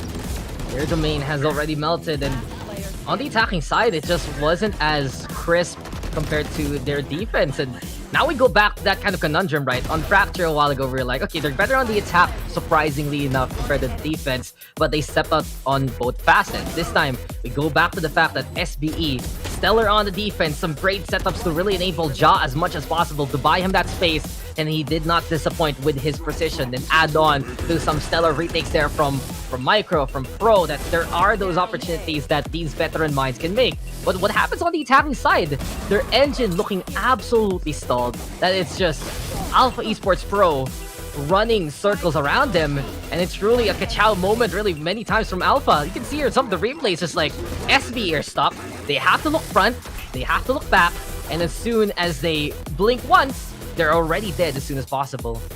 It almost seems like, you know, a good start from South Built gave them confidence, but maybe too much, a bit of overconfidence and really playing into the Alpha Esports hand, like we saw on that opening second pistol round where, you know, Alpha they came on that B-long flank, but South Built just challenged them at the funnel. Now wanted to get them at the funnel itself, but at that point you can just, you know, play for the plan, go all the way deep, really sign their own contracts to their own demise. A great comeback though from Alpha, struggling in the opening half, but finding their footing here on Icebox near the second, especially near the end of it, where it's more important how you close than how you start.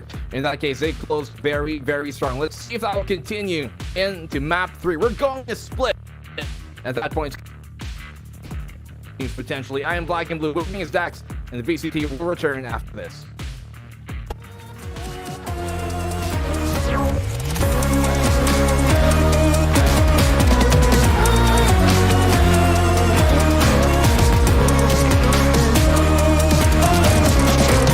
You heard it from me, then you ain't heard it from me. Got it from me, all the energy.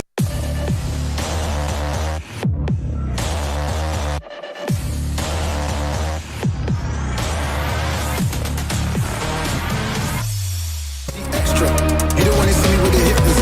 Generations caught up, look how things will switch. People there quick, now they wanna move at the bits. Boy wanna go to a bitch, nah.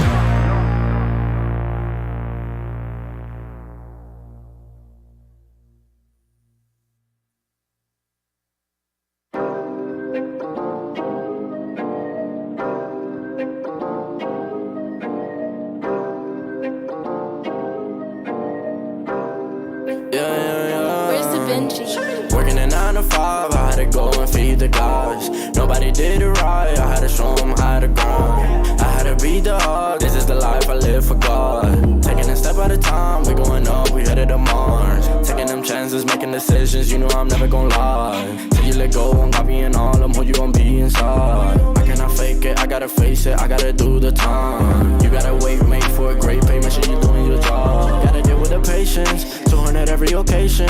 Going to different locations, how they got when I need some direction. Me and Vinci go up every session. Cook it up, yeah, you know it's no pressure. Yeah, you know how we do what we all in. We can slow up and you never catch us. Working a 9 to 5, I had to go and feed the guys. Nobody did it right, I had to show them how to grind. I had to beat the odds, this is the life I live for God. Taking a step at a time, we going up, we headed to Mars. You know my slimes, they came from the bottom to top. They can define us, they tryna find us. Boy, I know you with the ops. We're not the same, no, you can't compare me. I don't belong in the box. Don't try to play me, no, I'm not friendly. This is everything I got. Ain't no playing around, this is no playground. It no matter, I do what I say now. I'ma go give them something to say now. Got them stuck on my back like a spray ground. See, don't gotta complain. I'm a shooter, got eyes in my vein. They said that I would never make it, they thought I was crazy. They said I'm insane. Working a 9 to 5, I had to go and feed the guys. Nobody did it right, I had to show them how to grind. I had to beat the odds, this is the life I live for God. Taking a step at a time, we going up, we headed to Mars.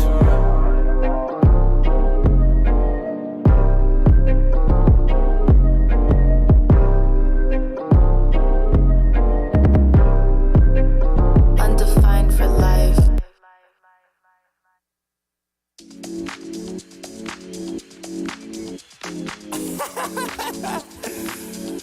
Oh man, what you talking about, man? What? Yo, so crazy, bruh. Wasn't too long before I realized a whole lot of truth just realized. Two groups faking the real guys, and both of them plotting on your meal size. Gotta be more, is this real life? Got a bad hand, but I still try. Try and knock me down and I still climb. I can see the promised land right over the hill line. And when I get there, yeah, we all gon' party. Learn how to surf cause the waves is gnarly. Gotta make the bread, gotta bake the barley. But it take a little time, be patient, darling. Working for the people, gotta rake them all in. But sometimes people make you hate your calling. Some people panic when the brakes is stalling. Me, I go to God.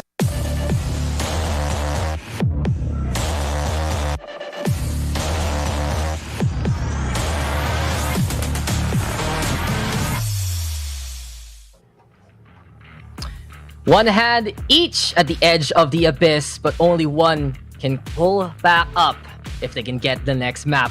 Welcome back, ladies and gentlemen. First elimination match of the VCTPH Playoffs. My name's Dax here with Black and Blue, and this map will decide truly the fates of Southfield Esports and Alpha Esports Pro. The scoreline, it is splits, and perfect timing because we are going into split. This is going to be quite a map to watch out for, man, because whoever wins this, they move on to the next round. Still a chance to make it to that third slot. Loser is eliminated. Their APAC dreams can be kissed goodbye. Problem is, though, once we get into split, and I believe the panel was talking about it all the way back then, especially since it's that decider pick, then Southfield Esports, they relatively have control right now on where to start on. And if I remember correctly, SPE gonna be starting on defense. Such a mountain, such a challenge really that Alpha Esports Pro needs to climb and needs to prove themselves if they want to get this win. Yeah, but then when they go on over to the attack decks, can they close it out on what is arguably the more difficult side for them to play in general, no matter what map we're talking about? Like even on Icebox, when they were on the attacker's side, the map that does facilitate the attacker's side a bit more, they struggled on that. So can they close it out on Split now that we've seen them kind of falter in Icebox, and even with a huge lead that they can maybe build, can they actually do that? I mean, we saw them supposed to have maybe an 8-4 lead at the end of Icebox, but it was swept away 7-5. In that case, Alpha winning the pistol, and then on after it was a tied game, and that's where Southfield really do struggle. They let those opportunities be given to them, and now they do have some shades of bad luck in that map, but some of that were caused by their own intent, by their own ambition, and while fortune may favor the bold this time, they were doing it in very missed opportune moments that did favor, in the end, Alpha Esports, and props to Alpha Esports for being able to punish all those very ambitious moments that Southfield really played into their hands. Now, Split has to be a map where it's going to go differently. It cannot be one of those maps where they play into the hand of Alpha, because Alpha, they want to storm this one. They want to up the pace. But on Split, almost more so than any other map aside from maybe like Bind, this is where Southfield know how to slow the pace down, and that's what they have to continue to do. Can't really go, and have their ego overtake them and play against what Alpha are doing. Now for Alpha, they have one game plan in mind, and one that should work here if Southfield let it especially, and that is to dominate, that is to go for the peak. And if they're able to draw those peaks on the defensive side from Southfield on Split, then they have a very real chance of taking this map. I mean, if we talk about game plans, I'm actually going to contrast you there, because Alpha Esports, they actually have two different game plans on a map like Split. Once we saw against Southfield Esports, pretty much more clear cut. It's the usual Jet Ray synergy and all about playing those comforts. But the other time, they faced up against RRQ. The Fade came out, the Breach came out, the Astra came out, and they haven't won a map of Split yet here in this stage. But the possibilities right now can go in two different directions. And I think really that's the perfect thing to watch out for here, the choices really that Alpha Esports has for a map like Split right now. Because you go back yet again to a fact that we mentioned a while back at the start of the series. That first series between Alpha and SPE, the only map Alpha took was when they started playing that Fade, when they started playing that utility game, and when they played those duelists, it just was a wash in favor of SPE instead. But here in this series, they have played more of that duelist-centric roles, that duelist-centric mindset, and they have taken a map that they're comfortable with. But coming into Split itself, I'm worried here for Alpha. What can be that game plan that they choose? Have they adjusted enough accordingly to beat SBE in a map that they're absolutely experienced on? Because this is something I've noticed about SBE's run the group stage. They have played Split 6 out of the 7 matches that they have had there And Bren, one composition they have had so much experience right now in this stage alone in playing that map over and over and over again. We remember on one side the amazing 7-0 team against Team Secret, the other the blunder versus RRQ where this got dominated by the RRQ defense. So they have learned from the highs, they have learned from the lows, and there's a lot on the SBE textbook right now for the certain map, especially from recent experience. And you know, that blunder was once again one of the big kind of reasons why we were all hailing at that map 3 curse from them in the match right prior when they did play Split. Once again, the day right prior to that, they got 13-0'd by Secret and then 13-4 by RRQ. And so more of those map 3 woes cannot come in here for South, but they have to play the way they know, they have to play the way they practice and the way we've come to expect from them with the bar that they've set last stage, especially in the community side of things. And so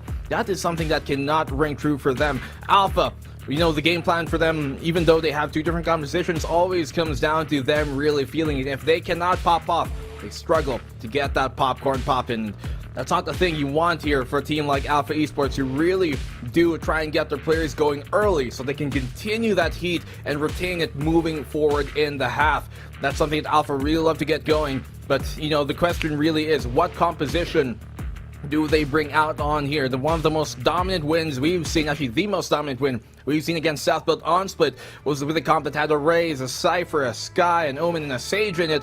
And that isn't something that we have really kind of seen from Alpha Esports on Split. Now, we've seen some kind of mixes to that, but we haven't really seen them kind of pull out the Sky here. So if they pull out the Fade, we know how that went versus RRQ. But then again, RRQ are really, really good, you know, Split team. But we also know how the inverse of that, when they first faced up against South Built Esports in group stage on Split, where they played that double duelist lineup, didn't really work and bode too well for them. And it's going to be a very difficult choice. It could go of a hybrid of both, taking the best parts of those 2 compositions, maybe have a Fade in here, let's have a double duelist, but keeping the same general idea. But we're not too sure which exactly will be the most beneficial for them, especially seeing at how they performed versus Southwood the last time on over in the group stages. No, it's just because SBE's defense on Split is just so asphyxiating, basically. It just suffocates you as soon as it happens, and that becomes a problem for Alpha Esports. Remember that game? They struggled to make those entries really stick. It felt like that they had to lose more members than they should have as soon as they wanted to go for those sites. And with more of a streamlined setup there by Alpha Esports, SBE could always take advantage by their mobility, by their positioning, and their initial angles to take the fight to Alpha Esports. Now, this is it. This is the match that will decide the fates of these 2 teams. And Alpha Esports goes back to where their hearts beats through. The Jets and the Rays together yet again. The Sage and the Omen and the Killjoy here. So Alpha Esports running that double Sentinel, something that they have ran for months already in the APAC scene. And well, Alpha Esports, they have one plan, they have one strategy. And here we go now. The Sky is online with the Rays. It's pretty much the classic SBE roster versus the classic Alpha Esports roster.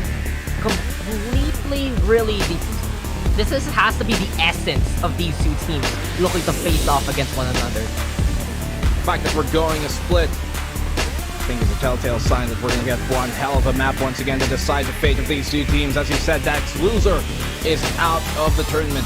For Alpha Esports, I'm sure they have bigger aspirations, but the fact that they got to the playoffs surprised a lot of people going into this stage, and especially the way they kind of did it, being so dominant in the first half, was a really big sign that these guys came to play. But for South Built going down here into the playoffs, the lower bracket, it's not the first time to be in this situation, but to not be as firm as they are is already a big mark on their record. Everybody expecting them to, you know, at least make it in the APAC, but that could change here right now versus such, honestly, the most fiery team we have in the VCTPH with Alpha Esports Pro. Split, a map that can really make or break either side, and it's one of the most technical maps to play, one of the most, and could be the most utility map, you know, to be played here because of how compact it is, how every inch of the map really has to be fought over with utility, no free space given, as maybe a map like Breeze could be. This time around, which team will play into the other's hand? neither has to be the case.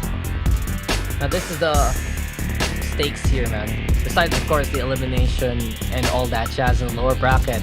If Southfield Esports loses this game and are eliminated, this means we will have 3 new representatives this year from PH to APAC. And it's a little surprising. It's like, wait, Team Secret's in, but you have to remember that they didn't get into stage number 1. They got eliminated pretty early on into the playoffs run. And besides Team Secret, RRQ making that debut, some names for the first time getting to that region. And Alpha Esports, they're the ones who could play the spoiler to the defense of SBE, not just here on Split, but overall in the PH scene. Just burn the throne down as soon as possible, but that would be so interesting though if Southfield Esports actually loses and we get some new faces from the PH side for the second half of VCT's year.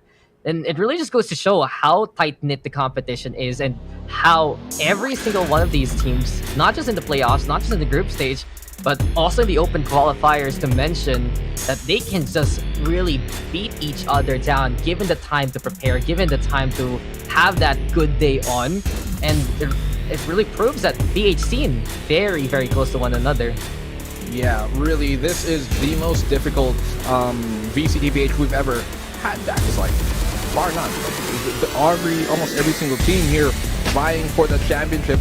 Although Secret once again back into the position that we've been accustomed to for them for the entirety of year 1, where they were by far and above, the best team, completely dominating everybody else. And they're back to that spot, but the gaps are closer now. Teams actually have a chance to beat them, and they have during stage 1.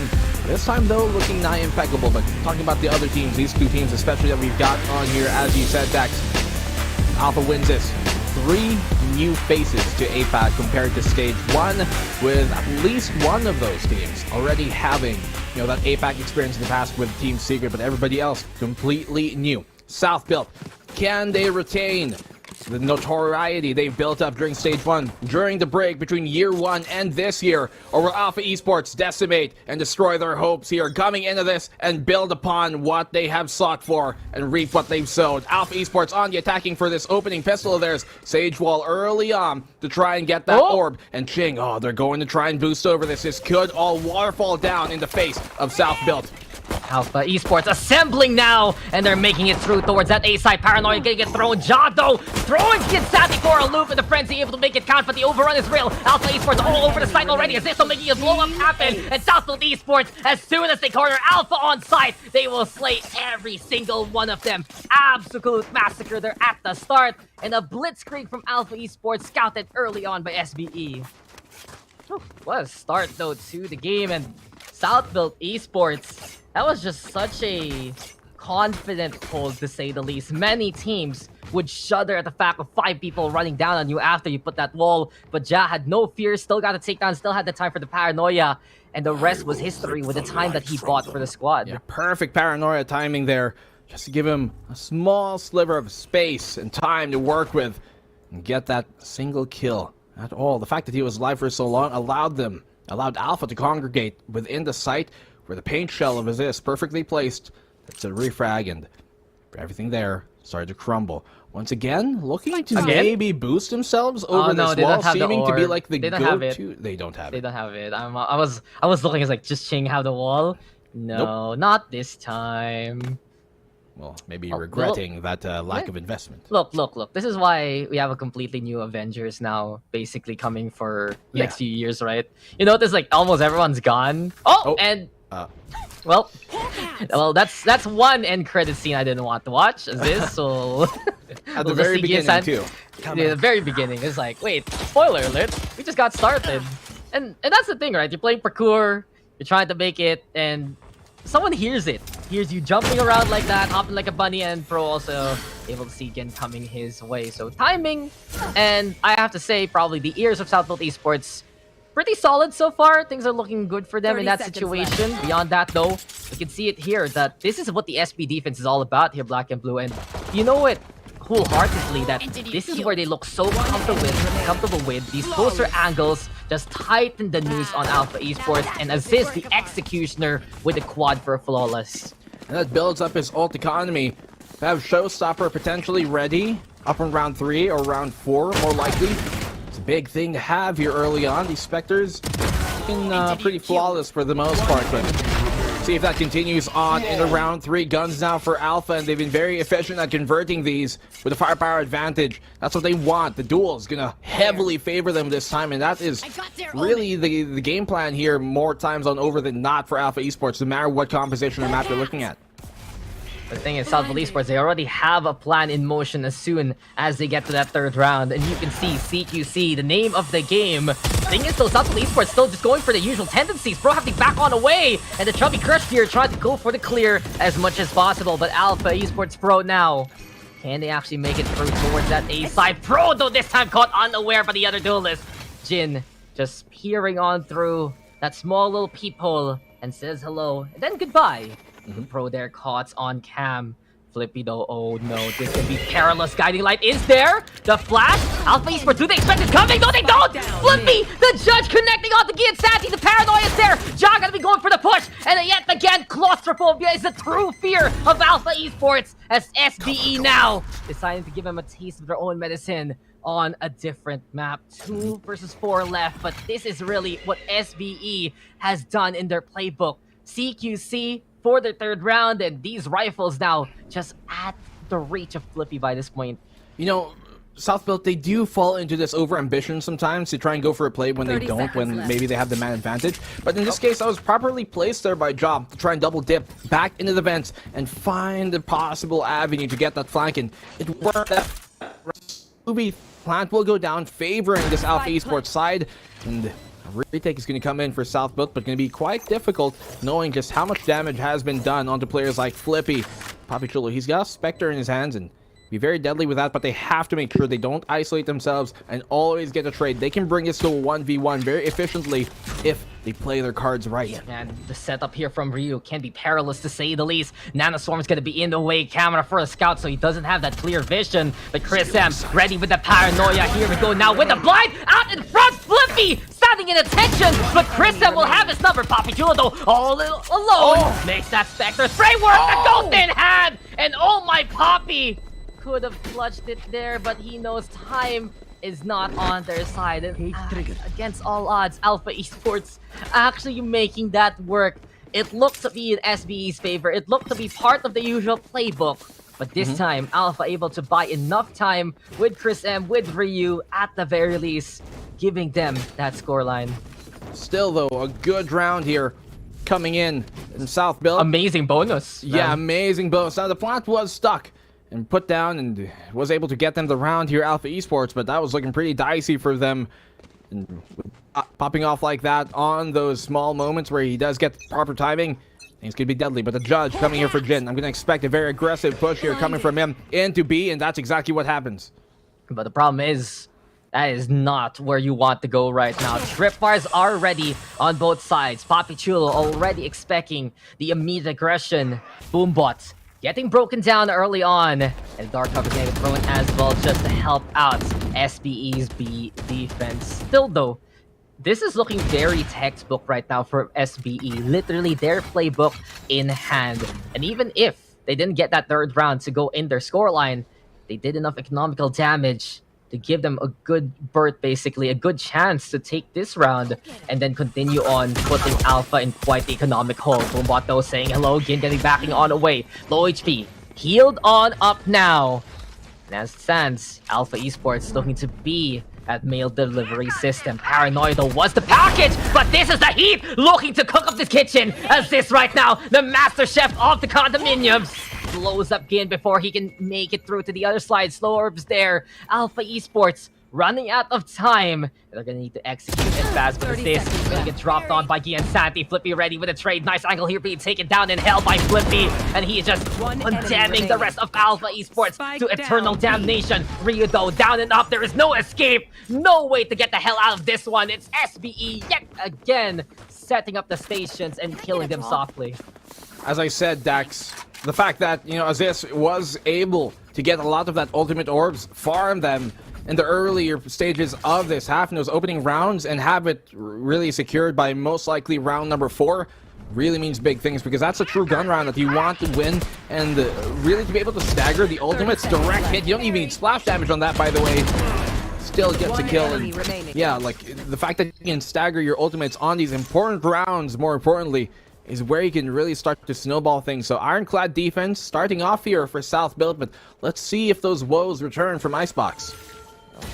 Though, if those woes can actually be cleaned up here, South Esports though, truly comfortable on the defensive side. This is as convincing as it can get, beyond of course some stellar rounds there on the fracture attack. SBE, this is their home, this is their territory, and in all honesty, this was one of the most comfortable maps we've ever seen them at the start of their careers. But interesting enough, it hasn't been the most successful year for them on Split. Many teams look at SBE as a standard, and they have prepared for it accordingly. Chingdo finding Pro after he holds into the fence. But now, a new challenger appears. It's another Ninja Turtle. His name is Ja. He's the purple one, this time hoodie and all. And Ja will just try and get them all here. Ryudo ready with his teammate, but Flippy yet again putting things right back in their place. 4-1, it's SBE in control so far. Good anti-eco here from South Belt. And Alpha Esports Pro. It's not able to really get themselves going in these eco rounds so far just yet. Pro, only good for one there. Pain Shell kind of blocking his view, but as soon as the new challenger stepped up and with Ja being able to take those duels and Flippy right there to support him, things were already signed to their demise early on for Alpha Esports Pro. They do have the lockdown to switch things around, and look how many ultimates are at the cusp of coming active and coming online here, Dax. This could be a round where they really turn things over. Ja could have a good position to try, rather Aziz could have a good position here to try and shut everything down. And this is exactly what Southfield is waiting for. The lockdown is coming. They're gonna be the hard aggressors here, but Aziz cannot line up the shots. Pro though does against one, but not against the second. Lockdown though gonna get broken here.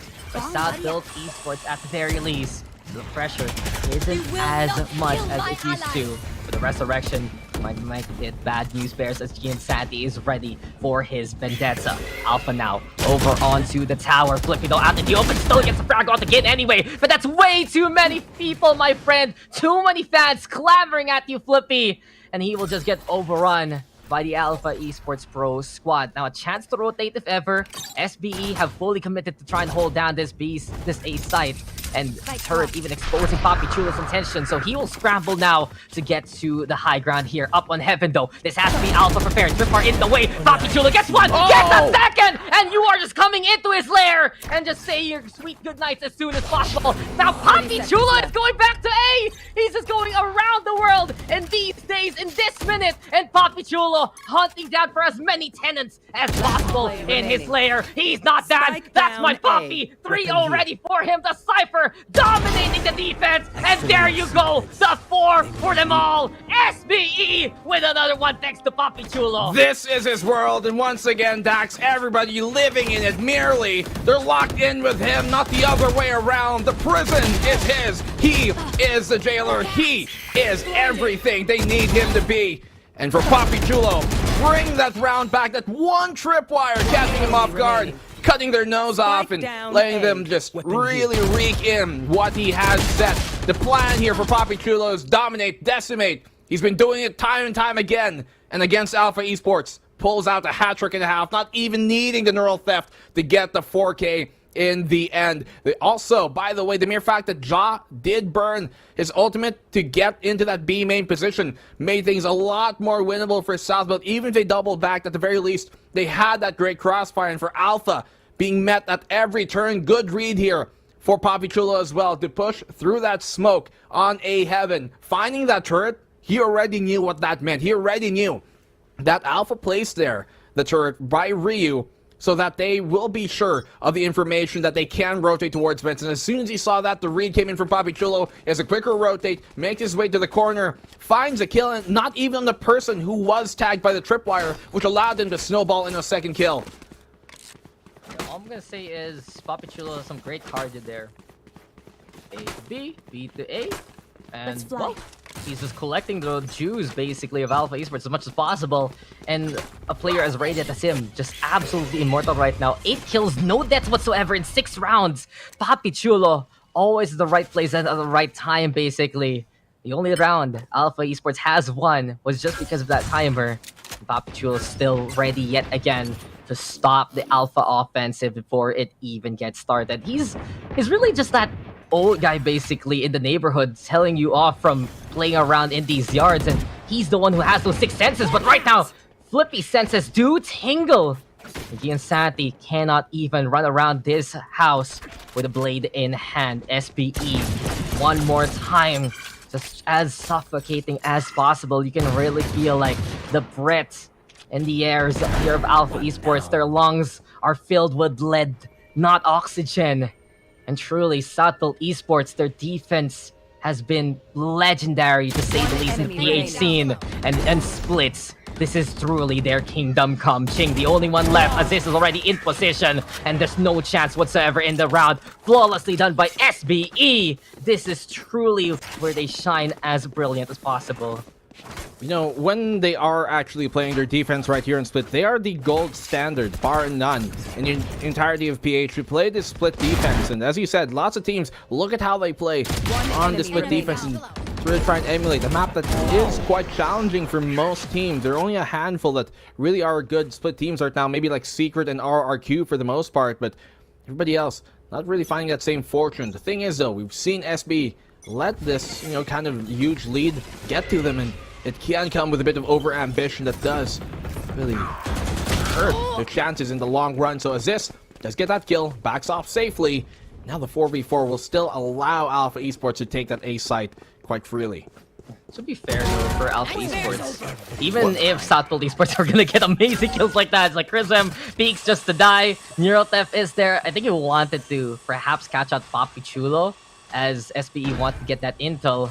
Alpha, despite the scoreline, there's still a chance for them. That attacking side, it's not looking too good, but SBE's attack has been a little bit more flawed compared to, well, their defense. And this showstopper preventing the resurrection. No second chances for Papi Chulo whatsoever. And since Alpha got the foothold towards that A site, now we look at Ching to defend the land that they have tried to claim. But look at the flights from Aziz getting into cover. Where's the angle? Who's gonna defend this? He's just sticking it right now. Gin has to peek from heaven. But look at this. The Angel will descend and Flippy will be the guardian of the defuse here. 7-1. SBE yet again with a heads up to take the round. Now they plant for heaven, but they all scatter so far away that nobody's in any real position to protect that spike, forgetting the objective. Now, this is something we see from Alpha, maybe in terms of on the attacking side where they try and go for the kills instead of necessarily the objective, but not in this case. That's a slip up that could really shake their attacking side move forward. Don't get for a kill. Jin here on the Flippy, able to fend, rather on Pro, able to fend him off and still get the res at the after the fact. Still, they get the plant down, so Alpha have another chance here, but this goes to 8 rounds. Things are going to be a lot more difficult in that second half. Alpha the match for having round 4, because Southfield Esports is just watching them walk into their ways, basically. Uninvited guests immediately shown the door here. Guiding light. Oh, okay. No problem. We didn't see that Flippy in the... Oh, the Slorb. Luckily, it still pops onto the ground. That could have been unfortunate to say the least. SBE now. They have just completely stopped Alpha Esports in their tracks. These guys, they're trying to find a new home to call, to raise a family, to raise the stock of Alpha, to, you know, have a good home to call on in APAC. But SBE, they're that bitter landlord who just refuses to even give you a tour, to say the least. It's either you buy it or you don't. You send in the money or you send in the bodies. And, well, Ryu might be the next body to this compost here. Gives the gun away. Deciding to play a little game of catch.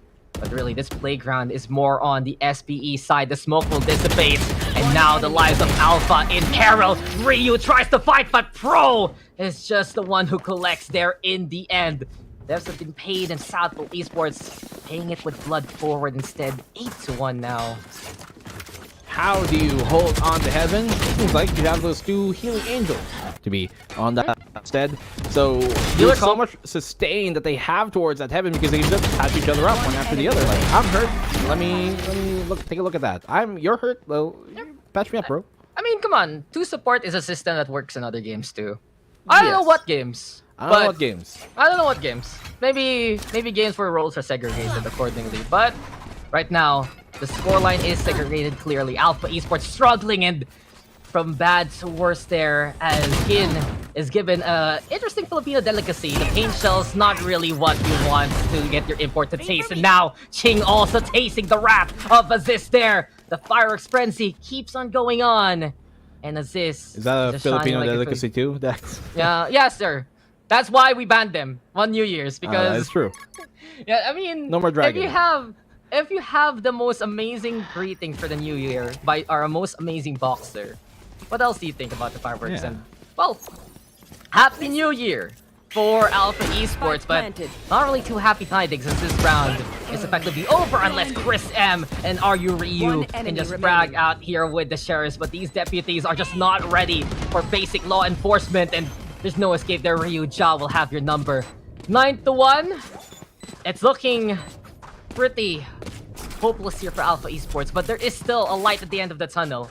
This is not done until SBE proves that they can finish the job off on the attacking side.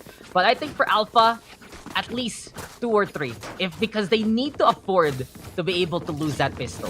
If Sanso comes in with like an 11-1 scoreline, that might just be the end of this series, because that is the best chance for SBE to actually win on their attacking side. If they get even a single round of buffer here, my friend, that they can still get at least a bit of a buy, a chance is available for Alpha Esports. But SBE have just snuffed out that flame over and over and over again, so it's looking pretty dim for them. Yeah, that one small buffer is going to be huge in the end. But once again, Aziz gets a kill with the paint shells on Jin. Same exact play and same exact way it's shut down. Aziz does have his boombot here to try and delay them even more. He knows they have the man advantage, so they give up the site. No real reason to hold on to it at this point, but Ja almost gets punished and pays for it nearly with his life, blocking off that screen so he can melt it down early. Just trying to make sure that ramp is cleared. There is no other forward positioning for Alpha though, and if you're all gonna anchor within the site, it can be very difficult to try and win these post plant scenarios. Luckily for Chris M, he does have his From the Shadows to get out of hell if in case he needs to.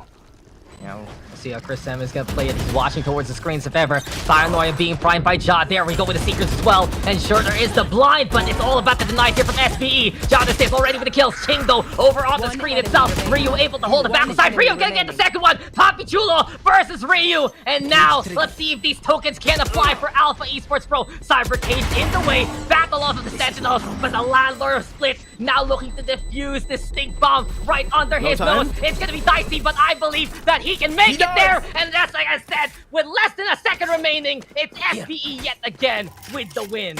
The Clutch Master bringing things back once more. Papi Chulo, that was pretty dicey for Alpha Esports. 3v5, and they still get all the kills going their way. Papi Chulo says, hey, no, this is my land, this is my home. This is a Cypher God himself waking up to really put his foot down. South built. They get to that scoreline, which can be so much more difficult for Alpha to come back from. You know, those defenses are the little bit situations. You see it there? I got this. I got this. No problem. This is gonna defuse. Trust. And there you go. Less than a second. Absolutely calculated. But that was so close. Really, Alpha Esports, the rounds that they get that spike down are the rounds that they have the best chance in, but there's a little bit of a extension or just even more preparation from SBE on the retake. That is what gives Southfield Esports the edge here. And now, the edge trying to slice back at the very least. A few cuts from Gin and Kian Sandy. Lacerations now being inflicted by Alpha Esports Pro. And this is a round they desperately need. Papi Chulo though is not done! How many times does he have to collect these shoes? Finally though, his date has been set. And it's 10-2 after everything is said and done. So, we mentioned it a while ago, they need at least one round for a buffer, and this gives them, worst case scenario, a third round to play with a full buy. So, the game is not over as of yet. You can see Alpha Esports, they're walking already to the Palace of the Executioner. But there is still a chance. One more date on courts, and one more half to play in as we go into halftime. Going to be the comeback of their careers here, Alpha, if you're able to make this one work out. Down to Perpetualo's head, and they're looking to collect. Alpha, can they make it happen? It's dire odds here. 10-2. A offer between them and believes be swept away, Dax. That's some build. Looking for the revenge from last stage, ending the run. Their run ended by Alpha Esports Pro last in the final stage. And South Built looking to reclaim their vengeance and do it to the exact same that did Alpha. Really get themselves going when Bren against and struggling attacking side especially. It's not a good sign for them, but we saw them step when it came to have fight the defensive side on Icebox for them to play that retake. Really help kind of strengths of their gameplay, of their comp, to be able to reinitiate and retaliate when South Built upset. Yeah, you can feel that there's a little bit of the mental break going on for Alpha Esports, and that much needed round win there, giving them some confidence. But I agree with you. Struggles for Gin and Gian San to get in. Same case last time we were on Split. And there are just these times where they fall for the same thing. This is just textbook right now from SBE, especially the first few rounds. That was just exact same way they play Split over and over and over again. The exact arsenals, the exact angles that they usually love to run. And when you see a player as incredible as Gin get blown up by paint shells, not just once, but twice in a row, over at the same angle, you know that Alpha Esports is feeling the pain right now. It is truly trauma setting on in for Alpha Esports Pro. South Built, the squad that has denied them from multiple championships in the community circuits, and really has been the standard that they have wanted to watch out for. The toughest matchup in the toughest timeline right now for Alpha Esports. But can they hit the gym, hit the books, and hit those shots to get out of this situation? Let's see now as SBE on the pistol and vying for a bit of mid-control. Wall already set up here by Ching early on. Early advantage here in this case. Scraping away at that ice block, but away from Flippy, the ghost, and he does run with this origin. The flick coming from Flippy, the quick tap off for the says. Oh, man, why we executors here? Just let them eat cake. Come on. You want cake? I know a really good place for like cake. That... I think I like pie better, man.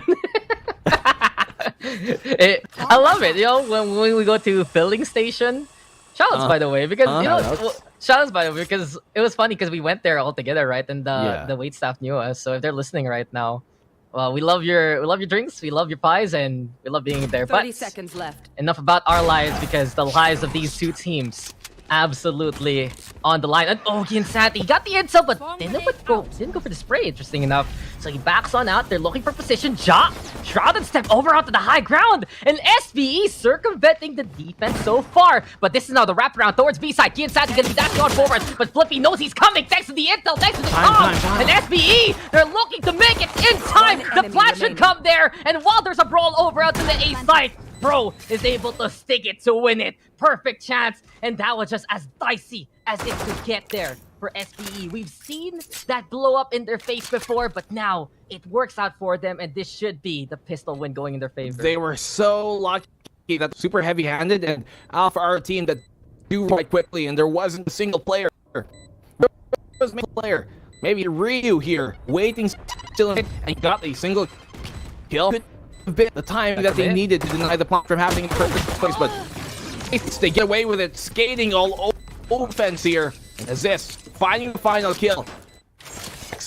Do you think a forced buy is called this moment? I think potentially so. Okay, this is the thing. This is why I've been on the get at least 2 rounds, 3 rounds strain. Because you can go for the forced buy now, and you can also not. You're not forced to force buy. That's the inception right there. That's the what's that word when you just say the same thing twice? It's just, you know, you don't need to do it, but you can. There's a choice, there's a chance, and Alpha Esports are actually gonna take that risk. I don't blame them. They want to go for the contact anyway. They want to establish that conflict. And here you go. Perhaps the last expeditions here, the last voyages of Alpha Esports Pro as they try to leave that A station. Say your goodbyes to Gian Santi and Ryu. The next time they come back to that station will be the next round. But SBE slowed down. There's the pace.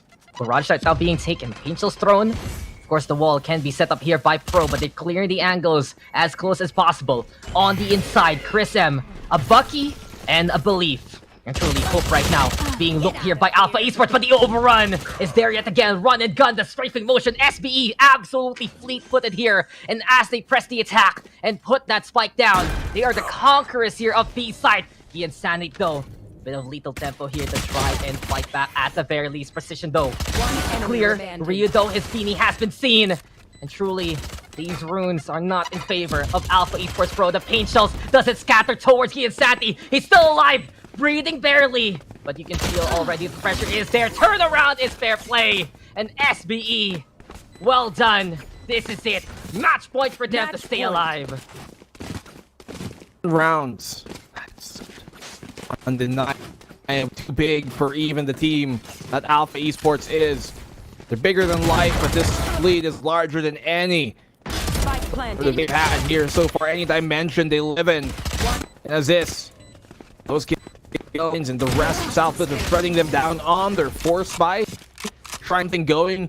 That was nothing really what they found almost here in Southfield once again. That early information, they do have some stack towards his B site, close to it. And without wall being erected here towards mid, allows a quick rotate, safe rotate, especially on ones for Esports Pro. This could be the one thing that helps him in this round, but Southfield plays slow. If they know which we know to do, then allow that wall to really crumble, melt down by itself, as it can allow them to really cut off quick rotates that otherwise might have had. Yeah, but the thing is, Southfield Esports, their flag is just flying in full mass right now. And truly, just this last round to force the abdication here of Alpha Esports Pro. Does history become the friend of SBE yet again? The rivalry between these two squads has been more so on the side of SBE again and again and again. And beyond that loss back then in VCT, SBE has shown to have the Alpha Esports number. Ring them a call, give them a line, because this is now the death sentence looking to happen. Jindo having to back on away. Last few chances for Alpha Esports. Some Spectres into play, some Sheriffs even. Desperation raking in the air, but there is always a chance with the skill of Gi and Sati and the rest of the squad. And you call his name, and he will be on that scoreboard. Papi Chulo falls down first. Time is running out here for SBE. Flippy though coming in close, and SBE looking to get towards that A side, but look who's waiting! His name is Ryu! And he is fighting till the bitter end there! SBE has to go for the plant right here, right now. Jaw play protection, spike's gonna plant it. 4 HP and the Dream still alive. It's all left to Jaw right now, but there is no chance with Ching at the ready. Alpha Esports Pro, you beat them down, you climb back up. Forced by a while ago didn't work. Forced yet again. And here we go with emphasis. Alpha still alive. But now Southfield have the weapons. They've got guns. They've got rifles to force up here. Really buy up. As this might not have the same fortune in his pocket, but he does. He is rather one away from his showstopper. Alpha Esports Pro have to buy up everything they can afford at this moment. Nothing to be saved. Pockets to be emptied. Gold to be given out. And they're really going to struggle on this comeback still. Great round though from Ching. And when they play the clock there, Southfield playing a very thin line on how things could go. Only having that single plant opportunity because of it. Paranoia connects on the turret, keeping Timmy out of the fight. Oh no, I feel bad for Timmy. He just tried to do his job. The spray though, connecting onto Ryu. Low HP already for the Killjoy. The killing joke now. The killing blow by Gin over onto Aziz. Proving signs of life here for Alpha Esports to still try and contend. Flippy though, already with the plant. This time, a bit more haste in the strategy here for Southfield Esports. But with that haste comes waste, and fortunately, two have already fallen down on the attacking side. Alpha Esports, to get this round, they should be ready for the full buys later on. And Gi and Santi looking to build pro there with the Guardian's Glory. Flippy though, front a hole alongside Papi Chulo. Papi Chulo still alive, still fighting. But the Bretts here has been knocked out. And Alpha Esports Pro, you can feel that their heartbeat yet again, looking to be reinstated. The line having a bit more of those pulses. And now, an eco-res in this situation, just to afford whatever they can here. Still not the best situation for Alpha, but they will work with it since Southfield's on the Sheriffs. Another eco here. I think they had like 1 or 2 sheriffs in that round to utilize, but this is a small raft that Alpha are able to hop on. Just to interject real quick, because of that eco reds, they actually can't afford full buys for everyone. So great math there, quick maths from Alpha Esports. 2 + 2 = 4, 4 + 1 = 5. We're all alive, and they have the guns now. Quick math. Quick math. Very astutely educated historian major here, my friend. Oh, well, let's not start talking about my degree. I have I don't have the right feelings for that right now, given the current situation of our country. But hey, anyway, looking at the history of this game, Dax. Yes. Well, South Built, this would be the worst time for them to have third map woes, if anything. I mean, third map woes included like 0 to 2 score lines. They have 12, so it's not the best. But of course, they have to prevent the complete collapse of the South Built system. And the South Built can turn to Sheriff Built here real soon, because 4 of them are prepared for it. But the Phantoms now find the sprays through the smokes, and Chris M is the one who will make that stake and claim. Ja, over into the middle. He and Sandy is waiting. 1 peek should be enough to get the takedown. There you go. Taps to combat.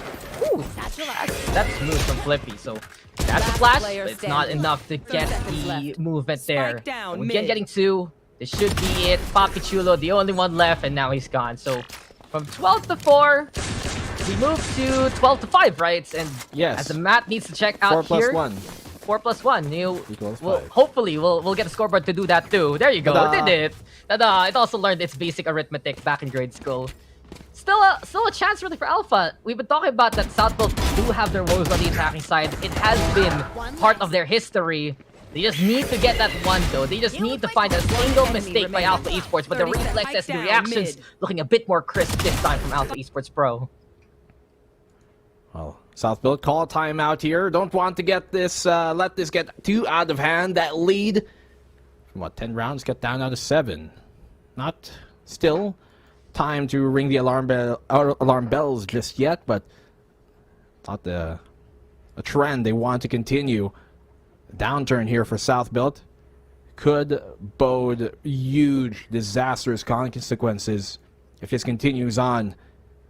And it's Alpha Esports who are slowly rallying themselves back. As I say, Dax, they are crawling their way up this tall mountain to climb, but if they get a round more and force another eco out of South Built, this could be a game that Alpha Esports have a real chance of coming back into and extending into overtime. There's always a possibility. We've seen it in the statistics. We've seen it in the books.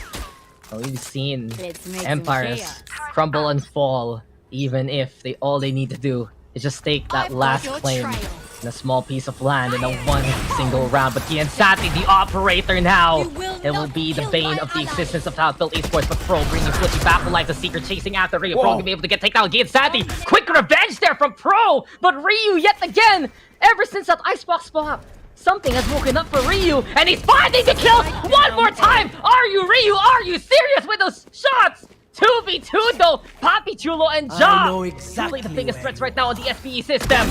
Don't forget the Intel, the neural theft, and Jin will not even see that coming. The Supermen of Alpha Esports Pro have to deal with their kryptonite yet again, and South Built will stand tall. The kingdom of the lower bracket continues on, and they are still here to defend their title and still here in the playoffs. You can see they're not happy about that win at all. They're like, man, what were we doing? But they get it done in the end, almost losing that one once again. Now, for Giansan to be able to peek that just idly, a bit of a mishap, but there should have been a flash shot coming from Flippy, but they get the job done. Very dominating opening half from them on the defensive side. Some small slip-ups on the attack, but with the huge cushion they were able to build with that stellar defense, all they had to do, they didn't even have to be as ironclad as they were on the defensive side. Even merely copper, they get the job done. Electrifying opening half from them, closes it out with but a say. South Built continue on to fight another day. And come on, South Built Esports, after everything's said and done, lower bracket is where they win, and it's just heartbreak for Alpha Esports Pro, but give them a round of applause. Not many expected them to make it to the group stage, but they did. Not many expected them to make it to the playoffs, but they did. And just showing up here at the biggest stage of the PH scene, proving truly that they are a force to be reckoned with. This has shown us again how brilliant Alpha Esports Pro can truly be, and they've had those sacrifices, man. They sacrificed so much of their lives to be here in the PH scene, not just with their newest import Gin, but honestly the rest of them, and it just goes to show that for Alpha, there is just that fight in them. Problem is the Grim Reaper right in front of them. They have always had that sight by their neck, and Southfield Esports one more time have come to collect assist there with the 19 takedowns, but Papi Chulo, man, 3.7. This is why Papi Chulo plays these Sentinels. This is why Papi Chulo plays this map, because he is one landlord you cannot piss off. If you pay him late, he will smack you down with the butt of his gun. And truly, from A to B, those condominiums are absolutely his. Bit of the highlights though, and here on the defense, it's just textbook from SBE. Dare I say even vintage SBE by this point, because this was just the fine wine brought out from the cellar, and the best that Southfield loves to do, their tendencies bearing fruit. That's pretty much how they won out in that first half. And those tendencies of theirs, even though it does happen over and over, still not run here by Alpha Esports. And once again, props to them, subverting everybody's expectations when they were, at the very least, when you look at their history, the team that many expected least to be in this spot.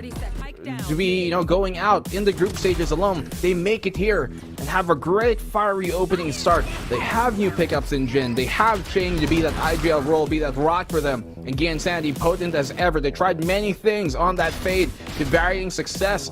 But in this case, in the end of it, South Built was their home turf, and even with Alpha slowly rallying back as we expect from them to give us a few more rounds before bowing down, we continuously have to give props to what they've achieved here in the final stage of this year. And Alpha Esports Pro, may they continue to grow. Yeah, heads held high and the adulation of the masses still, but that is just our first elimination series here today, guys. We still got one more and one more life to snuff out along the way. The playoffs looking absolutely perilous, but the glory of APAC is what awaits these teams. That's here with Black and Blue. We'll be taking a break. Panel gonna be breaking down the action that has happened, and we return. It's more of VCTPH. So stay tuned, stick around. We'll see you guys in just a bit. Put it on the tattoos. A righteous man don't know bad news. Found forgiveness for my snafus. Nothing for the pretty girls trying to get a cashew. Bad dude. Sometimes life really suck like a vacuum. The devil I don't never turn my back to. I just wanna shower love like a bathroom and be a role model for the black youth.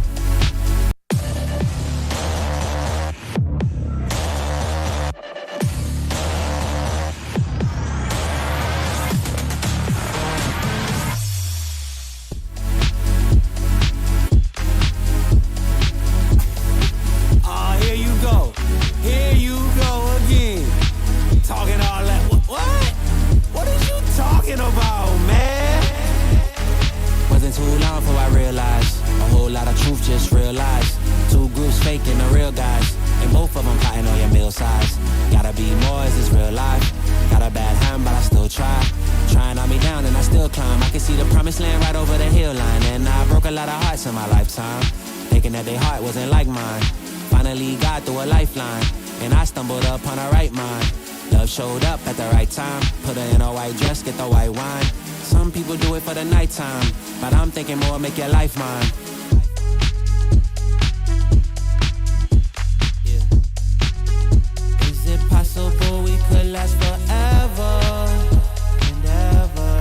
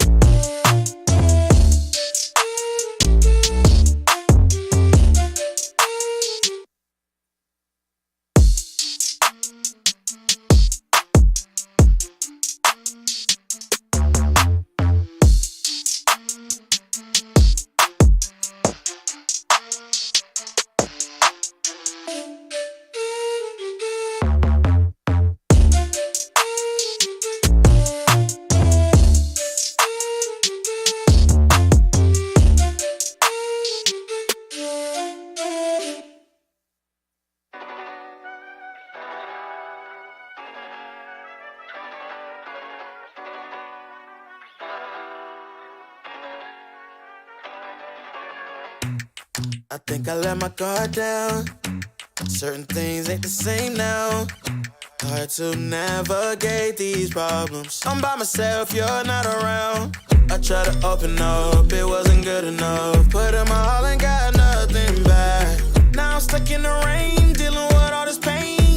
Why you gotta do me like that? Don't say you love me, then go and leave me. It can't get ugly, trust and believe me. Say it to myself, looks so deceiving. Trying to fight back this far from easy. I've seen your hands. Delilah, don't you know I've seen your hands.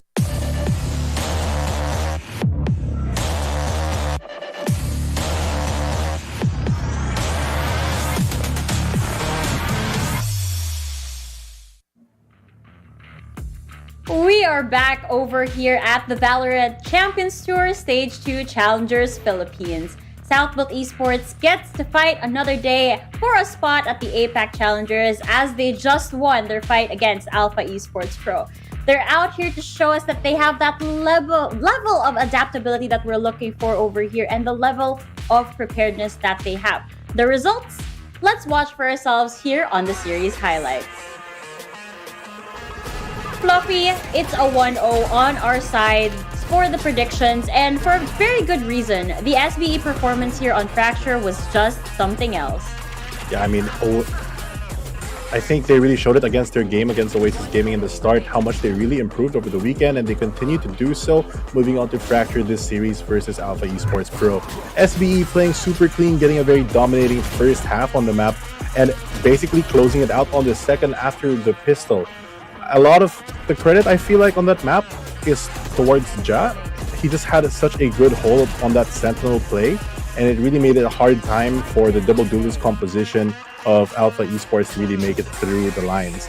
Moving on to Icebox, as you can see on your screen, Alpha Esports striking back, taking a map off the series, but at the end of it on Split, unfortunately for them, that is the end for their VCT run as well as their APAC dreams, with SBE really turning it into a remorseless winter on the map. Icebox itself, it was pretty close, I think. Southbuilt did have an advantage early on, but weren't able to close it enough for Alpha Esports, and they left too many gaps, which pushed them off to Split. On Split, it's a different story though. We really saw the mastery of the map. We've seen Southbuilt Esports play during this tournament multiple times, and they really had the most commanding first half I have ever seen on Split from any team. And moving on to the second half, although it kind of, there was a long time where it could have ended, but Alpha Esports really putting up the best fight that they could, but at the end of it, Southbuilt does take it. Yes, and Fluffy, as we did discuss earlier on, we had both scenarios played out for Split. It was either SBE could take full control over this, or it was AEP showing that they had done their research. It turned out to be the former for this game. And G10, is there anything you want to say about how the series played out? Yeah, I mean, we did kind of call it SBE 2-1, and it was a 2-1 split, was just a little bit too much for AEP to deal with. And of course, Ja will be the MVP, but I think that Alpha Esports Pro, I think they defaulted a little bit too hard on that double duelist composition in Split. I don't think that you actually needed Jet there. Maybe keep Yin on that raise and put Yin Sanity on something like a Fade, but the comfort picks are what you really want to fall back on at a time like that, and Jet, that just didn't work out because Southbuilt, man, they had the strats to counter the comfort, and most deservedly, Ja, he took over the first two games for SBE, so he will be the MVP. Oh yes, G10, his frags, his tactics have come into effect, and we can clearly see that with the numbers on the board. Let's talk more about Ja. What can we say about this incredible player?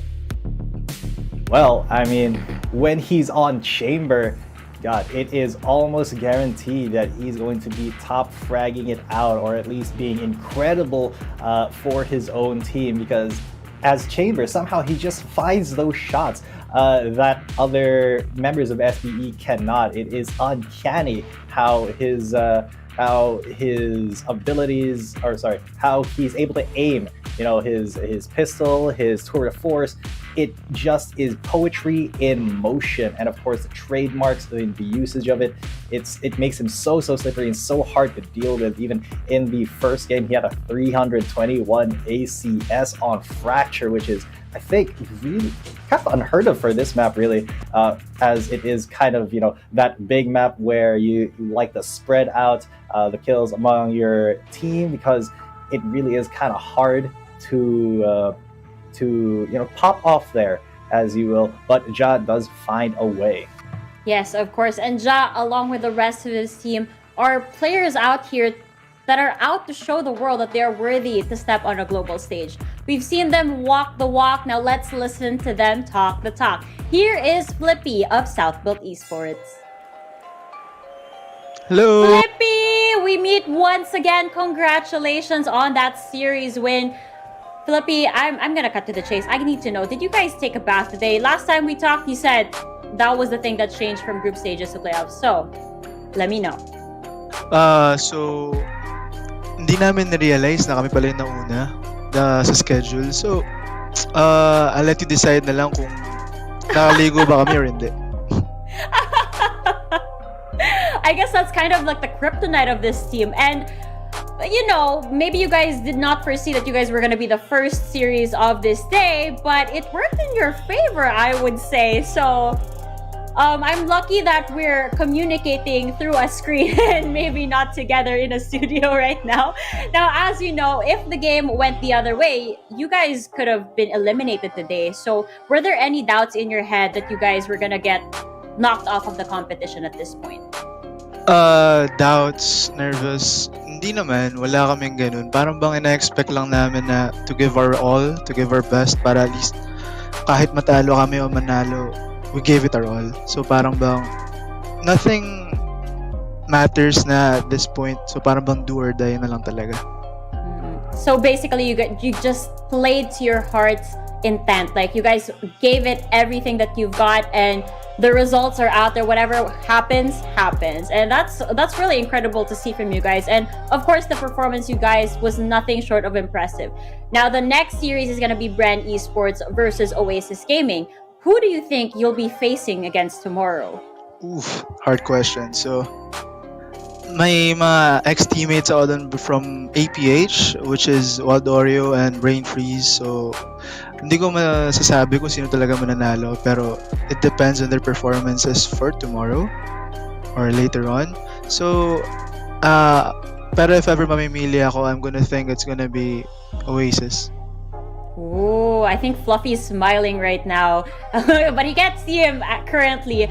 Now, again, you guys are going to be facing either one of these teams tomorrow. What is the plan tonight? How are you going to get prepared for that? The usual, kain, ligo, ano pa ba? The practice. Wala, I think that's about it. We're looking forward to that. Okay, you take a bath now, and then tomorrow, maybe it's a different story. We'll see. But now you have the opportunity to give some shout-outs to everybody that's been supporting South Built Esports. So, Flippy, the floor is yours. Wait lang. I think he's pulling out the list. Shoutout po sa parents si Chris, sa parents po ni SBE Pro, sa kay Ronnie at saka kay Emily. Thank you for the support.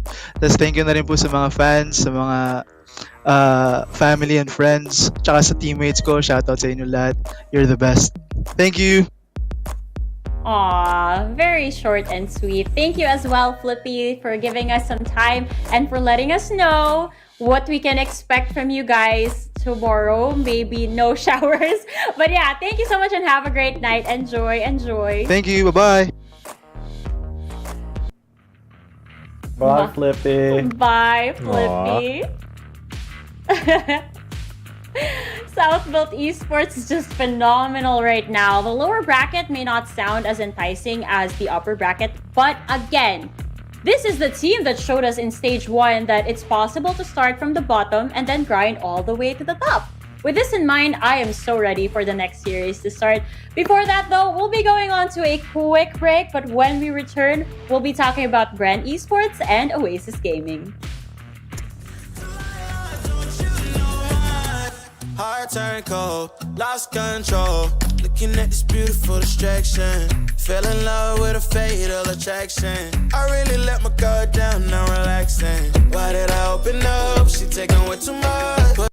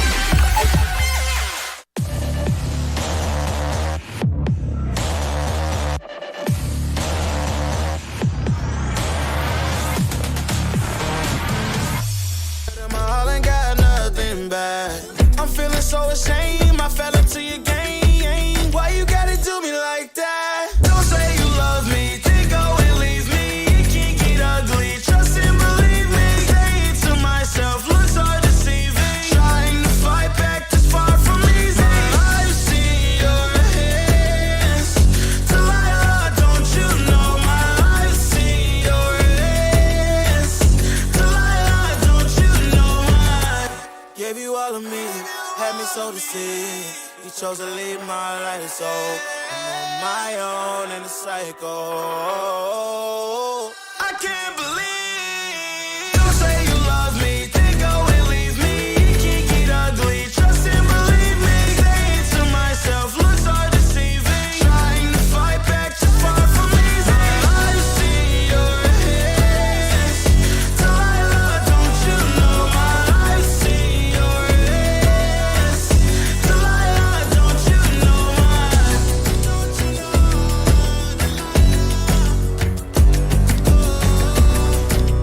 I see your hands. Delilah, don't you know my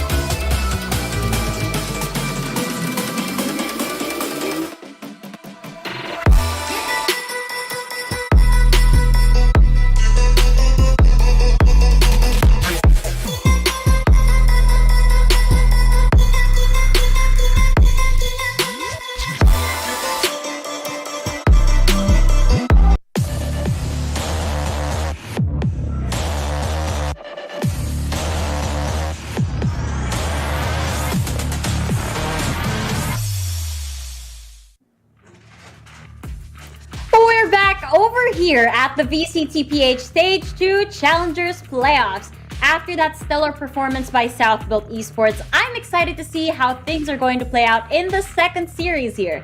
It's very unfortunate that Alpha Esports Pro is out of the running in this stage, but it's also very worrisome to think that one of the teams out here is gonna have the same risk of being eliminated. But again, that is just how the competition here goes. Yesterday we saw the battle of the OGs, but now I feel like this is what we'd like to call a battle of the Zoomers. What do you think, G10? Well, yeah, if we had the Battle of the Boomers I said yesterday- OGs. Let me be very Okay. clear. I said OGs. All right, you said OGs then. Okay, I was gonna say it was a battle of the boomers yesterday, but now we have, yes, the battle of the Zoomers, the cracked aim kids, the pug stompers that you see absolutely getting highlights every single game. And man, Oasis versus Bren, this is gonna be a very heated one. I honestly don't know who's going to be winning. It can go either way for me because these two teams, they have hot days and they have cold days. Today, they both have to be as hot as humanly possible, like the Human Torch or something, in order to get through to tomorrow. As you say that, things are starting to heat up over here, and we're gonna get hotter over here as we introduce the first team in this series. Let's unveil whether they have those amazing hot qualities. So first up is Bren Esports.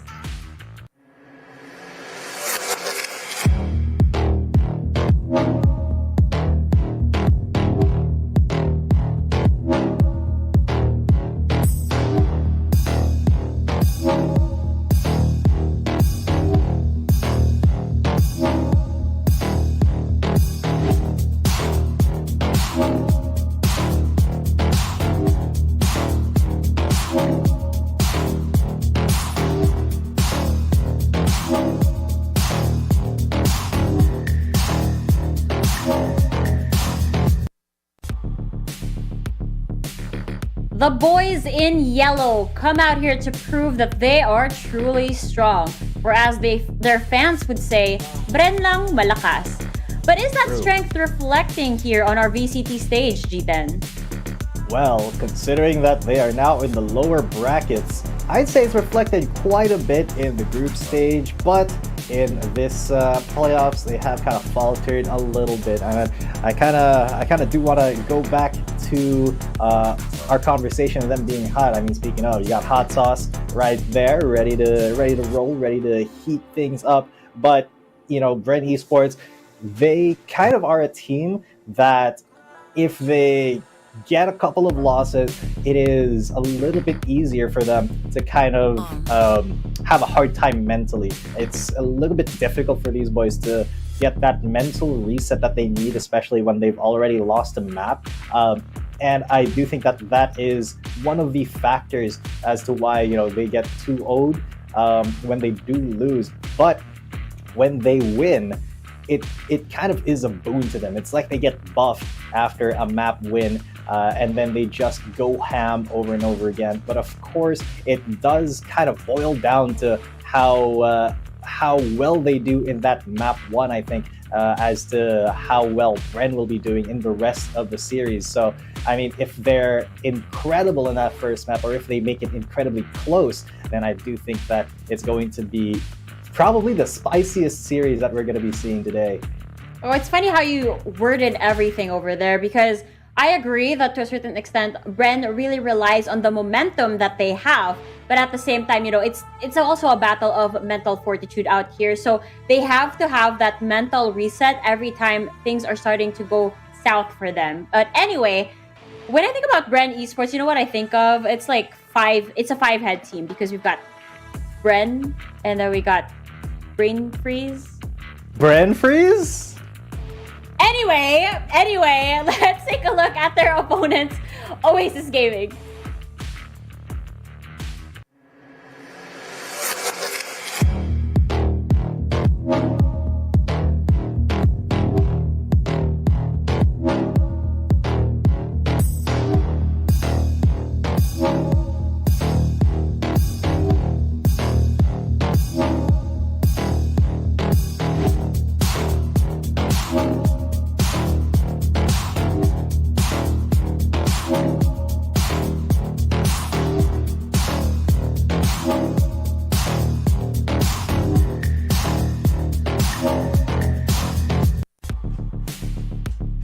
These are the forces that build up the thirst-quenching spot in the desert that we like to call Oasis.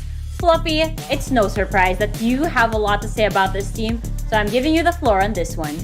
A lot to say, but I feel like a lot has already been said. Oasis Gaming really came out swinging since day one of this entire event. They took out some of the top teams in the group stages, though their momentum honestly has been cut short a bit as they're coming into this elimination game of back-to-back losses. That does play a toll on your mental, but knowing Oasis Gaming and the fact that because they dropped early in the lower bracket, they do have that one day for that mental reset, as well as time to reassess. The rock-solid roster of Oasis Gaming that has proven that they can take the fight to Bren previously in the group stages has to show up today as well on the playoffs. It is a do-or-die event right now. Last time it ended 2-1, but will history repeat itself today? Because the new and improved Bren Esports might get the revenge today and keep their VCT dreams alive if Oasis Gaming doesn't step up. Oh, absolutely. I like how you said that. You said that the single day reset, or like the single day that buffer rather, allows this team to prepare a little bit more. But as we recall from the first series, Southbuilt Esports won despite not having that one-day reset. So it's either you thrive off of the momentum, or you thrive off of the ample time that you had to prepare for your matches. Now, as we have come to explore and discuss the teams a little bit further, we can actually move on to the highlighted players for this series. And I'm very excited to discuss these two. It's, again, Brain Freeze.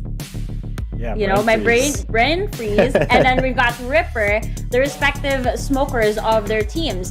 G10, when they say that the youth are the future, I'm pretty sure they meant these two. They're unstoppable forces over here. I believe the children are the future, and honestly, these guys have been taught well. Now they're leading the way. I mean, we have seen some standout performances from both of them, even though usually it's EJ and Envy that we like to focus on, because they do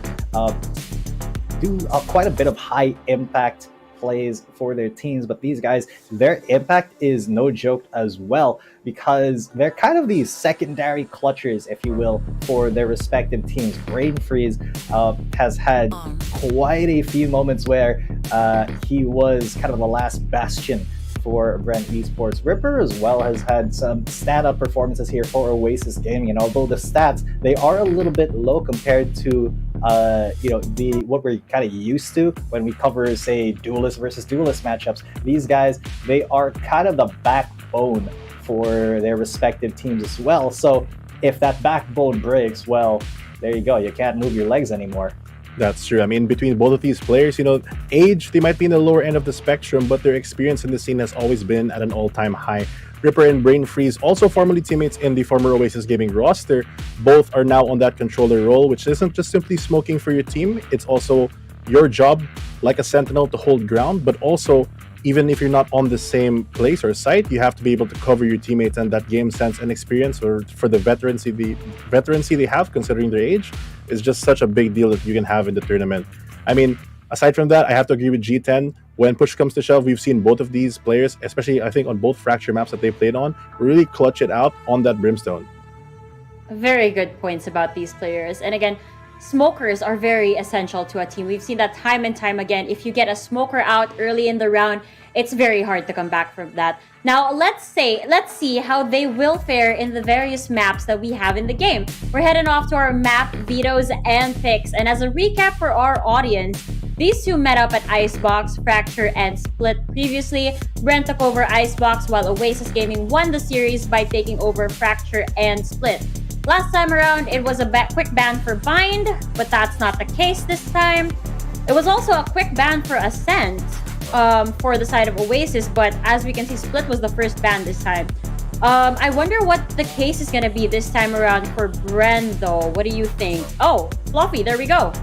Right, so they go for the Icebox ban, Bren Esports. Oasis and Bren taking out those two maps from the pool already leaves a lot of good options out. Fracture still in the pool, Bind as well is normally a first phase ban by Oasis, but going for the Split instead does leave it open for the first. I'm expecting them to either pick a map that they're comfortable with, such as Breeze or Haven, maps that both teams are honestly pretty good at.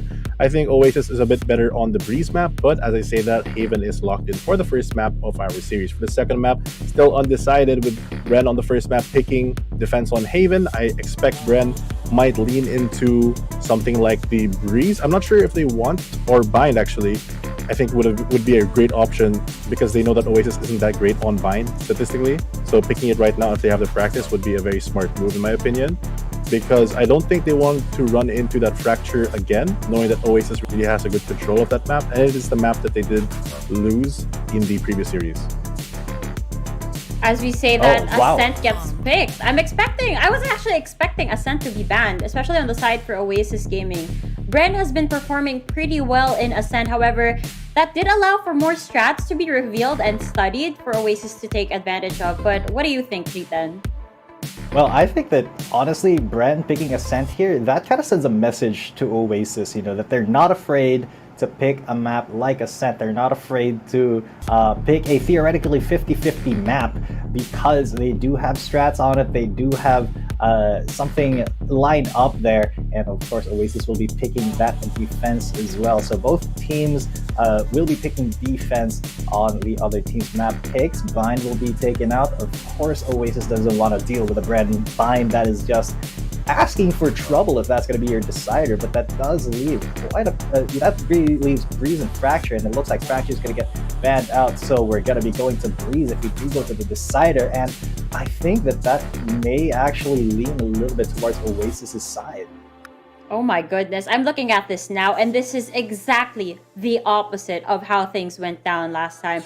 As I said earlier, it was Split, Icebox, and Fracture, and now instead of that, we've got Haven, Ascent, and Breeze, and there's no going back now. These are the maps that have been locked and ready to go, and we're all out here serving you looks at the maps.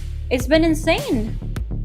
Yeah, I mean, honestly, Haven has been kind of a hit or miss for Bren. I feel like sometimes they do really well, sometimes not so well, but I think today they're going to be pulling out all the stops. Now, Ascent, I think, is going to be the most interesting map. If Oasis is able to stifle Bren's plans on Ascent when they start on defense, I think, and they're able to, cut that momentum in that first half, they have a pretty good chance of actually taking that entire map, maybe. Yeah, I think I would also agree that Ascent is probably the most interesting map for me. We've seen these two teams really play on Haven and show a bunch of their strats as well as on Breeze. Ascent, though, on the side of Oasis Gaming, they've done a couple of things differently. The last time we saw them, they brought out their 6-man DeSova main Courtesy to fill in for their roster. So because Oasis does have the flexibility to flex in their 6-man at any point, that could be an interesting match for them. But unfortunately, I think the result the last time they did that was not in favor of Oasis. So hopefully they learn from their mistakes, as they will be playing it for the second game. I feel like in general, that's going to be the most important game of the series. I'm excited to find out whether that plot twist of bringing in the 6th man in this specific map is going to be the game changer for them. But we'll just have to wait and see. In the meantime, though, I believe the prod team is going to show our predictions right on your screens right now. We got our first predictions right, people, and we're taking pride in that. This time around, I'm not so sure, because I truly believe that this could go in any direction. Like G10 said, it's a 50-50 for me, but we're being held at gunpoint here. We're being forced to make a prediction for your satisfaction, guys. Yes. Again, this is potentially embarrassing for us as well. So with that, here are the predictions. Someone's going to be 100% today, and potentially 2 people are going to get disgraced. So I hope, Fluffy, for our sake, that it's going to be a close match. So at least we can say, oh, our predictions were a 2-1. It was a close match. It could have gone either way. Wink, wink. And not just because, we predicted for Bren and then maybe they lose. But I do have full confidence that Bren will be taking it. I still say it's a 50-50, but I was forced to take a side. Now, the big question for me for this series is how consistent these teams are going to be. We've seen them at their great days, but we've also seen the inconsistencies from time to time. So that's going to be a factor in here. But anyway, we'll see which panelist gets the right prediction and gets 100% today. I'm anxious to find out who gets eliminated here as well. But again, it's all part of the competition. This is Bren Esports versus Oasis Gaming. Let's get it started. Casters, show us the agents.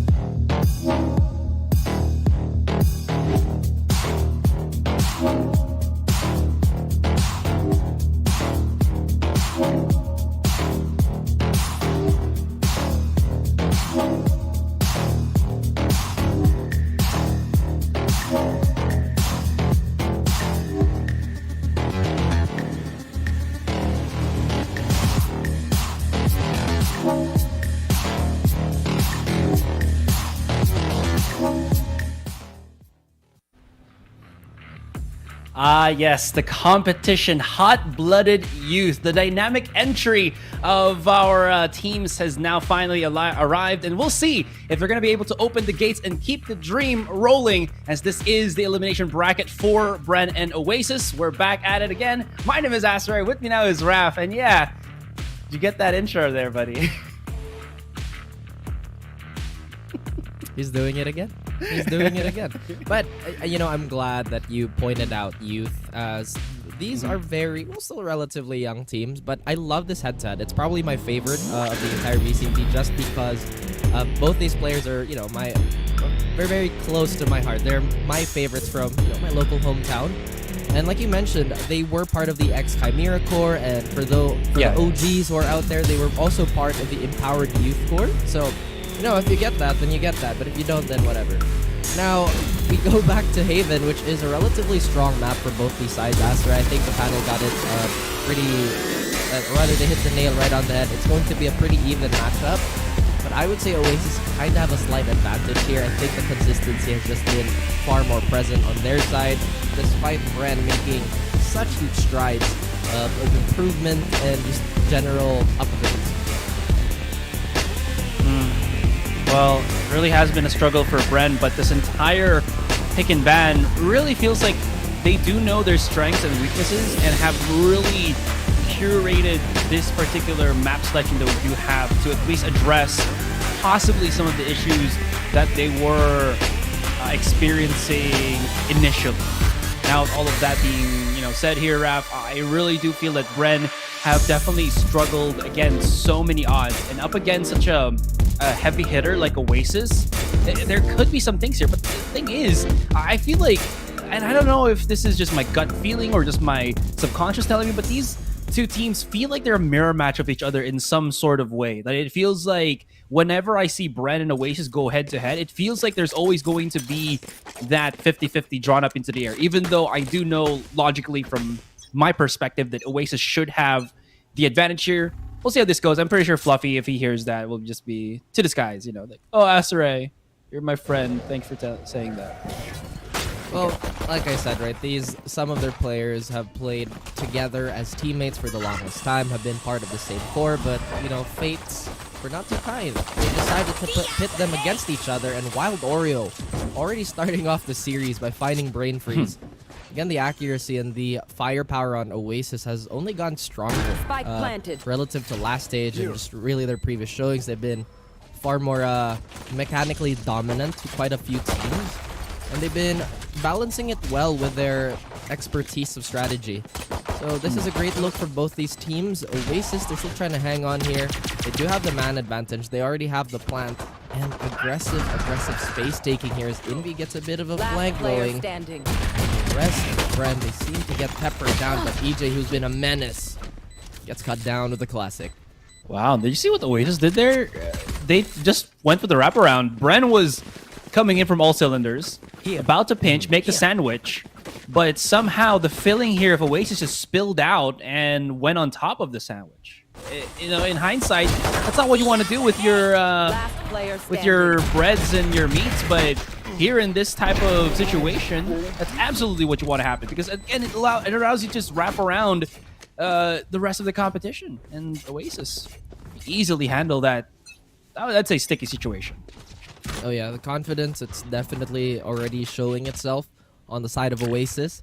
It's still a very early start, so Bren, they still have a lot of room to really adjust. This round will typically go to Oasis. They have the gun advantage, and a full save on the side of Bren doesn't really help their case, or at least in direct gunfights. Their economy is going to be pretty strong, though, moving forward. Well, Oasis, lots of things, I think, was what this team was feeling for the past couple of days. They did win up against Southfield Esports and lost. They went up against Regium Kaon and lost. This team has not really had the best of times, as I think just all of the other ones just got incredibly better. I think Marky and Wild Oreo, big forerunners for Oasis, were just a little bit more inconsistent. But this time, we'll see how this goes as the 5 versus 5 will ensue. Dropping down onto the side, they try to overwhelm in terms of the numbers, but it's just cleanup crew after cleanup crew. 2 lost, but I mean, after the dust settles, that's still a very solid round for Oasis. Bren just trying to make do with what they had with just the pistols in hand. Oh yeah, and defaults all the way for a good amount of rounds. They're gonna be investing quite a bit to just maybe pick and prod on the opposition. This is true for both sides. They want to read on how they want to approach the map. So far, this is going to be the first semi-gun round, and as expected, Bren would probably take this. It's been a trend that's been so consistent the entire stage. We've talked about it quite a bit. But if Oasis pull a magic trick out of their hat, then Bren's economy would be in shambles, free upgrades, and just so many things that could go wrong. But so far, pretty innocuous, pretty peaceful time. They're just safely staying on their sides of the map. No overextensions whatsoever. Yeah, they're going to utilize Hot Sauce here with the Cypher once again. I really do like how he's come together with this Cypher of his. It really has been, I think, very cheeky compared to the Killjoy. When he's on a map that allows him to utilize this particular agent, I think it really has helped Bren just paint a better picture whenever they play, right? And it's really nice to see that that happen, because there just is so much I think Bren does lack in terms of the info gathering. Even though they do go for these like double initiators and such, I think just the solidity of a camera just does something. You know, maybe it's the millennial in them. They need cameras, but yeah. Okay, well, you know, the Zoomers, they love to create content, as quite a bit of it is already being made, and a fight might ensue. But the utility shuffle seems to be very much present. Envy tries to be aggressive on Savvy on this fade. Gets 3. Not enough for a 4th. Coco has been a hero, but not today. Is Symbol, who's also red hot in his last appearance on this map, wants to continue that streak. Absolutely. Symbol's just been, I think, one of the bigger adjustments or the bigger improvements that we've seen for Bren. Who was the player again that he replaced for Bren? Refresh my memory real quick. Player standing. Symbol. Symbol, yeah. Josh S. Oh yeah, there you go. I was gonna say as well that Symbol did have some issues, I think, with maybe the first week, but again, he's really adjusted with the rest of the team and he's come back to full confidence. It felt like Symbol's such a crack player, right? He started as, I believe, a duelist, and then he started becoming initiator. I think that's like the main trend for people that don't get the duelist role. Once again, you have to go initiator because secondary frag and all that. But he's really gotten, I think, a lot more comfortable and just overall confident with the rest of the team. Now, a little bit of engagement on mid as Savvy spots out a couple, throws out the hunt for that supplementary vision as they gotta shoot it, so they does have some information. Hot Sauce now waiting. Maybe he can jump on top here of Envy, Mario style. But he's Goomba waiting. stomp? He's Goomba Stomp, exactly. He's called on Savvy to at least get some eyes, vision on their own spawn entrance just in case. Camera has been destroyed, but Cypher cages are still there. There is one tripwire at the center of the site. If Envy doesn't spot this, he might actually be knocked around. Never mind. Easy for him. Oasis just slow march it to the A side. Coco just making sure nobody's going to be pop-shotting through the smoke. Plans to spike down. They've cleared basically everything here. And form of retaliation, it's Savvy with the ultimate. This is perfect because now they can't really hear the peekaboos of Hot Sauce. Goes back into the wall. Really amazingly utilized there, mind you. And now we're just left with Coco, who EJ expends in just a blink of an eye. And Bren here, they got slow pushed. They also slow pushed back. What is this? Oh yeah, I can do it too, but with that being said, and on the same vine of you being a fan of Symbol, I think I really enjoy Zappy on a more passive role like this, or an agent that allows him to stay alive, because his firepower is just too, I think it's just too valuable for him to fall very early. Like I said, right, a lot of Bren's rounds that end up going, you know, when it end up going sideways, it's when Zavi dies, and he just has so much star power and so much mechanical bailout that I really firmly believe that if he's alive in the mid to the late round, Bren have such a high success rate. This round's about to begin, and like we mentioned, right, the trend is that superior weapons will almost always win for the stage. On that same note, again, they do have only sheriffs. Oasis, their main agenda here is to maybe take as much orbs, do as much economy damage. Marky attempts to take mid, but EJ, a little too aggressive for his taste, removes him from contention. Now that's right, we might see a bit of a duel here. Not even a duel, a potential slaughter as Ripper does find one, but that's all he can get. Wild Oreo gets another, and so far the consistency of finding 2 per round has been the tape of the tape here. Can he find 3rd? No. Zavi has to finish it. And I think we might see the first true gun round of the map here. Is there going to be a purchase on either side for maybe the operator? EJ immediately just buys it up. That's going to be, I think, a real strong one here. I think that's what also it kind of lacked from EJ when they faced up against, who was it? I believe that was RRQ.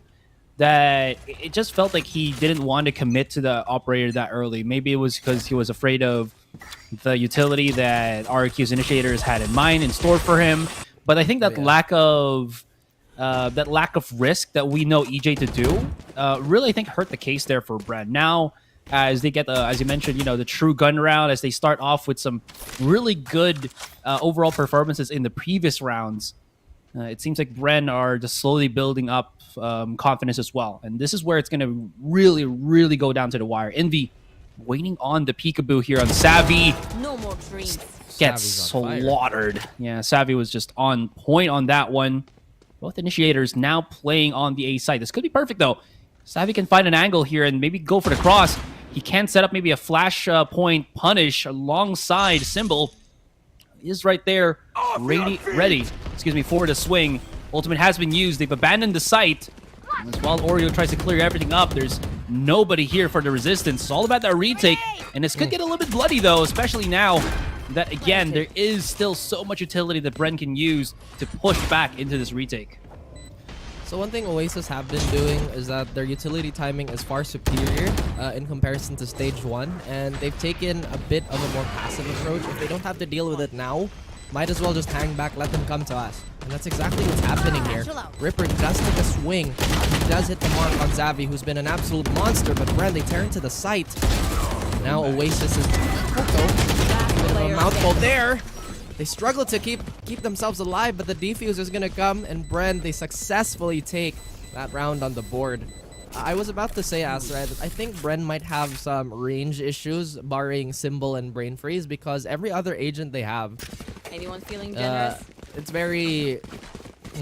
like I said, the range is very limited. Yeah, you know, Cypher, we have Jet, who's obviously designed for direct fights and whatnot. And then we have our newest additions in the cast, which is Fade. I would say her range is inconsistent. Sometimes it's really good, but one enemy remaining. Sometimes it's really not present. So far, Bren have been maneuvering this as well as they have. Oasis, once again, suffering a light buy. You want to play? This is kind of nice. When Bren plays controlled, contained, they don't really like to overreach as much, right? And whatever has happened this past day for them has really worked out. Marky trying to stretch himself a little bit thin there just to get that mid control, not knowing what was to come for the lurk. And speaking of lurks, Ripper spawned one, spots out EJ, who has to just bail out and dash, and somehow EJ misses the 2 shots onto Ripper. This could be something that Oasis can use. Savvy's holding the side, will get naded out. He's throwing basically everything he can to delay them even further. But if you can see the map right now, Ripper has already gotten access onto Garage. Rain Freeze thinking that maybe he can get a cheeky little pick as he pushes through on mid. And this might actually catch Ripper off guard, but the thing is, he's wrapped around, he's secured to see sight. They can just play for the postman right now in a 3 versus 3 fashion with having basically 4 stars remaining. This is absolutely perfect. Put 1 star on the spike, get a gravity well there, well prepped, and maybe if they want to add a cherry on top of this, could even use the Cosmic Divide if need be. Now, Wild Oreo, he does have the showstopper. Ripper, what is his plan in motion? Double stacking, playing very, very cheeky. That's the line I hear from Savvy. Will be able to spot out just the 1 actually, but again, the delay tactics is working. Hasos wants to push in on this, but he's so low, actually takes really massive damage. And again, can always play the slow game. Is that enough to stop them? Savvy re-peeking the angle. He cannot dash. He's not a duelist. And Wild Oreo finds him with the Kaboom Booms. And speaking of Kaboom Booms, no, he survived. He's good. I was just about to say, I feel like there was a bit of a misplay and a miscomm towards EJ's B-hold there. I guess we get a bit of a replay here, but look how close Freeze here. I think he was prepping a paranoia. One enemy remaining. Again, the timing was not in the favor. It could have been a different story. But now we move on. A lot of utility still spent on the side of that eco win for Oasis, but still a successful round nonetheless. They even get an operator on their side, Marky, who's been relatively quiet, who has been overrun these previous rounds. Has it now. Could be his potential tinder, potential first ember of a great fire. He will swing. He does do a little bit of damage to Envy, but the only takeaway there is that they know that there's a bunch of players there. It's just the information takeaway. But they quickly recede, they quickly retreat. Oh, but not Xavi. Xavi wanted to go for more. EJ is quick on the trade. Coco being removed from the round. That's going to be quite a unfortunate loss on the side of Oasis. They're going to have that much more trouble trying to enter a site here. That was the lone flash. Face your fear! He makes it even worse for Bren, as he does get an important kill on EJ. Brain Freeze getting popped up here for whatever reason, but Wild Oreo, fearless, uncontrollable. True to his name, an absolute savage. Hot Sauce finds Marky, and a 3v2 might ensue here for Bren. They couldn't win the previous retake, but now with the assistance of the Neural Theft, they know where everybody is. They have the information now. They have a Rolling Thunder. They could potentially layer their utility, and if they time it right, then they could potentially stick the defuse. Nobody has stuck it though so far. Did they get the sound spot? Symbol's player playing standing. distraction. Hot Sauce has to Remaining. get rid of that. But Symbol is here to find Ripper. And Bren, they string so many rounds now. 5 just to retaliate against Oasis. That was perfect. They knew that there was no star left from Ripper. Oh, no, wasn't able to save the op, unfortunately. But yeah, Ripper not able to save up at least 1 star to have a gravity well there.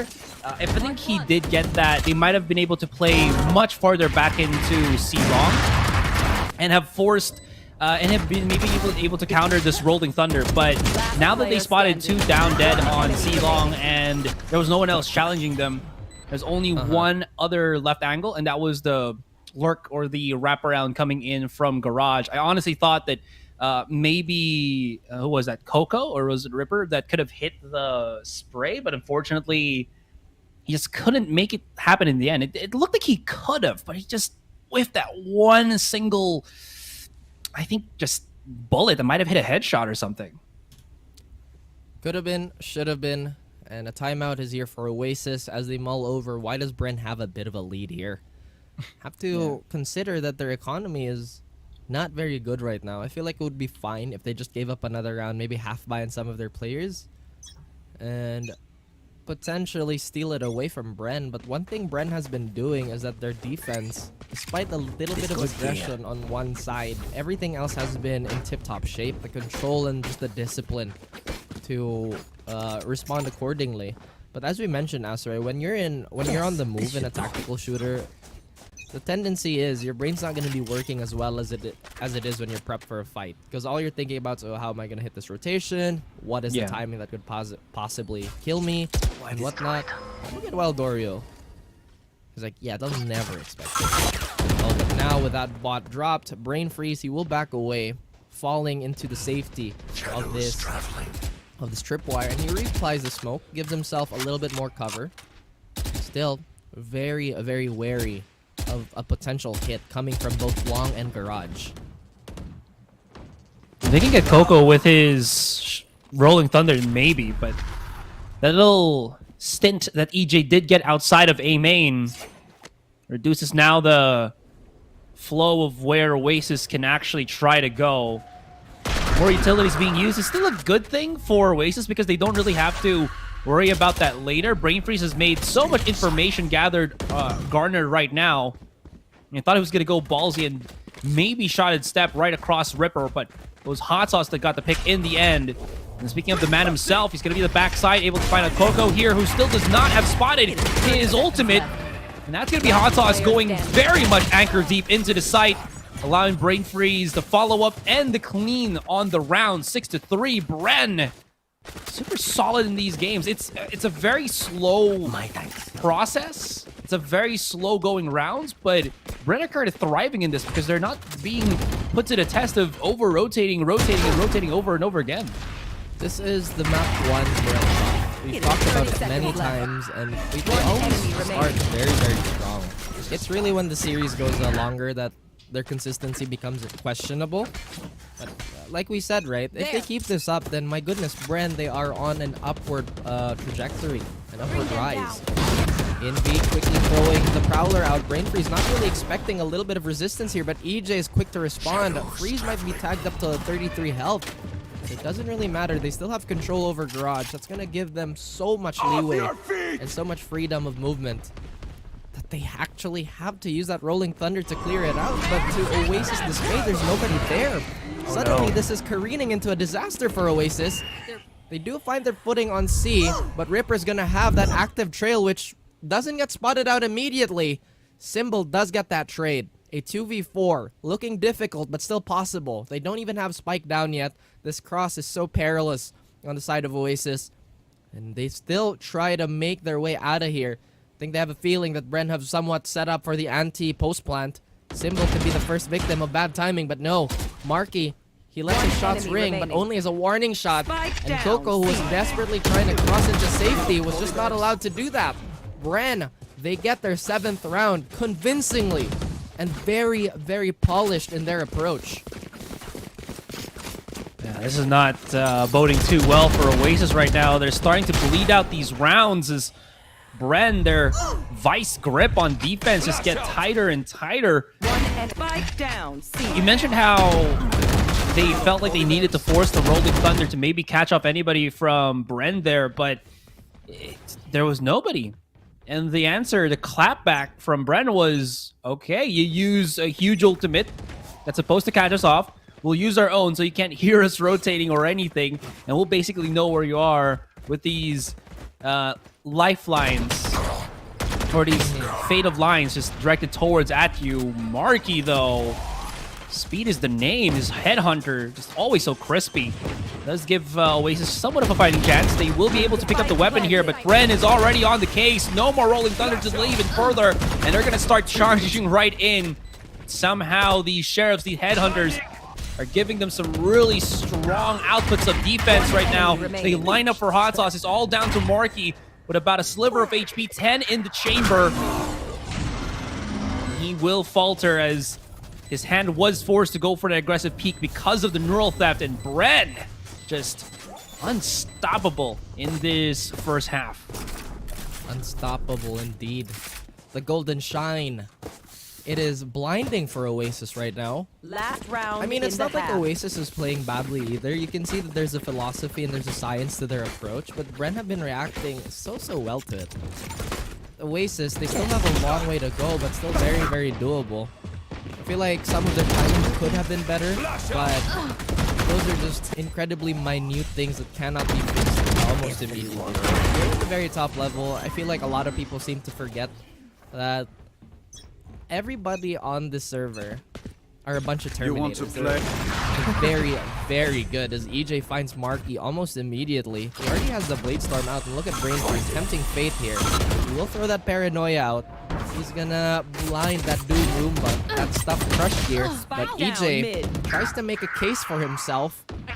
Instead, it's most of Bren somewhat faltering now as Ripper going into the defense like a buzzsaw, cutting it in half. Last two members, which is Xavi and Symbol, the double initiator duo, could potentially find something here, Aserai. But look where Oasis are. They're so far apart that the guessing game for Bren might just have to keep going. Can always keep his hood on like that, trying to go to Astral form. Unfortunately, well, actually, fortunately, he did spot out two, which is absolutely perfect. And okay. That is a bit of a boo-boo. Yeah, owie. Was not able to get to the window climber. This is perfect for Symbol because, or perfect for Bren because both of them are, again, initiators. It's going to allow them very easy access into the site. The Rolling Thunder will actually boop one already. Wild Oreo looking for the contact as soon as... I like the patience. They're just going to keep delaying even further. Now, if Envy can survive the onslaught through the walls, this could be something. And Wild Oreo is just delaying as much as he can with the ultimate, and it actually has bought enough time, which is perfect. I thought it might not have been, but it was just at the nick of things. And that will be the ROG clutch brought to you by the Republic of Gamers and presented, or gifted to us by Coco and Envy as they give Oasis the 4-8 half. Spike. Man, what a start to Bren's day. Spike down mid. It just really is unfortunate that we're not going to be seeing one of these teams moving forward. I mean, it is such a treat to watch everybody compete the Clash of Styles, to see how they've improved against each other. One enemy remaining. Alas, the cutthroat and the ruthless nature of competition really is unavoidable and is the nature of the beast. As an eco round, or rather a reset, is going to give Oasis a little bit of time. Ripper has been performing very well. This time Envy's the one that's kind of... Well, no, actually he's playing Fade, which is a pretty support-oriented agent. And those 6 assists, they add up very quickly. So I wouldn't necessarily say that Oasis's mechanical prowess at the moment is taking a dip. It's just, Brent's just playing so well. But now we're on the attacking side, Asrai, which has been a woe for quite a number of our teams. Well, I don't think this is the biggest of woes for Oasis here. They have performed quite well, I think, for the most part on the attacking side in this particular map. I think the Only time that they really had troubles was against RRQ. But I mean, RRQ, they have the essence of SV Empire. They had the essence of, well, they have the player which is Nexi, right? And he's the iron guard of the stronghold of the fortress. So that's going to be quite difficult for them to pierce through, especially with how well he's been playing. But maybe against Bren here, there is going to be a bit of a difference. That being said, Hot Sauce has been also performing almost as well as Bren would want him to. So if he can really bring that right now for them, maybe they're going to have a difficult time. But we'll see how that goes. I mean, it is the second half now. It's going to be on the attacking side. Bren is going to be the one to reach. Oasis is going to be one to push back, and maybe with this comp, it might pay off because, again, Marky on a Sentinel as well, a Chamber nonetheless. It's not the most ideal on attacking, especially here in Haven, but on defense, I think he should be able to find a bit more success. It's the Sentinels' time to shine when they're on defense, but talking about the offense, I feel like Bren's attack might be much more committal compared to Oasis. We love to highlight the utility shuffle. That's just how it is. We love to talk about how the smokers can control the pace. Brain Freeze does have the luxury of a regenerating smoke, but it just does not have as many as an Astra would. This time, though, they barrel through B. They want to occupy the link space. Ripper commits to that fight. Does not get the return that he wants as Bren. They still walk forward. They march through everybody on the side of Oasis. And Oasis, the struggles continues. Or is that the question? As Envy is very wary of that composition. He only has the Haunt available for him. It will mess up their crosshair play momentarily. Hot Sauce gets one. Symbol does find Envy. Coco stunned up and now have to deal with a million flashes of utility here. Yet again, he will fake that. Can he find the fight on Symbol? No. Symbol shows why the crab is peak evolution. Look at that crab peak. I mean, if you can go left and right, why not keep going left and right? Lateral quickness. Spike play. Think about, you know? Horizontal fatality. Yes. Absolutely. Hit them first. That's right. No. The synergy is too much at times. It's outstanding. We reached peak tomfoolery here. Yes. Even though your name's Raph and mine's Asura. Oh my goodness, how could you tell them? This is Hot Sauce found Marky. Waldorio. The mission to do economy damage on the side of Oasis just seems impossible at the moment. They have the upgraded pistols on Ripper and Coco, which they have been pretty proficient with. But this arms race is really going in the favor of Bren. They will have an uncontested A. And they'll go about their day. Oasis, I can't really say the same though. Well, they have yet to find their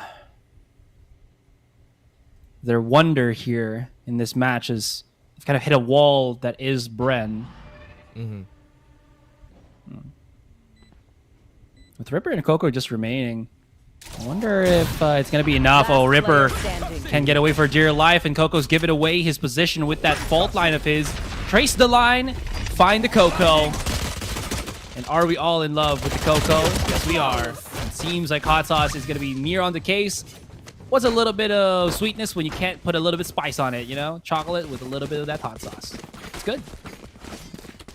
Don't tell me that's an actual combo. It is.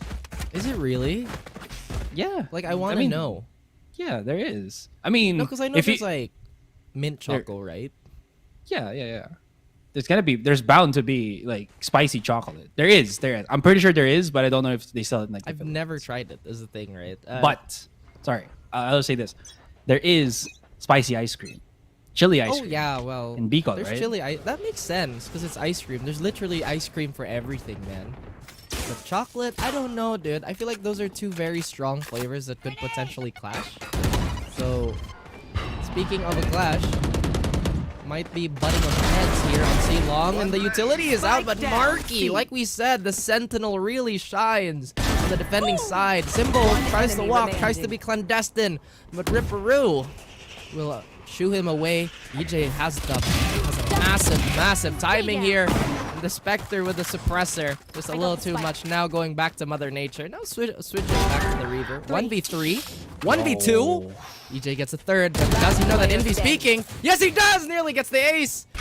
But Coco, oh dear, Coco loves to play the spoiler. That's a little bit absurd from EJ. Able to just stay inside the smoke for such a long time and not get flushed out or anything. The explosion. Marky was already in such a good spot, and him alongside Ripper were just able to deal so much massive damage.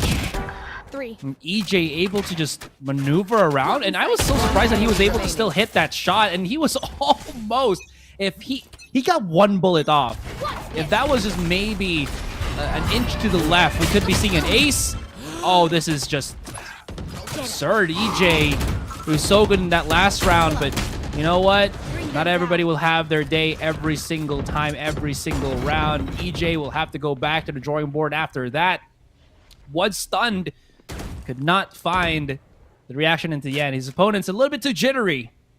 Now, Bren losing their forerunner here. Might have to figure out something else. But what they do decide to go here for Raf is still the slow burn onto A. With these Prowlers being used by Envy, it does give away the positioning for Bren overall. Hot Sauce lurking as always. I wonder if his threat is actually enough that Marky and teammates will actually be afraid of him. In any case, the ultimate has been used. I think Hot Sauce will just wait just a tad bit more. No, he backs away to the rest of the A site as he knows that he just wants to play that 4 versus 5. Savvy now onto the open has to help his teammate while Oreo making a lot of noise. But again, as I mentioned, because Hot Sauce went to the wraparound, while Oreo will not know about this, and he will get just dethroned from his position. Ripper will not be able to get the shot, but this is still a numbers advantage for Oasis here. There is a good set crossfire from Bren.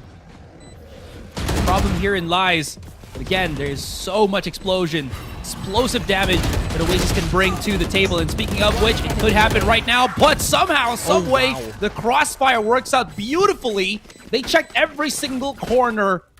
And because of maybe the confusion through the smoke, because of the smokes, they could not find any member of Bren until Bren was able to just be done with them already.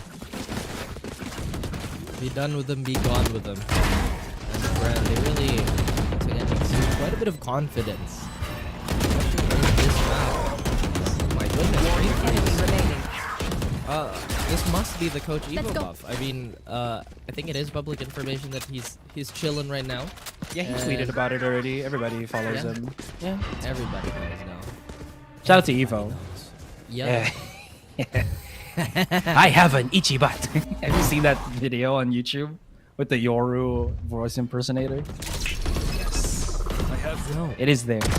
No? Is there? But who else is here? It's EJ. How did he get past that? Marky, who should have been the stalwart defender, is absolutely annihilated, and the rest of his team is suffering from the sins.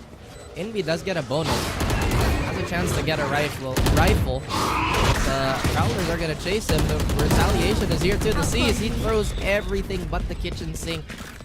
And a little pistol upgrade here for EJ too. One more round, one more round. And this has been a bit of a beatdown, honestly. Oasis, like I said, they're not really playing bad, but Bren have been playing so well and so confident. True. And you see EJ here, when you give him an inch, he'll make it into a mile, especially with the Prowler of his teammate there, just giving them so much access into the site. And now Oasis, they've called a timeout. Ooh, might be a little bit too late on this. I think it was that leak. This drawback. I think it really was that leak towards Garage that, like, guys, what's going on? They've done it like, what, twice already? I think the problem there was, I think Marky set up a rendezvous for him to fall back into CT safely. But again, it was just one of those unexpected things where your first instinct is to look. You know, that's exactly what happened. But again, Bren playing so well, so sharp. think Hot Sauce is... I was about to say something about how their economy is rolling right now, and that they do. They really have no qualms of taking this for, or at least bleeding out as many rounds as they can, but I think they're going for the jugular now, right? A very heavy-handed push, potentially towards C long. Could be the play in mind, as we see an anti-flank on the side of Hot Sauce, so he might just rejoin his team momentarily. Look at this, Oasis, they try to advance their defense, try to get that defensive line, try to create a trench for themselves to hold. But EJ, suddenly he's trying to turn this trench into a grave. Hot Sauce is still very much present here. Another plan that might happen. He will get it. Wild Oreo potentially could have missed time that, but no, it's EJ getting a third. Oasis. Are they gonna concede this map, or is Wild Oreo going... Is he gonna go ham? Spike planted. We've seen a 1v4 from him, or a potential 1v5 from this exact angle. Can he replicate that success? He throws a nade. Could potentially find it, but no! Attackers it's EJ's 4K SRI. Convincing map 1 for Bren. Wow. Wow. Absolutely a different face to Bren here. Do they have multiple masks? They kind of do. Such a different look on Bren's performance all throughout this not the entire series, but this first game, mind you, on Haven. That is the map selected here by Oasis. Oh wow, that completely slipped my mind. That was an Oasis pick. Yeah, but I will argue that even if this is an Oasis pick, I did also mention that Bren have somehow curated a really good map selection overall for them to play in. They've removed the maps that they were not as convincing as in the previous couple of days. We've seen the ban on Bren for Icebox. I think the past 2 series that they've played, they've allowed Icebox to pass through. Now it's just not on the selection anymore. Also, aside from that, they also banned Fracture, which I think they know is a very strong map for Oasis. So yeah, sorry. Yeah, go ahead. I'm just saying that this is one of the games that they would love to, or at least is very much endorsable to any would-be fan or any would-be investor in terms of the game, right? Whether that be an analyst or a coach. This is one of those games where the adjustments were just so well done. One thing that I am very curious about Oasis is that why they opted to put Marky on the Sentinel, on the Chamber, which, I mean, it's not a bad pick, right? It really isn't. Marky is an excellent shot, but I feel like he really shined when he was on Jet, on this map in particular. Yeah, but the thing is, they haven't used that composition, I think, in a while, at least on Haven for Oasis. I think maybe the last time that we saw it was maybe earlier stage 2, not playoffs.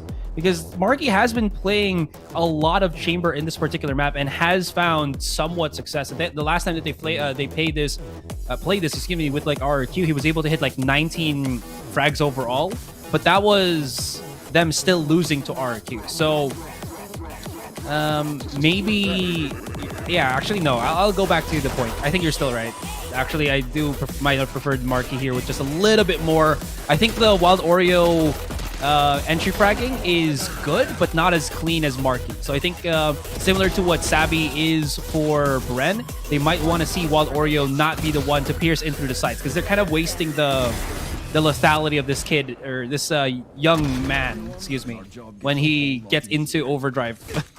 In any case, this is just assumptions and analysis, you know, from an outside looking in. A little less outside than most, but still, you know, it is outside looking in at the very least.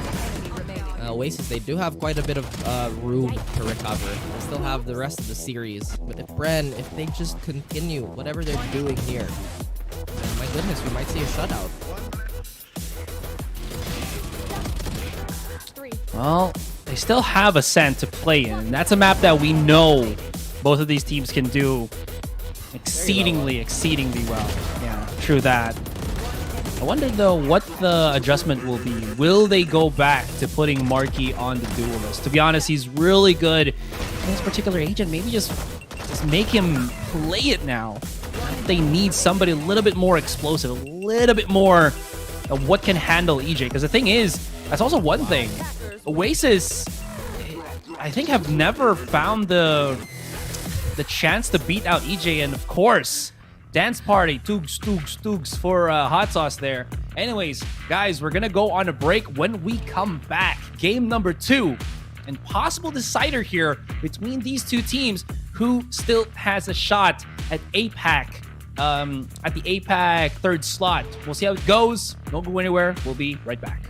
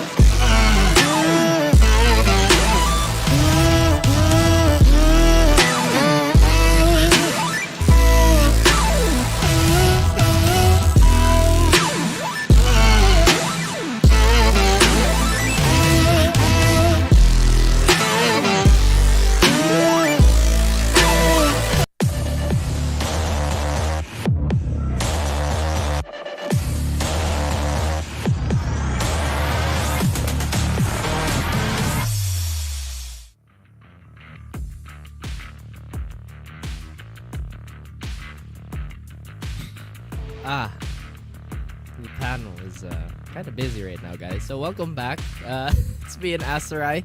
I know you guys miss the panel a lot. They give us a lot of digestible information. They're very smart. They like to make fun of single people. Looking at you, Laika. But yeah, we're back here. Honestly, I think we're kind of seeing Oasis getting cornered here. Maybe this is the game where they kind of have to try something else, Asarai. I think also, we were talking about this, what I say backstage, maybe off air, that I think one of the reasons why Oasis had a little bit of struggles was their spacing. There was just a little too many gaps that Bren had a lot of control over. Yeah, and because of that, Bren, especially EJ, was just able to get through the cracks. We were also talking off or during break. I think that could be the term that we could use. Even though there was that double initiator that both teams were able to utilize, excuse me, in that first game of ours, right? It felt like there was just a lot more that could be followed up on much quicker by EJ because he was on, the jet, because he had that dash, because I think it was just so much more aggressive. It really worked into the favor of Bren, and Oasis were waiting, as you were mentioning, because they didn't have that much space. They were waiting a lot more for contact, but I don't think they really expected that much speed from Bren, and they never really got a hold of it. They weren't able to fully figure it out, and it really, I think, hurt the case for them because they were trying to find all of these aggressive early engagements, but it didn't go in their favor. When it does, great. It does give them a couple of rounds here and there, but it still ended about 13-5. Now, the thing is, speaking of certain players from Oasis, Marky and Envy were at the bottom of the barrel in terms of the round. So whatever fight they were kind of pushed in, put in, they weren't able to really find that good positioning, because I think that was the Bren playstyle, to always dislocate, shift the movement of Oasis even further and isolate fights. Because you saw a lot of those moments where Oasis would just not have anybody to help them out. It was always like a numbers discrepancy when they were on the attacking side for Bren here and Oasis was defending. You saw so many times that Ripper would be by himself, Marky, Envy would be by themselves, and not really have that aggressive take here. And even though there was that flash player in the form of Coco with those flashpoints, I don't think we ever really saw him be able to utilize that in a way that Oasis could have taken to their advantage, maybe because of the positioning and everything. But it just felt like there were all of these really good utilities that in practice would be so good for Oasis, but it somehow still kind of just fumbles in their hands, because I think Bren always got the one up against them, especially with EJ just being at the forefront. Again, this is a player that in one of the series that they played recently has hit 91 kills in 3 games. That is absolutely bonkers. He might not always be the player that could always do that, because again, Bren do have that instability. That. Exactly, yeah. Even though Bren do tend to get those shaky games, he can still make it happen. But when they click, oh my god, Bren can really rip one apart. I think to just quickly summarize your point, Bren, or rather Oasis, had a lot of utility to create space. It's just the follow-through was not very present, not very evident in that previous outing. But now, since they put Marky on the Jet, maybe we're gonna have a different story. We finally have that jump. Again, Jet's such a staple on Ascent. With everything that they have here, nothing, or at least not a lot of deviation. I think we're gonna see a lot more aggressive side of Bren. That's typically the story when we see Zappy on that KO. We still see that double initiator. EJ, lo and behold, still on that Jet as well. So nothing too crazy, not a lot of innovation. Just it's gonna come down to comfort potentially on this map. Yeah. Raph, no courtesy. Right. Actually, that's interesting. Would have loved to see Kurt play. We did mention how stable Kurt is almost always good for 1 per round, and sometimes that's all you need. Kurt does have his moments of brilliance, but he really is the type of player that you can rely on. And that is the biggest thing. That's the most important thing. They might be hoping for maybe the explosive aim of Envy to come back into full swing on Ascent, because again, we tout Courtesy as the more skill-based Sova, where Envy is more of that aim-based Sova, or flex player, or initiator, whatever you want to call it, right? So they might be looking for a lot more interactions against Bren here that might not need too many nifty lineups. That being said, Envy always is also a really good player that has good instinct with how he set up his utility, so it could still be something.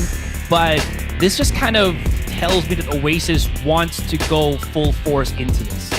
Whether they've adjusted the agent selection and, as we were kind of hoping for, put back Marky on the Jet, this is going to be something that I feel Oasis really wants to put Bren to the test. And Marky might not just be able to hit that particular margin as they would want. I did not pay attention to literally anything you said. I was reading a book, but amazing, yes. amazing. Yeah, game good, Marky really good. No, again, just to harp back on your point, yeah, I mean they really need that explosiveness. Right now, it's EJ showcasing that as he dashes onto the switch. Not a lot of resistance on the other side of the world, but Ripper to find one. Suddenly, an Envy comes out. Surprise! He does get a third for himself. Hot Sauce is all on his lonesome. And Envy smells blood. He invades his space and face with that headshot. Oasis, they start stronger. Much stronger relative to the previous map. What did I just say? Putting Envy in a position where he can just, again, play those angles, hit those shots. And Ascent, I think, has been the individual favored map of Oasis. And by that I mean whenever you just see them post anything on like social media, right? Envy, Coco, Wild Oreo. I feel like it's always been Ascent that's been like the map that they play the most, so they might be the most comfortable here as well. So yeah, they just farm clips in this particular stage. Yeah, and it does look like the aggression doesn't want to stop. They use that one way for their benefit, but Coco is here. He gets a third now. Can potentially get the rest of the team. He will not be stopped. Well, Ripper pulls an Aserai, steals the ace, or as Aserai would say it, I secure the kill, guys. Again, yeah, I secured the good fire, yeah. Sorry, don't do this. Anyway, we go back to the match here. Oasis, they get that typical start. Bren, we already know how this story goes, guys. They'll get that bye. They're probably going to win this round. Most likely they will. And we're not going to really have too much to talk about up until we see that true gun round. But in any case, this is a good sign for Oasis. This is the start that they could have wanted. Now it's Bren having to adjust. But Oasis, they kind of have to maybe potentially temper themselves. If they over-aggress too much, then that could be their biggest downfall. Well, I mean, they have EJ. It has been their strongest and weakest, I guess, attribute as per recent. But they really are committing a lot of things here on that mid. And this could work, though. If they can flush out Wild Oreo, this will isolate both Marky and Envy, which could also allow Hot Sauce to make something happen. He has been spotted here, but he is pushing them back, and somehow EJ finds Wild Oreo through the wall. They still have some time to mull things over and figure out where they want to rotate, but it seems like they are going to be pushing the B side already. Marky already expecting, could not dash away. EJ, if he sees that recon dart, now he knows. Envy's on the side, and they could try to overwhelm him. Envy is so close into the corner. The recon dart does get a tag, but the Spectre not enough to push through the wall. The spike, where's the spike? 30 seconds, they gotta have to start moving, and somehow they've abandoned Market, allowed Oasis to get access to that, and Ripper is just stopping them. What stopped them from pushing to Market there? They just repositioned at B main and allowed Oasis to regroup and regather. No more time for brain freeze. Maybe he can get lucky into this, but they made it more complicated than it should have. And Envy here does hit the crossfire, baits it out, switches up perfectly, and Bren, I don't know what just happened. They gave up Market. I think hesitation was their biggest enemy there. Like you said, there was a lot of room that they could have potentially taken. But with Marky doing that, I feel like that was a lot of mental damage that they... Oh, was he setting up for another player? Was he trying to hold for the stairs play? And again, that just caused a small delay that Oasis did so well. A wrong turn for Bren, and a turn for the worst, it seems, as the script has been flipped over. Now we are at a 3-0 start on Oasis. They still have not relinquished their bonus weapons, at least for Coco. Look at Bren. They have to fight this fast. They have upgraded pistols, but they already lose EJ, so the tip of the spear is broken, and now they are left with a bit of a compromise, potentially.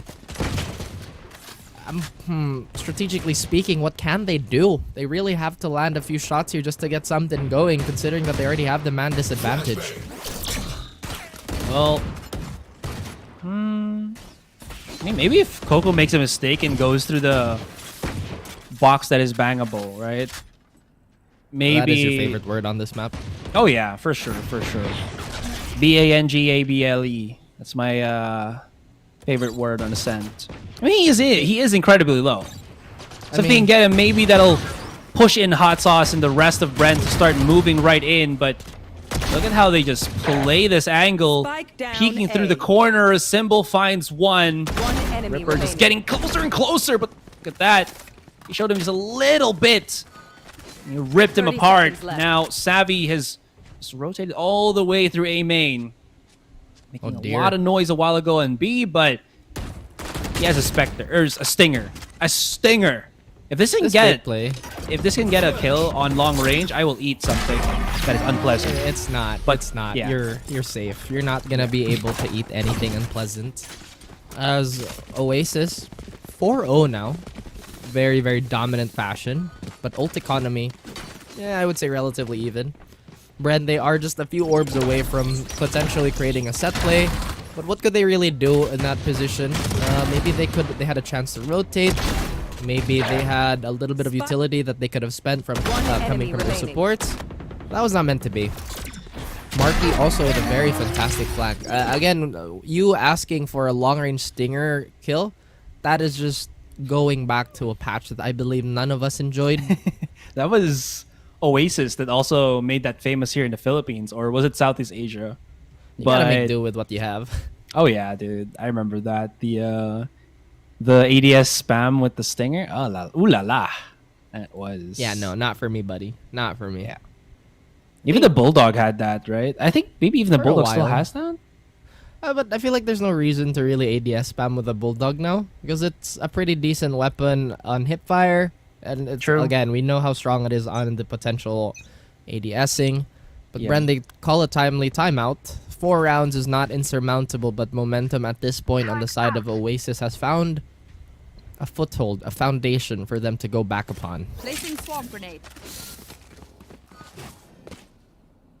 And they've really, again, just given themselves a bit of a lifeline here. And it is one more game before Bren can at least keep themselves afloat in this tournament. But yeah, Oasis looking much more like Oasis.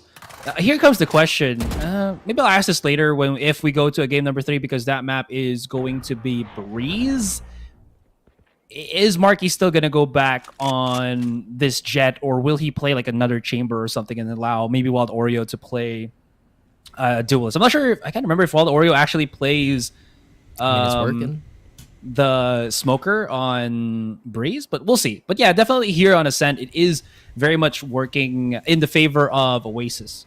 And Bren will have to start making something happen, but yeah, EJ here on mid, as you were saying. Yeah, I just realized it's Ripper on the Sentinel. It's not a very common sight, but like we said, right, sometimes it's a shake-up that needs... you gotta rattle the engine just a tiny bit. Yeah. Shaking the bacon. What? No, but bake.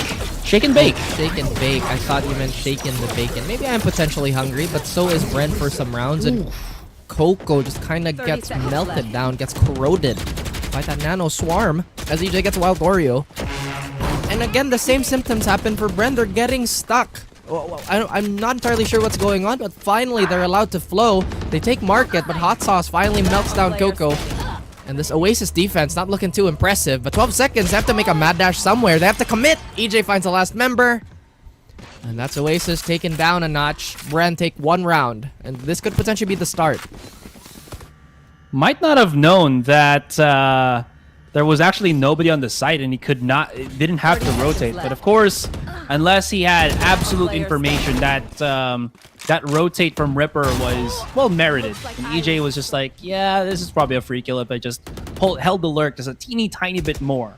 But since they do have this cushion of rounds here, Raf, we'll have money to spare for about a round or two, and give Marky this operator in hand. Is he really going to peek through this smoke? Well, it was just the budget smoke. The flash, though, just a bit of fake.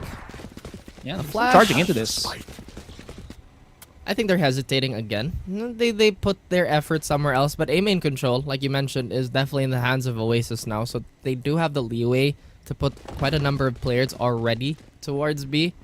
And we see that defensive rotation come just in time. Well, they have to worry about this lurking Jet, the form of EJ, who's been a natural terror towards market. He makes a lot of money there. Lots of plays have been made. But look, a double back now. They let go of A main. There's still a minute left, so that's an interesting choice. This is going to be a high-flowing round as we see a bit of a fight, but Coco takes it. Now Wildorio takes 1-2, Asarai. What? Well, 3? Okay. Okay. Wanted that extra bit of pick-me-up for us. It's like, no, it's not going to be 1. It's going to be 3. And Savvy, well, he saw a surprise through the window. It wasn't a ghost. It was the full living force of Oasis.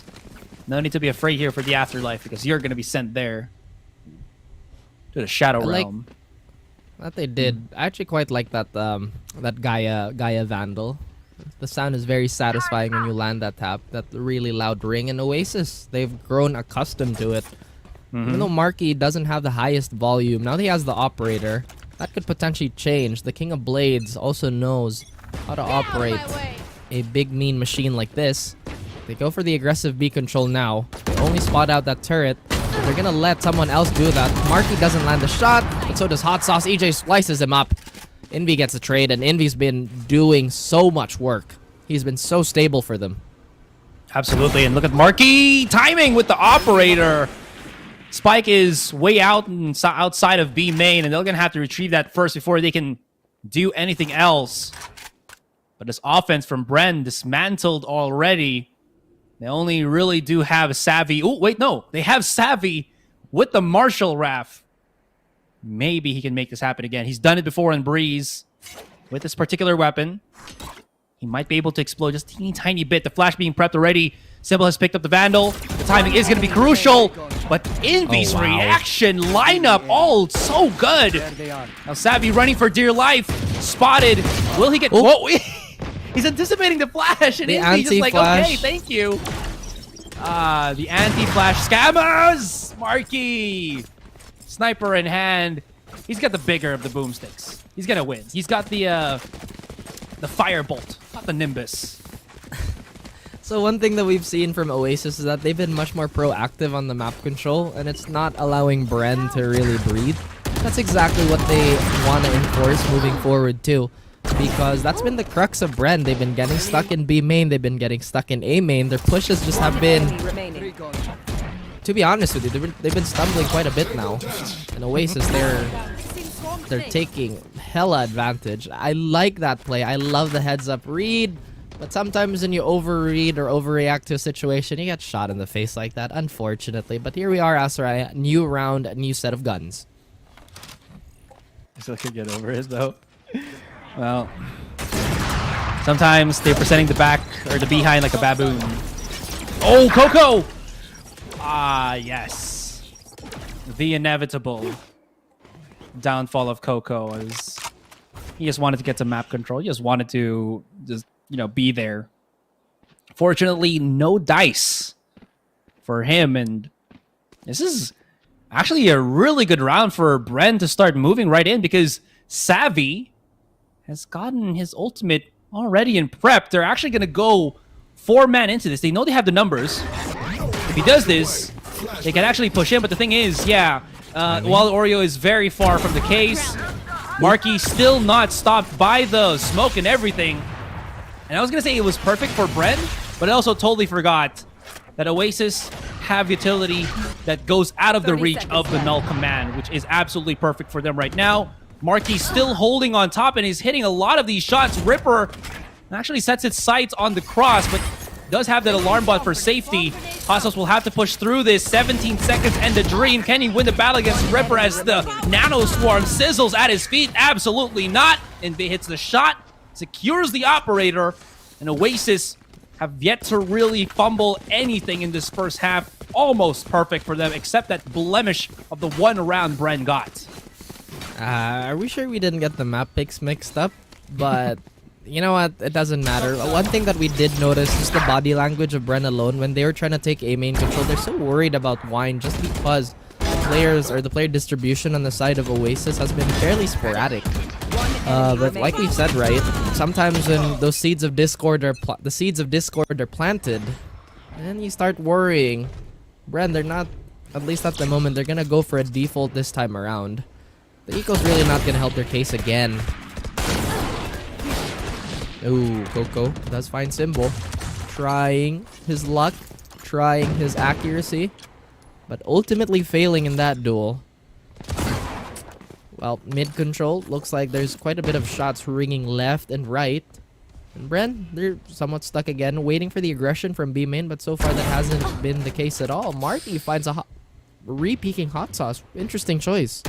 I don't think he actually saw him as he jumped out. I think he was peeking through for short, and he wanted to get that control through mid, and Marky was very well aware of what the vision situation was for hot sauce. That being said, Savvy, ooh, he's gonna get spotted here by Marky, isn't he? Never mind. He actually backs away into the corner there, so he can't really spot him unless he goes a little bit more forward, where the crossfire is set up from Bren. Now Marky making a lot of noise here, as again Bren's options very much dwindled. Savvy will not get stopped by the null command, or rather by the fragment, but that shouldn't really stop it because Ripper's here. And did I just see Coco almost about to throw his gun out? But again, no sweat, no harm, no foul. It's only down to brain freeze. And somehow his cranium, his headspace has just been shattered by Ripper, who's already leading at 12 kills. Ripper performing very, very well. Now we have a gun round in hand. Bren, they tried that default, they tried that mid contact, or at least experimented with it, played with the idea. But the Fire Powers is too present. They did succeed in crawling up towards tree here, so maybe that's an inkling of what they want to do this time around. As you can see, quite a bit of pressure is going to be applied towards mid. We see a Symbol, we see the rest of Bren try to flush out Mark as they despise this operator. It's been an absolute nightmare and an absolute terror. But since they've occupied mid, Marky pushing might be an unoptimal choice. Wild Oreo already finds EJ wherever he was, trying to play for contact on Market. Now a bit of a gunfight ensues. Leading the charge is Zavi, but it's Symbol to find a frag somewhere else. Marky losing that operator. Coco still trying to bait out whoever was waiting, but Symbol on that off angle will remove him from play. 3v4 now, as the defense is still leaning towards B, barring Wild Oreo, who wants to get rid of this Symbol that's been harassing them from tree. Now, seems like this is the perfect time for Bren to recuperate their losses, get themselves some ROI, return of the investment in these rounds, but that fragment might give Wild Oreo some space here. It's still 3 versus 2, very manageable for the rest of Oasis to handle, and no eyes set on Wild Oreo. He goes ballistic and leaves the 1 versus 1 Envy. Oh, I love the repositioning here. I don't know Symbol actually knows about this. 15 seconds to the recon dart, and he might not even able to spot him out. Envy is the parkourist of Oasis, and he shows who's the better of the archers. Archers are cool. That's probably the thought process of Sova mains. Man, archers are cool. You play Sova, be that backline fragger that both these boys have been. And I gotta say, the adjustments are coming through. We see inklings of it everywhere. Firepower on side of Oasis seems to be insurmountable at the moment. Bren, they just seem kind of lost now.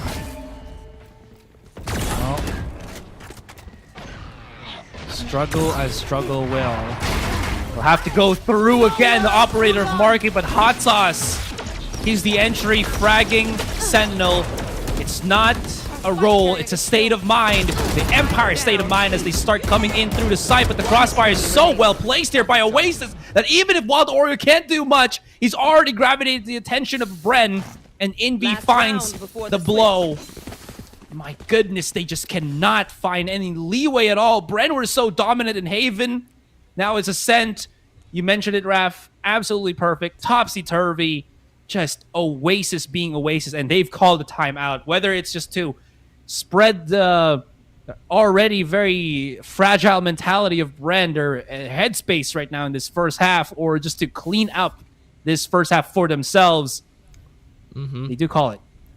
I feel like you said, it is an Empire State of Mind, but that was the concrete jungle where the dreams were shattered for Bren. They tried to aggress towards B, but this defensive layout that Oasis have been employing, I wouldn't necessarily say it's the most innovative thing, but their timing and their just positioning has been pretty much on point. Again, very... How would I put this? Sometimes like the most basic things are the most effective strategies, especially at the top level play. Overplaying is definitely something that a lot of these teams are trying to avoid. Bren right now, like you said, they're going to spend a little bit of time recuperating. They do have a bit of a stifled buy now. Really have no choice. So the question is, how are they going to make this work? What compromises do they have to make? Keep it cool. That's how you survive. Well, Placing alarm bot. I honestly don't know anymore. They haven't really answered Marquis' operator for a good chunk now. I mean, they gotten 2 kills from him for 2 straight rounds, but it still was Bren still forcing themselves up onto the site, where very much so the other teammates of Marquis were just very much prepared for him. That being said, Brain Freeze still finds 1, 2 still pinching onto the A site, but that spike is nowhere to be found, and they're actually pushing through the smoke. Envy was ripe and waiting. Brain Freeze, oh, are they gonna do a team secret special? Get Brain Freeze into the A site, where he can just plant the spike now. That paranoia does nothing to Wild Oreo, does not phase him. And now that spike has gone all the way through nowhere. Symbol just maybe already setting up the angle, but it's not gonna work. It's all gonna remain into the hands of Hot Sauce, who needs to run all the way through B main. The thing here is, even Oasis don't know that Bren don't have the spike. So this could be somewhat a salvageable situation for Hot Sauce. 30 seconds left. He has to run. He's gotta have There's to. no sound cue. Yeah, Coco could potentially hear it though, but no. The defense has already shifted towards B. They put all their eggs in the basket, so to speak. But now they'll finally hear him. The door is going to be in the way. That's going to be a bit of a buffer for Hot Sauce, but apparently for not for too long. They clear him out. They know he's committing to this. 2v1. He has to be the aggressor here. He cannot fall into the numbers advantage. And Hot Sauce, we know he makes the right decisions! And he even gets the clutch! Hot Sauce makes something from nothing, and that's going to be the ROG clutch from the Sauce Man himself.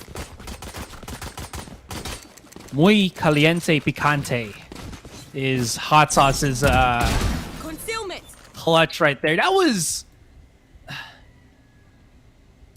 enemy remaining. That was so weird, to be honest, for Bren. I am 100% sure that Brain Freeze was thinking about that. He was so focused about doing the play that he was not able to maybe just figure out that there was one more holding the angle. But to be fair, could have, right? Who could have? Who could have? 10-2. Should have. 10-2. I like numbers. I'm glad you can read numbers. 10-2. Oh, right thank you. I was able to finish and graduate nursery, so you know. Wow. Yeah, with flying honors. They gave me like 5 stars, which is unheard of. I was really good with crayons. You know, 5. That's crazy. Exactly right. Crazy. I got 5 stars and everything. After that, let's just talk about it. But yeah, I at least graduated nursery. It's a That's flex. the most important thing. You know what I mean? It's a flex. You know, like when they had the big 8-box crayons, I already had the 16 ones. My motor skills were very fine. I was ahead of the competition. Oh yeah, dude. I memorized like the numerical table. You know, the multiplication table. You know, I finished ×1. What's after 1 then, huh? I hear hesitation. Don't lie to me. No, you know, exactly. I finished the multiplication table for ×1. Oh, you're like ×1? Yeah, exactly. You know, I'm quite curious what the curriculum is now for, our youngins out there. Stay in school, kids. For the K to 12. Yeah. Yeah. Yeah, I mean, Because you know how it is, right? I think it's true for everything, really. Yeah. Where as the years go, the level of education, there's the level of research being put into a specific topic or a field, it's only gonna get more advanced. So That's I feel true. like a lot of topics that we learned later on in life might be readily available for the younger minds out there. As Oasis, they want as much information as they can get. And maybe a potential overload could be here for Xavi. As he peeks. What? How did Brain Freeze survive that? He gets one, but eventually he'll fall. And now Bren, they try to surge back. They try to answer back, having a haymaker of their own. 2v3, they have the numbers. Do they have the utility? That recon dart isn't going to be available for a few more seconds. And I think Hot Sauce is just waiting for his turret to come out, which has been a proven tested way to help the pistol round. Absolutely lethal on buys like this, or lack thereof. This is going to be hella risk in that 3 vs 1 because Envy is going to be alone unless Wild Oreo does something for him. So he's going to have to hit shots, but he isolates the fight. Wild Oreo provides the crossfire, and EJ, this is going to be so difficult for him. He just tries to jump up, maybe to mix up against Envy there. Let us expose the rest of his hurt box, his hit box against Envy, who has just been the phenom for Oasis. 16 frags overall, 11-2. And Oasis do not show signs of slowing down. We could be looking at a straight shot into Breeze here. And we might as well be seeing that because Bren, they don't look like they're going to force by anything. So they're going to have to save, look for that round, and hope to go for halftime or overtime, excuse me. But with this performance output of Oasis, might just be going to game 3, I think. Yeah, it could potentially be a GG next, but we know that none of these teams refuse to give up. So, you know, Bren, they're probably gearing up for something. True. Now they're somewhat scattered around the map here. They get as much information as they can. Xavi will isolate Marky here, but without the smoke, it's not really going to help their case in trying to dissect that offense. With the door closed as well, that's an additional layer that they have to peel away. And Marky with the Phantom, with absolute confidence, finds Symbol. And potentially just an unremarkable round, really, for both sides. The expected outcome is superior weapons. They take away the eco, and that's exactly what's happening as Marky gets another 4 for his troubles. Ripper, same person who denied the ace, does it again. That's amazing. Match point. Again and again and again. Here it is. Bren's possible last gun round of Ascent. Oh, see how this goes. Look at that flash play from Oasis. And again, you really do miss just Marky's cleanliness as the entry fragger, right? Here. Really working out. Yeah. Been working out quite a bit. He's been doing the good stuff. Yeah, the good goods. Well, what is that? What is that? Is they smoked off with the Cloudburst just because they didn't want to shoot it, but then one person shoot it? Okay. I bet miscommunication. maybe that was like, I think maybe, oh yeah, let's maybe that's an anti-flash. Maybe they want to push, but maybe that could have been just a misclick or a misplay. You know, sometimes we like to look into things quite a bit, but sometimes that just isn't the case.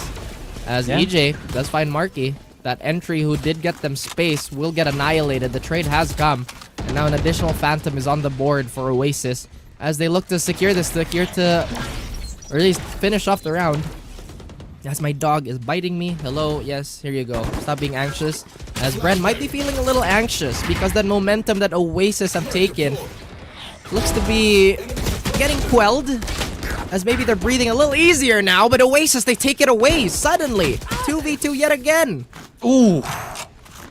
Ripper.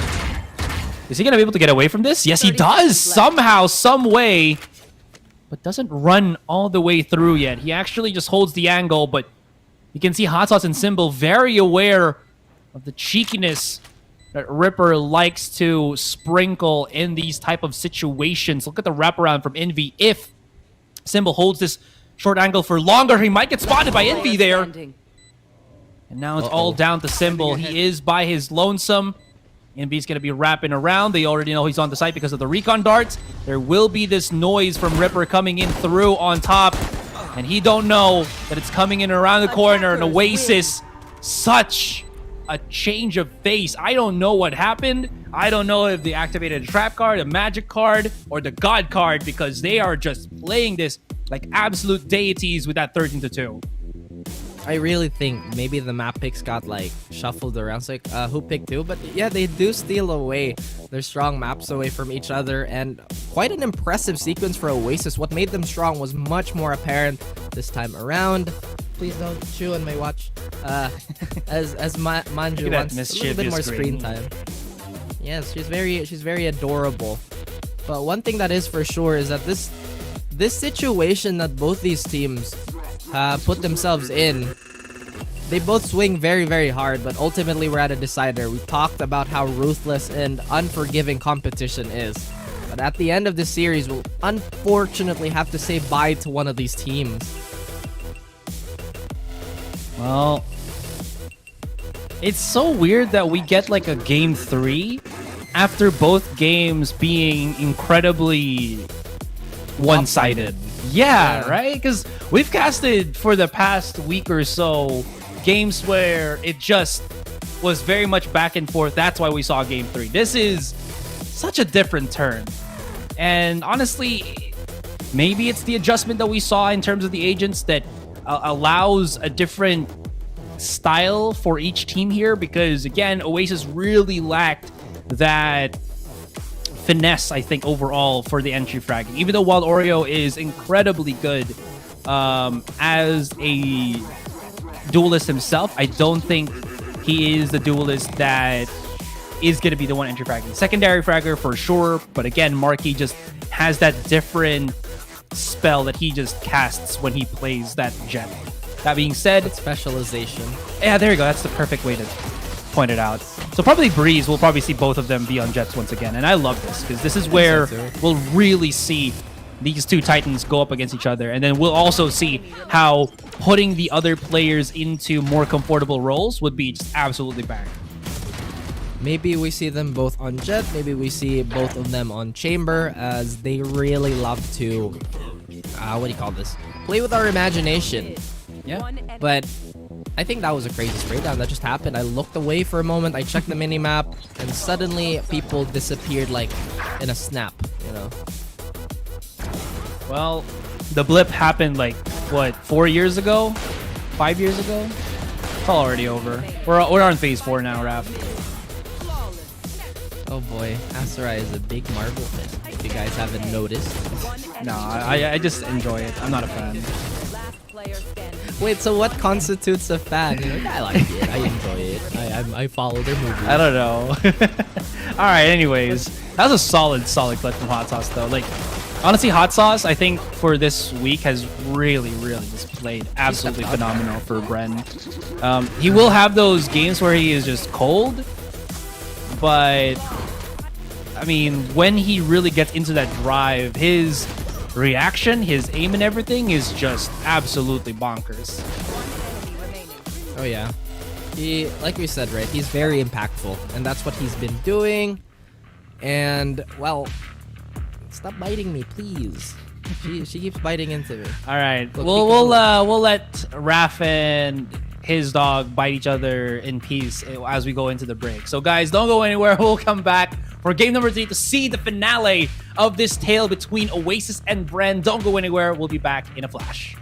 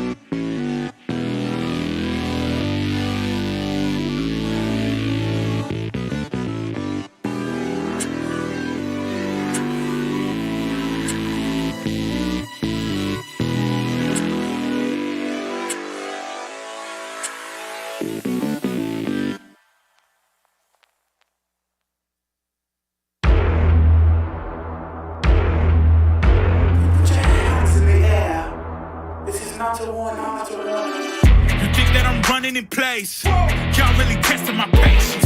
Right before I blow up the spot, I had to get back to the basics. What if my talent is wasted? It's sick, but I'm lacking the placement.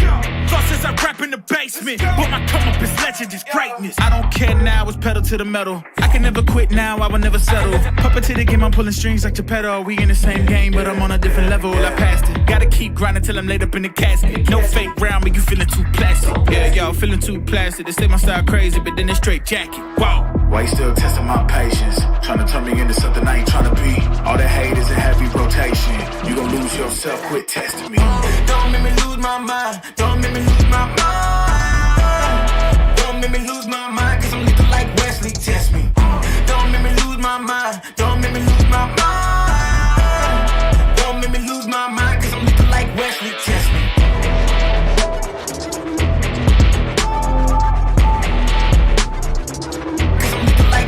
Test me.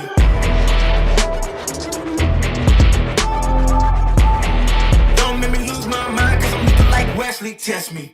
Yeah, guess I know no better. I ain't got no chills, so they call me a devil, I know. Look, I am just a man on a mission. If I want it, then I get it, I go. And if you're trying to test me a beast, you gon' need Liam Neeson.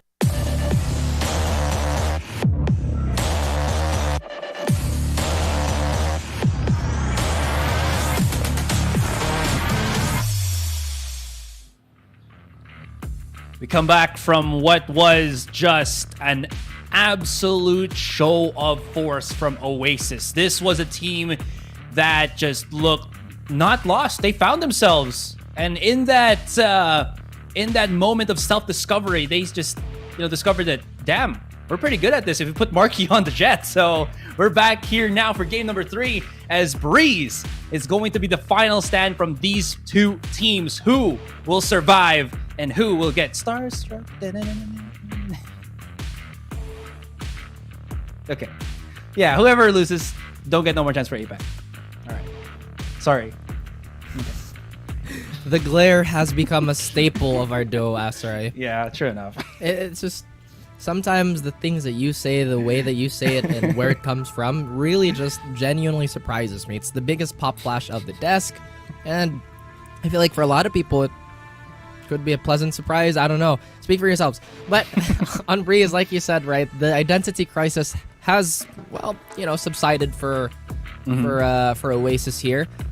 But that Bren curse of them starting off so impressive on map 1 and suddenly kind of just falling short in the next maps. Yeah. I hope that doesn't continue for them because despite the strides, despite the progress, they made it much farther this time around in comparison to last stage, which is a good marker, a good stepping stone. But if they can push themselves to overcome such curses, then we might see more of them in the coming days. Yeah, absolutely. It really did feel that during that second game, Oasis just knew exactly what they wanted to do. You said it yourself already. There wasn't really anything different from what we saw from Oasis. Nothing out of the works or something like that. They just felt a lot more cohesive. Whether it's the change of the map or bringing back, again, Marky on this Jet. We can't really keep stressing that, at least from our side. Or maybe a mixture of both. It felt really good for Oasis. Now, let's flip it. Go to the other team. Bren, I have no idea what just happened up against this particular team. They were dry peeking angles, not really asking for certain utilities from players. Maybe it's because they couldn't really find that first round to get things started from them. EJ was shut down very, very hard in that particular game, where overall he was just able to hit 8 frags an entire game, which lasted 15 rounds. He was top frag for Bren, yes, but 8 frags overall compared to like Invi that had 18 and Ripper that had also 18.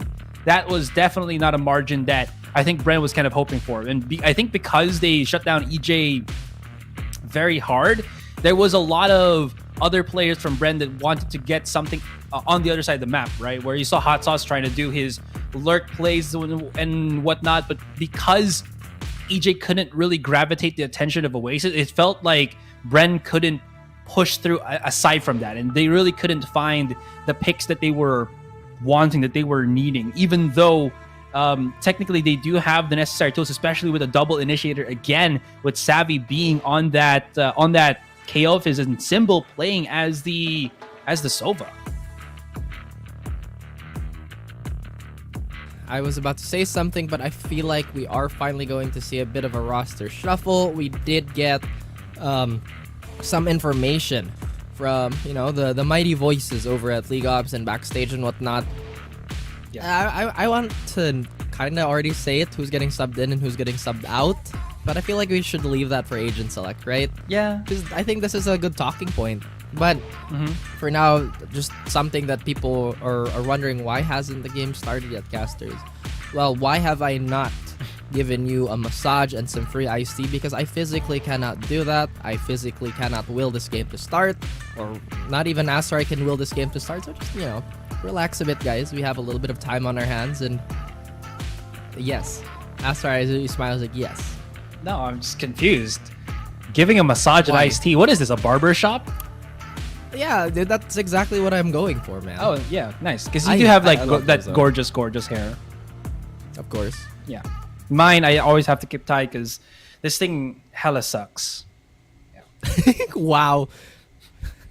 Your hair, you're gonna ruin your hair's self-esteem, man. Hair's like, I know. Dude, legit, I do not have hair self-esteem. Yeah. Why? I don't know. You look fine. Yeah. Remember, guys, be confident. All right. Like Asteroid. Okay, my hair is not, what's the term? Straight. So it's very curly and frizzy. It's very curly. Yeah. So here's the deal. If Oasis win this, I will show my hair. After it's been tied like this, you will see it has taken it will take a shape of its own. Okay. Yeah. It's pretty ridiculous. I don't know why, but you will see it. I don't know where that went. Like, if Oasis, I thought you were gonna say I'm gonna shave my head. Like, I thought you were gonna shave. No, your head. bald Aserai, I've seen that before. It don't work because there was this point where I was casting with Vil. We had this event that we had to go to Hong Kong for a gig, and somehow both of us had the same haircut, had the same idea to have the haircut the day before our flight, and both of our haircuts were just semi-bald. So, just a little bit of hair, but it's egg shape. So I saw it, Bill saw it, and we laughed our butts off just looking at each other because we had the same hairstyle for that whole event. Never again. I would assume, it's not like you would grow a full mane in the span of a few hours. I cannot do that. I cannot also grow myself a beard. I have very weird testosterone levels for some reason. Don't you need testosterone for like a beard? Like a full... I actually don't know. No, it's just, how did we get to this again? We're just talking about hair, and I feel like our audience is wondering what the hell are they talking about. Guys, obviously the game hasn't started yet, so there's really not much that we've left for your imagination here. Just a quick recap then. First map, Bren Stomp. Second map, Oasis Stomp. And really, that's what happened. A lot of spacing issues in the first map rectified, and then Oasis started doing Oasis things. Bit of a roster shuffle there, putting Ripper on that Sentinel to great effect, by the way. And now, are we in for yet another surprise on Breeze? Probably.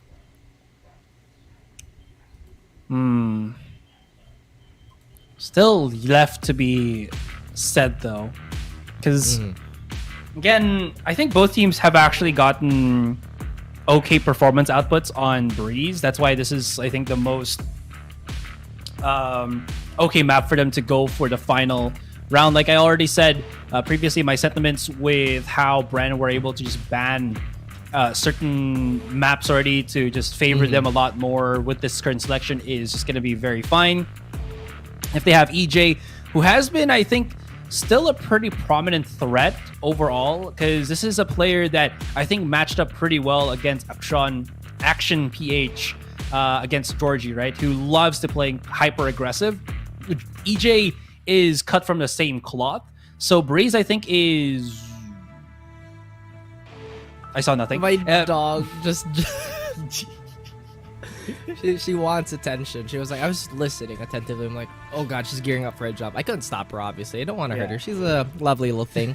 But you were mentioning EJ, who's been the absolute nightmare on Bren Street. Yeah, I He's was been gonna the taker of dreams. I was just gonna add that I think Breeze is a really good stomping ground, playground for incredibly aggressive Jets, because it is very much risky to push out into the open as a Jet player, but the reward that you get when you play that certain style, I think, outweighs the certain risk, especially on Breeze. Especially when you're so comfortable getting that mid play, it is gonna be valuable, very, very valuable for these particular players to do just that. So I wonder if Marky or EJ will be doing those kind of aggressive mid plays a lot more. Are they gonna play a little bit far back? Will we see a Chamber? Will we see a Cypher? Which, mind you, now thinking about it, has been the default now for Hot Sauce. Because again, I do remember seeing Hot Sauce on a Chamber before on Bren, but here on Breeze, but he actually swapped out to the Cypher because I think it just, again, allows a lot more control and just a little bit more, I think, flexibility and info gathering, specifically that allows EJ to do EJ things on mid. I mean, I feel like the resurgence of Cypher also is credited to the fact that people have been playing a lot of Chamber ever since his release, and now the pro meta is shifting just a tiny bit. Now they're thinking, oh, maybe we'll get a little more success if we had a less contact-based Sentinel, but would still have similar, if not better, info gathering and better stalling. I wonder, oh right, that's right. Cypher is in the building, he always has been, and he's been an absolutely stable pick. I'm glad that the agent is getting quite a bit of love, and I think we might be getting into agent select very soon, guys. So again, thank you for the patience, thank you for bearing with us. But now, once again, with Cypher on the board, I really do not prefer the KJ on Breeze whatsoever. I feel like it's way too specific. It's very telegraphed. Yeah, we have a KJ, we're gonna go for Hall's control. We're probably gonna take elbow control, and now we finally see the agent select. So assumptions. We actually see no Cypher whatsoever. It's Chamber on both sides, at least being hovered over. No way they actually go for this, right? I mean, it is still hovered over. Wild Oreo will play that. I think that's fine for Oasis. He has been very strong if he's not going to be playing Duelist, and exactly that route. I was going to say, I feel like Hot Sauce has really played much better when he is on specifically the more passive Sentinels. And this just makes a lot of sense. Nothing really out of the ordinary, but the swap of courtesy for Ripper is going to be very much noted here. Because again, the last time that Oasis did play this particular map, I don't think they actually swapped out courtesy for Ripper. It was, let me just jot down my notes here real quick. Oh, good. Yeah. But in any case, I think it's interesting. I mean, Ripper performed so well. So for them to take him out, there must be some sort of science behind this, some sort of hard read. Yeah, I think it's because of this one thing as well. Wild Oreo played the Viper last time when they played on Breeze, and they actually put him on the Chamber this time. So that could be the reason why they want to maybe put Ripper on a controller. This could be a not so bad idea. This could be really, really good because he does have that ability to make things happen for them. But as I say that, right, Ripper was the one removed. It was Coco that is now going to be playing the Viper. So that he is. There you go. There you go indeed. As we see Bren trying to crawl up towards elbow here. I think it was Bren that was a team that kind of did forego mid-control or early mid-control in favor of going for a la side lane control. But now it looks like they are going to try and take a fight here. Our recon bolt is going to spot EJ. And look at that. Look at Oasis where they are right now. They are hugging all corners of the world, trying to bear hug, trying to suffocate Bren. But Zavi is the first arm to hit a swing onto Coco. And suddenly this position is that much more dangerous for Oasis. They don't have as much trading potential. Envy is dropped to very low health. Trying to fight long range here. As Hot Sauce gets found by Envy. Envy gets traded. And now it's a 3v4. Bren still holding on, still holding patient, checking the timer. There's still quite a bit of round. So the adjustments still put onto neutral. Now, they're going to be at least still allowing Wild Oreo to anchor the B site. And this is still not too bad. Since there is no disable, no KO blade to flush out Wild Oreo here, he might be able to make something happen. And look at Oasis. They were already all the way through A main, but they actually re-challenge on Cave there, giving him some access to a little bit of fights here and now. But Wild Oreo, a little bit too noisy with the boots. Will not be able to get anything other than courtesy, though. Almost stops the plant on the spike. That was very, very crucial, maybe to make it incredibly good for Oasis here. That is in the 2 versus 3. Marky gets shut down. Now they know where the last player lies. He will be sprouting up. And this budding clutcherist maybe could be cut as soon as he tries to make something happen. The triple peak. And courtesy falls. EJ picks up the 4. And Bren, they were kind of just riding the wave there, going back and forth like, whoa, bro. Whoa, bro. You surf once, and that's what you want to make? Oh, dude, surfing was so fun, by the way. Let's do that again, as you did mention that this tropical map, as I've mentioned too, just something so calming about it, something that makes me remember all the good times. Getting shot in the face, not a good time for Oasis. Map control is still their #1 priority here, Aserai. But just the nature of Breeze, it's not been too kind to them. Suddenly, Bren's more compact play is a little more favorable. As Envy might have overplayed his hand there, despite getting the... What? But Wild Oreo gets the trade. A confusing debacle over there at Halls. But so far, this round is going according to script for Bren. They did lose Freeze, but that's off the back of a trade. It's Coco and Wild Oreo have to do some sort of effort to salvage, and Wild Oreo gets to work finding Xavi. But it was not meant to be. 2 rounds on the board for Bren. I will say, though, there could be a trend where whoever loses the first round actually loses the whole game. I don't know, because it feels like after that 1 to 2 round advantage that you gave your opponent, right? It feels like they never recover from that. Well, I could be wrong coming into this one now, because again, agent selection is good, but if that trend really is the case, then maybe this game, this particular make or break, really does rely on who just gets the better of the 2 or of the start. Mark's gonna back away on this. Ooh, so close, so close. It's so far away. Wild Oreo comes in from up above. Oh my goodness. And he rains justice just from the vertical angle. There will be Symbol to come through the corner. This could be a really weird crossfire, but they've already lost Hot Sauce and Symbol to remain. And Oasis, I thought they were gonna fumble, but boy, did they recover that ball and start shooting at the goal. Justice from above, as you mentioned, but they were in Oasis sights there. Completely locked on, no escape. And Bren, now they dig deep. Not too deep. They have an upgraded arsenal this time around, but I love the aggression here. Knowing that they're going to be up against somewhat of a stifled buy. Could have been a dangerous gamble. But the timing and just the rhythm of it all was not something that Oasis was anticipating. But still, they are relatively unharmed. They do have a buy here. EJ even gets an idea of where Marky is. Unfortunately for him, just the gunfight wasn't in his favor. And now Envy, he's turning up. He finds 2. We see Brain Freeze. Has to make most of the situation. Hot Sauce tries to do the same. Marky still very wary of this corner. As you see the re-aggressive Viper, they see each other's barrels.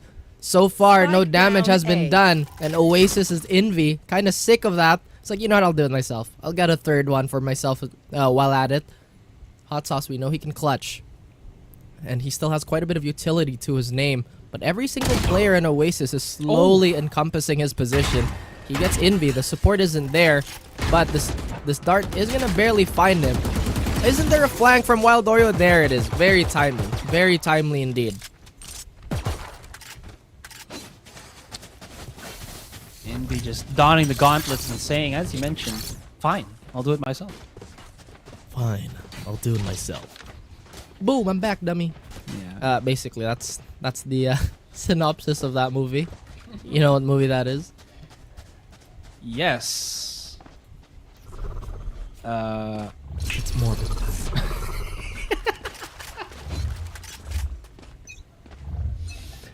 Oh boy. Oh boy. That is... Oh, dang it, man. That is one of the most stupidest things I've ever heard. It's still funny as heck. Anyways.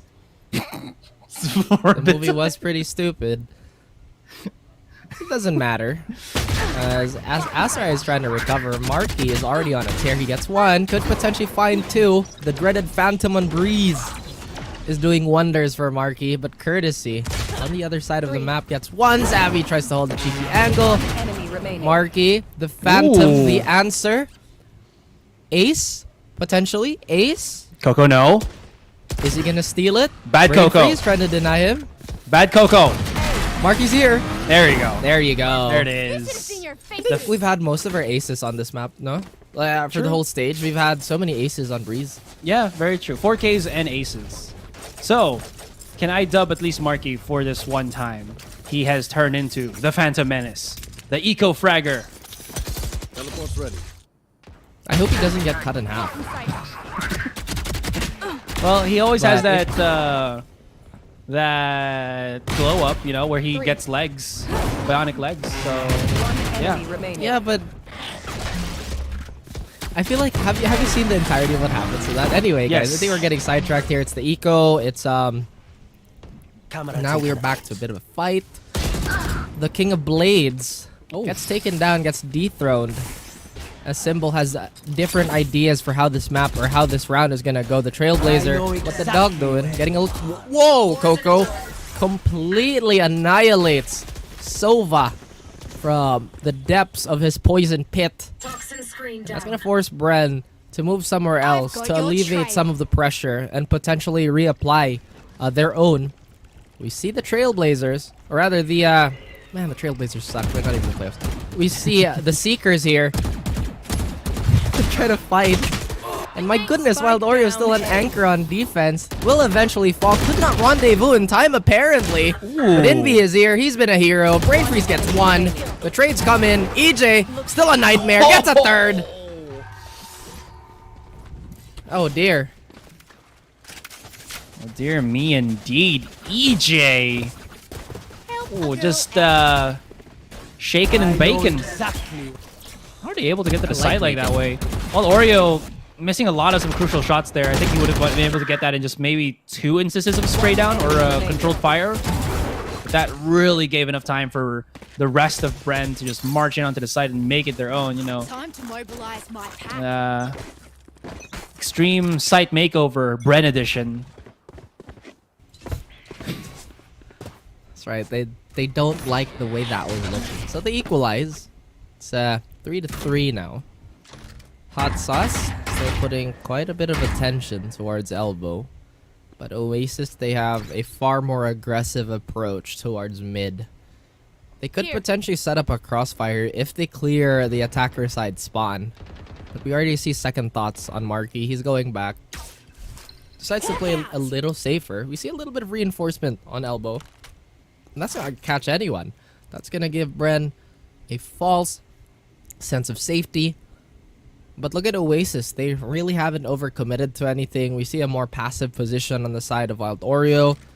Just kind of waiting for any contact. That's going to prompt everybody to move. But now since quite a bit of noise has been made, the wall finally invested. Coco does get tagged up, but fortunately for him, Bren have nothing to really flush him out. Well, they might need a toilet to do that, so we'll see how that goes. 30 seconds left. Guy just charging through the smoke, Courtesy. He comes alive. 3K already. EJ left on the island, but this island might be his own. Although Marky finds him with the op shot. Just dead right center. And Oasis almost losing the round, but Courtesy comes up big as he just pushes nonchalantly through the Viper wall. Here we go, Courtesy with the first highlight for him on the day. Look at that, they just line up for him. Last player standing. Like I said, Kurt is one of those players where you can really rely on. He's not going to try and overstay and overplay. Most of the time, he's going to go for the safer option, which really helps his case of staying alive. Now Oasis, they could have yet another round for themselves here, as ecos are notoriously hard on freeze. Just the range does not give them an opportunity. But despite EJ getting the first shot, that's the shorty to really cut him down to size. A lot of damage has been dealt to Oasis. Brain freeze gets annihilated by his fellow Viper player. And yet another round on the board. A swing to Oasis side. And an operator for their troubles. And they're building up so much bank here too, Raph. Oof. Yeah. That's a feels bad. Yeah. That's a feels bad for Indy. What's the worst ever kill that you would have ever experienced? Like what kind of death would be the most humiliating for you? Yeah. So the shorty death or what? No, I think shorty deaths are just, they're funny, but I feel like a lot of people expect them to happen already, so it's not that bad, right? If you try and invade Marky's space, he's gonna have a word with you, especially EJ. Oh, but he does get stuck in the doors. Door stuck, not for too long. Well, he's gonna have to hold the door. He has to hold the door here. He's a hodor. Although those might... I was getting there. I was getting there. Okay. But sorry, accelerated you the know, that's right. Being subtle is something that we both have to practice on. Yeah, hodor, you know what I mean? Yes. Yeah. Yes. It's okay. But to go back on your question, what is the most infuriating death I've ever experienced is I got... Arena was swinging, just full aim, and he one-taps with a battle, and it doesn't feel good. Much like Marky whiffing a shot and Hot Sauce capitalizing on this, giving them just a little more room to wiggle around. Now Oasis, they're going to be forced to somewhat play retake here. You can see them coagulate towards the spawn, but Xavi getting tagged up like that, not the greatest experience. Wait a minute. That's why you don't cross beams. You might end up taking the life of your own teammate. Courtesy is here again, who exploded in the previous round, trying to do the same. But Symbol can't find the tap. All on his lonesome. Him and his rifle. Denies the information. Denies Wild Oreo. Trying to play for fence. Yet another fake. But Courtesy, yet another 3K for him. Man, again, when they need that bit of stability with Soba utility, who you gonna call? Well, give Courtesy call. Get it? Down A. Yes, I get it. Give. Yes, very courteous. You know, there's two schools of thoughts on how to pronounce that. There's people who say courteous, and there's people who say courteous. I think both are acceptable. Just a random tidbit of information as a default is on its way here. Same elbow play, but this time there is going to be a Viper's Pit that they probably shouldn't go into. The keyword is shouldn't. Well, I mean... Ooh. Whenever have we seen teams back away from this type of situation? They relish in toxicity. We're Filipinos. We love toxic. So... No, we don't. I really don't think we do. As Marky misses the shot again, this time he doesn't get bested by Hot Sauce. Well, actually, he does get his revenge from the previous round, Asteroid. As that toxic screen, that toxic orb is going to provide a little bit of cover, a little bit of distraction. Brain Freeze uses his movement, but will get clipped by Envy, and Oasis. The dominating streak seems to be in their favor still.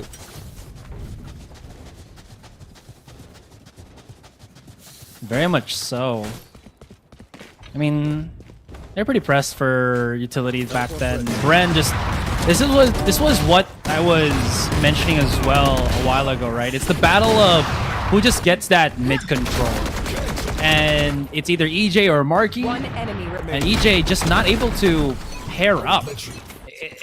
There have been some other players that have tried. Hot Sauce was able to make some waves here and there, but you really do want that bit of aggressive explosion that I think EJ just brings to the table. Speaking of EJ, there he is. Look at him zoom. Pass on to the A. It's the bait play.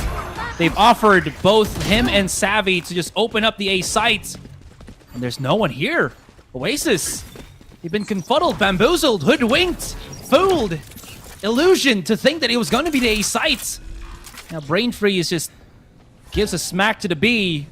And you know he's going to be activating that Viper's Pit. Savvy. Beautiful timing. Spots out Envy right there. Look at him straight dead in the eyes. It's all about this retake now. Envy, or rather Marky, just waiting with an operator lurking through there. As Courtesy spotted out. Now that forces the Viper's Pit. This will give a bit of a fighting chance for Bren. One on the outside is going to be into corner. Hot Sauce. I don't think they saw his barrel. He's actually quite hidden here. He might be able to explode in his position, which he does somehow, but Coco still finds the kill. Jumping through. Courtesy hits the shot, and now it's down to Symbol. Do they have time? Plenty to defuse. And somehow, some way, Oasis keep managing. No! They weren't able to. They don't. Oh, an RG clutch. The spike is the victor, the MVP for the round. An illusory trap that Bren masterfully crafted, forcing Oasis to, well, concede that round. I thought they had it too, because it seemed like the timer was just barely there. But, alas, it's not meant to be. 7-4, much more possible on the side of Bren now. One enemy remaining. Not the biggest deficit to climb back from. We're getting closer and closer to halftime too. But all the guns are out the punches. They will not be pulled anymore. Wild Oreo has that tour de force. Trademark gets destroyed, but he remains unbothered, at least momentarily. He checks and peers into cave. And no aggressors to be found. Xavi looks to, well, narrowly hits him with the Trailblazers. Courtesy is going to back on away. Try to provide a safe avenue for rotation for the rest of his team. And we see quite an aggressive wall on the side of Oasis being set here. Hasn't been activated yet. But Bren, if they force the issue here, this could be their own grave. That is the sound cue. Coco might just pop it. The Viper's, the snake bite is going to force them back. And that's going to be a lot of footsteps being heard. Do they know that Marky is here? Marky could have played his range. I'm not entirely sure why he chooses to fight this. And he gets punished for it. A little bit of overheat, maybe. Maybe going for an unexpected play. Yeah. But I feel like there were so many better ways to go about it than Oasis.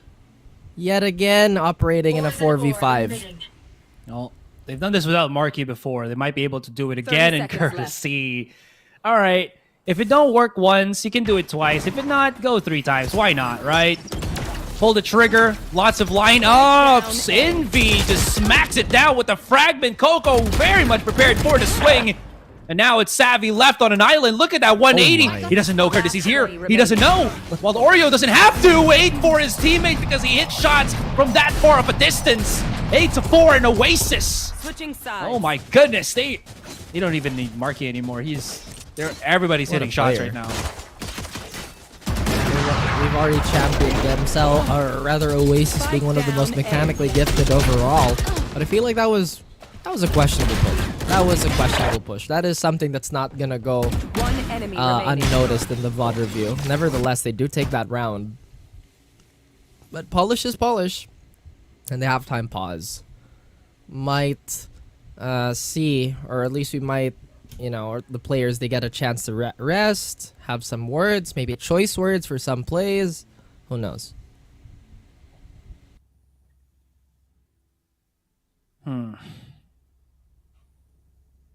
This is still very much doable, right? For Bren, it's much closer compared to the previous game that we saw. They have a lot more that is very much available for them. And now that they've swapped the sides, Bren's going to be defending now.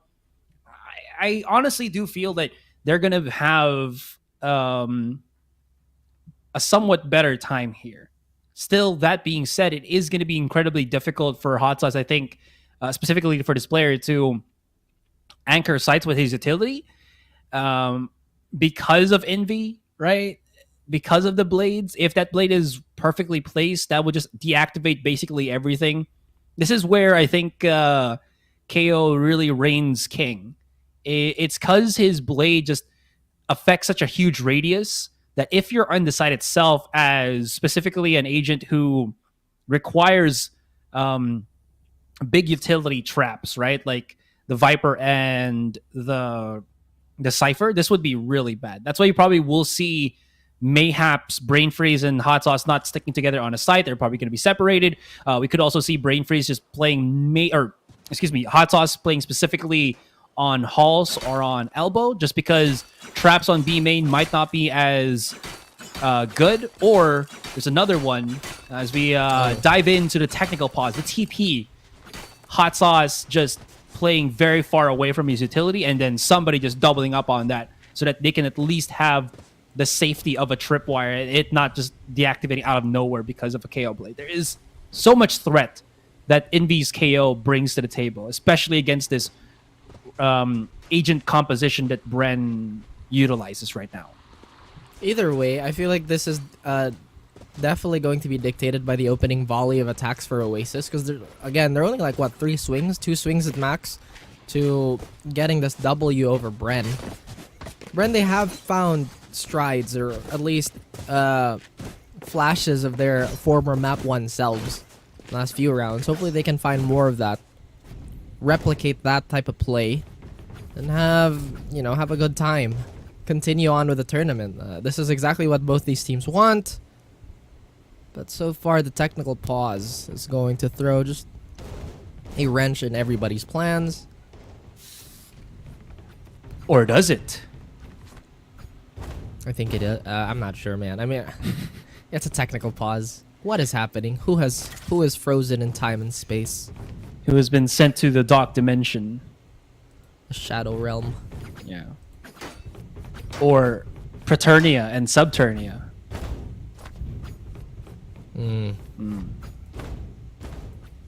The bridge. Yes. The bridge lad. Rel, that was an amazing follow-up. Thank you, Asarai. I'm sorry, I didn't know what to follow up on that. The Bridge of Terabithia? Come on, man. Oh, I was talking about something else. I was talking about He-Man. Yeah, but, it rhymed. Oh, that's true. It was the same thing. Like, 2 dimensions, whatnot. But okay.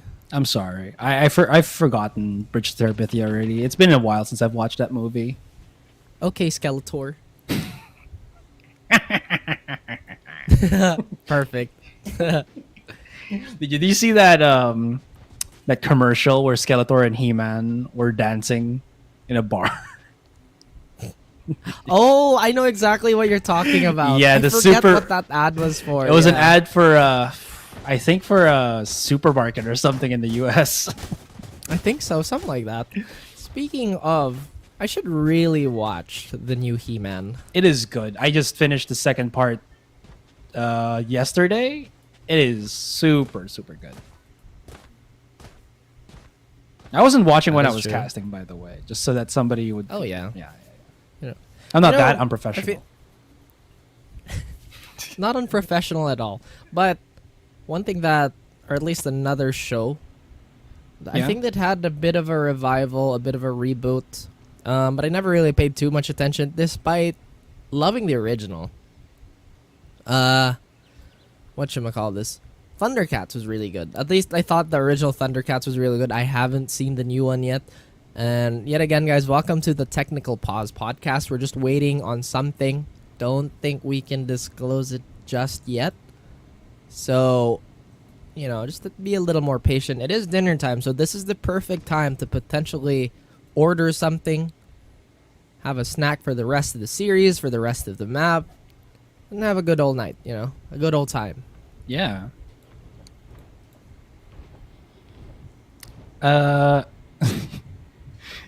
Dax is just like randomly telling me, what do you want for your noodles, Asarai?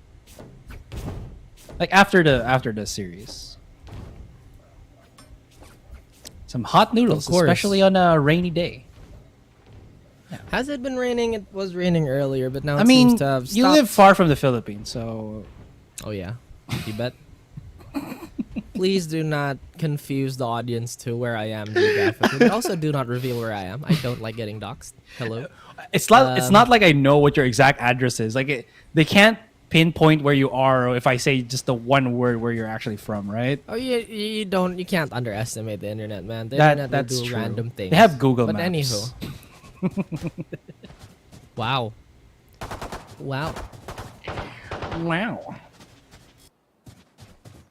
In any case, there's still an interesting... Well, there's something interesting going on. Yeah. So, what was Breeze supposed to be, by the way? What do you mean? I mean, isn't there supposed to be lore per map, right? So Haven was a underground storage facility for Radianite, if I'm not mistaken. Fracture is a Radianite mining facility, or also transport facility.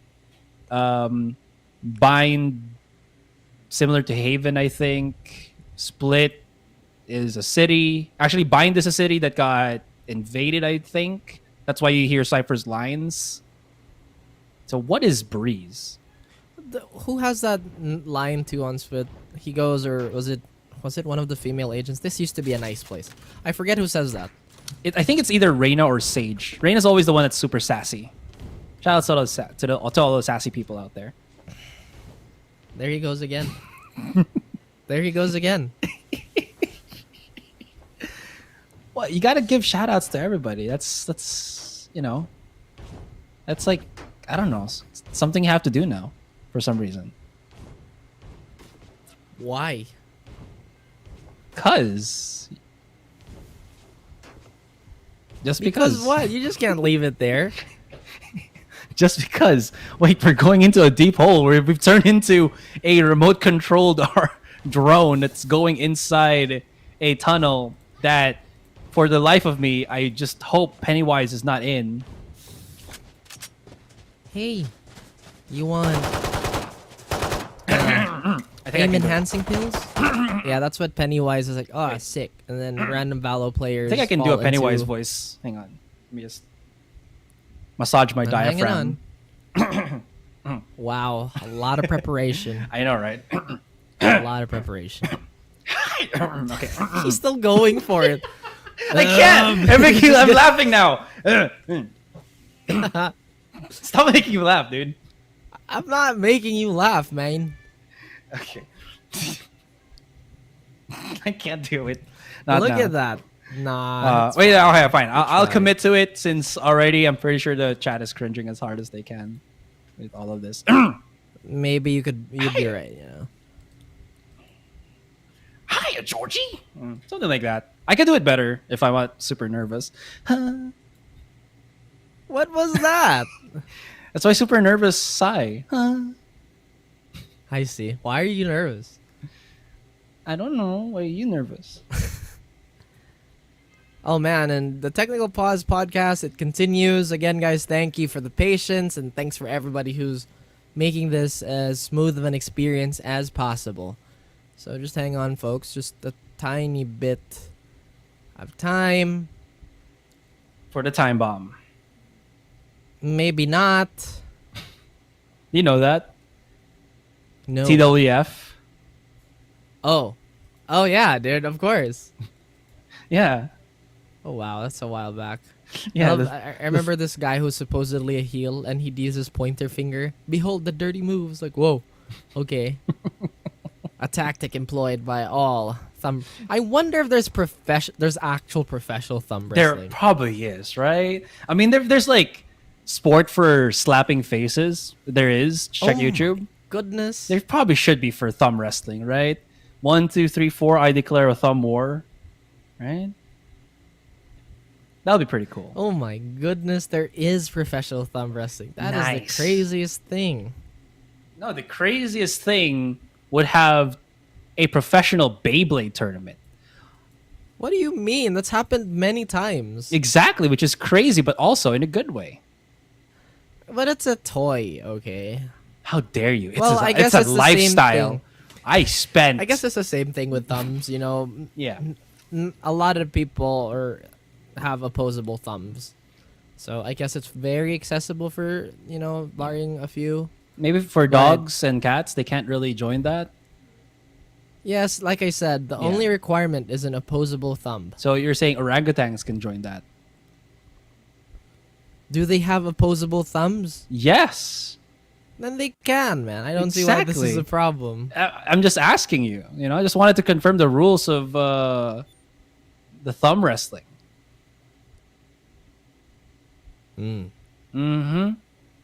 Exactly. Look at this villa right here. I wouldn't mind staying in an abandoned resort. I feel it'd be cool. Well, it might be abandoned for a reason, you know, maybe safety reasons, or if it's not for safety and maybe just it's because it's haunted or something. Maybe I could go in spooky there. reasons. Yeah, I'll do it. Like if it's like right why here. Not just go? What's up? Why not just go to a resort that's not abandoned? You know, because it's gonna be expensive. You want to cut costs a little bit. So yeah, risking your life is apparently acceptable. Don't do it, guys. Don't actually do it. Did I just hear our almighty director? I believe so, momentarily. Yeah. Our Bruce Almighty. Splitting tomato soup.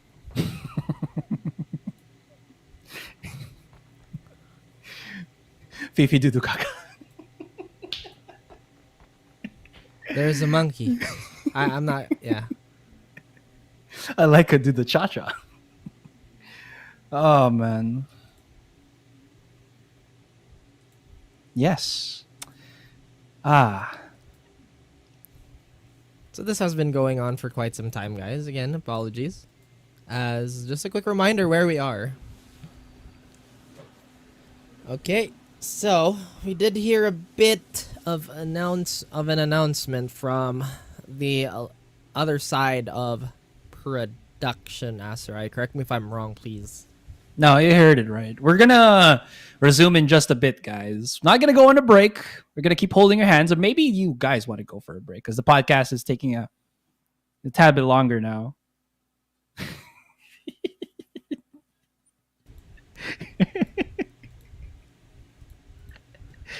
Amazing. No, sorry, I just saw like his. I know. Yeah. It's okay, guys. A lot of going on in the back room. We can't keep the audience in the darkness about this because I was saying that Raph lives outside of the Philippines. Oh, I wish that were true. No, I'm just kidding. Raph lives very far south of the Philippines, the sovereign nation of wherever I am, wherever he is. Oh boy, this is gearing up to be quite a night. But in any case, we're just really waiting for, I believe, some sort of confirmation elsewhere, or just how they're gonna go about this rollback. So if there is, are we gonna go for a rollback? Well, it says rollback in progress. Oh yeah, you're right. I wasn't paying attention to the letters. What? Like, oh no, those are just wingdings, you know. They're not letters. Those are Don't pay attention characters to it. smushed together. Yes. Letter make word. Word make sentence. No, word make phrase. Phrase make sentence. Phrase make sentence. Yeah. Man discover fire. Discover fire. Unga bunga. I really love how long our talks have been. This has been a nice stroll through Breeze, you know, it's a romantic, very weird stroll. And it is. Are we going back into it? Please let us go back into it. Yes, we have gone back into it. And into it we have gone back through. There and back again. Okay, well, we're just gonna have a quick... Well, that was an easy rollback because, you know, the buy phase didn't end, and I think things are gonna continue as normally. No Oasis. They hang back just a tiny bit. That Trailblazer is gonna spot out. I believe that's EJ. But they're gonna spot out yet another player with that 0 point. So it's still an even information trade with EJ. Does move forward. It was Marky who got spotted out, pardon me. Wild Oreo might find a little bit of contact in mid, but the rest of Oasis, they hold on here. They even get a few kills to their name. EJ. And Brain Freeze. Oh dear. Oh no! EJ, where did he come from? Came from Halls. And he absolutely annihilated Oasis. No. All left to Wild Oreo, right? That's good for the first. Sees the dash away from EJ. And he might be able to isolate the fight as he has a nice big little cover before he does spot out the one first. Tries to challenge, shift up the weapon, but as he drops right back into Tetris, EJ spots him for the 3K. They were very much not unaware of the flying to come through, and this is what I'm talking about. The more fluid motion of EJ on defense allows him for that, I guess, solo-esque play. And they really did have a hard time getting into the side, I think, because there was so much really did. delay tactic too. So this is also the problem when what happens when you don't get early halls control. It really makes you prone to flanks, because I believe the anti-flank was put down for a mid push. But then again, an aggression towards halls is not that common on pistol rounds. Now we see a buy up on Bren, and potentially a round on the board for them, making this very, very doable, making this a closer, much more possible dance. Wild Oreo was the last to fall in the previous round. Now he is the first. Scripts have been turned, a gun removed, and eco damaged again by Bren. The Eco Warrior symbol. Well, ooh, no Warrior right here. Well, the Warrior is but a man, and this man has fallen. Weapons picked up, no positioning good enough for Hot Sauce, but hides himself into the corner. It's all down to Marky. He gets overwhelmed. Hot Sauce able to reposition once again in this Bulldog. It's bite worse than its bark as he gets a 3K. And Bren, solid save on that one with Hot Sauce just, again, very cool. That, I would say, very tense situation. Look at how he just hits those nasty shots. That second kill was pretty gorgeous. No more charges left. That it was. And this is much closer than Oasis would have liked. Focus. But the guns are coming in, and the arsenal, although not completely stocked up, is still very, very reasonably scary. Bren, defense this time is centered around the sites and not a lot of advancing map control. As I say that, Xavi does get courtesy, but Wild Oreo is so ready on the punishment. Will he find Symbol? No, it's the Guardian prevailing, the single fire, the semi-auto, as Coco opens up the site even more. Hot Sauce and Brain Freeze, they really don't have too many weapons. Hot Sauce had to relegate his Bulldog elsewhere, so now he has to make do with the Frenzy. And the retake, it's coming in. Freeze even gets a Vandal of his own. And despite having a positional advantage, this could go wrong. This could go Ori. Unless they called out the gun pickup, and that's going to be very well known. Coco gets Brain Freeze. It's not looking too good for Bren now. Still don't want to overcommit the fight, right? Because Hot Sauce is Hot Sauce! What a first shot on Marky there. Just flicked straight, and it was already challenging Coco. Thankfully enough for Coco. The wall was his friend, his shield, his protection against the ferocity that was Hot Sauce. Still a very close encounter between two. Loving the separation given by that Cypher cage, but not enough that it did give that little crack that just showed Coco what was in front of him. This is going to be a rather weak buy for Oasis. They can still buy rifles, yes, but you can see that they are kind of strangled for shields, at least for Envy and Courtesy. Ooh, Wild Oreo. It felt like he was just drawing a line on the screen. He spots out one on Brain Freeze. So that's pretty huge because Brain Freeze, again, really does have the pistol. I thought it was going to be a buy round for Bren, but I was sorely mistaken. They are just on the upgrade pistols. Again, I think they might be gearing up for a potential long haul here. As Oasis, they are looking mighty strong. EJ does have the blades available, so he does have yet another trick in his arsenal. Xavi finds Marky. It's a 3v3 now, looking to find all the rifles that they can take, but Xavi unfortunately is only settling, or has no choice but to settle for the Spectre. Symbol trying to create some sort of space, trying to make a distraction. Xavi to crawl up using this Viper as well, but Indy is just a little too sharp. Symbol eventually falls. And now Oasis, they get the double digits here. Very, very close to beheading Bren. This offensive, or rather this defense, it's looking a little shaky, Asarai. Something's going on. Something's going on in those foundations. Unwarranted aggression. But then again, it was an eco buy, so maybe we're looking into it just a little too much.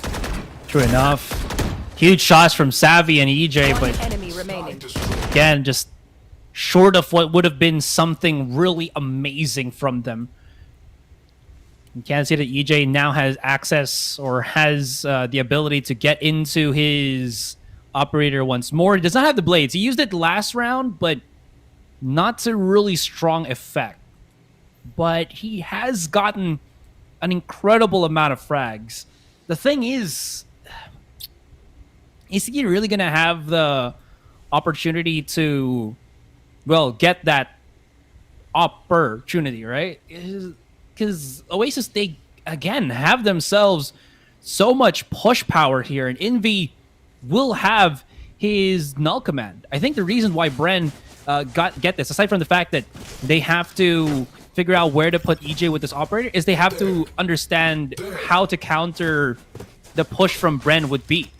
But looking into the map itself, a 5-stack on the B site. And this is not a pause. This is not a technical pause. They're really 5-stacking B. I like the read, and I love the bravado of Bren to do that. Again, they just understand that if they leave EJ, the retake's gonna be so horrible. He doesn't have blades available, so maybe that could have been something that he could have kept in the previous round. But now, Hot Sauce, all he can do is watch from afar and wait for his team. As this A side is completely helpless, Brain Freeze is here to punish any aggression, but Marky, he just knows how Freeze is gonna play. And Oasis, they're looking so good on this round. They have the pit, they have the wall, they have everything they need. EJ has to find a pick immediately, otherwise the slow nature of the operator is really not gonna help their case.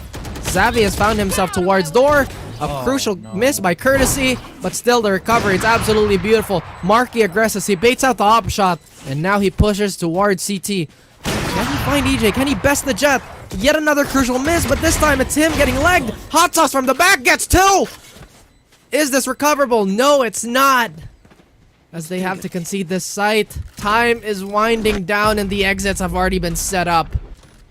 They're gonna desperately hold on to this operator. Yet another gamble that just did not pay out. Hot Sauce even gets Envy, but their economy standing strong. Standing proud as this round lead Bren has. Or rather, Oasis has over Bren. Yeah. Doesn't matter to them if they lose his guns or whatever. You just know. They want to remove the weapons because that's the big thing that they really have to worry about from Bren come the next round. Because even though Oasis did get this round in their hands and they're 11 rounds in, right? There is always going to be the threat that they're not going to have the ultimates that they had in that previous. They're still going to be up against EJ, who has the operator.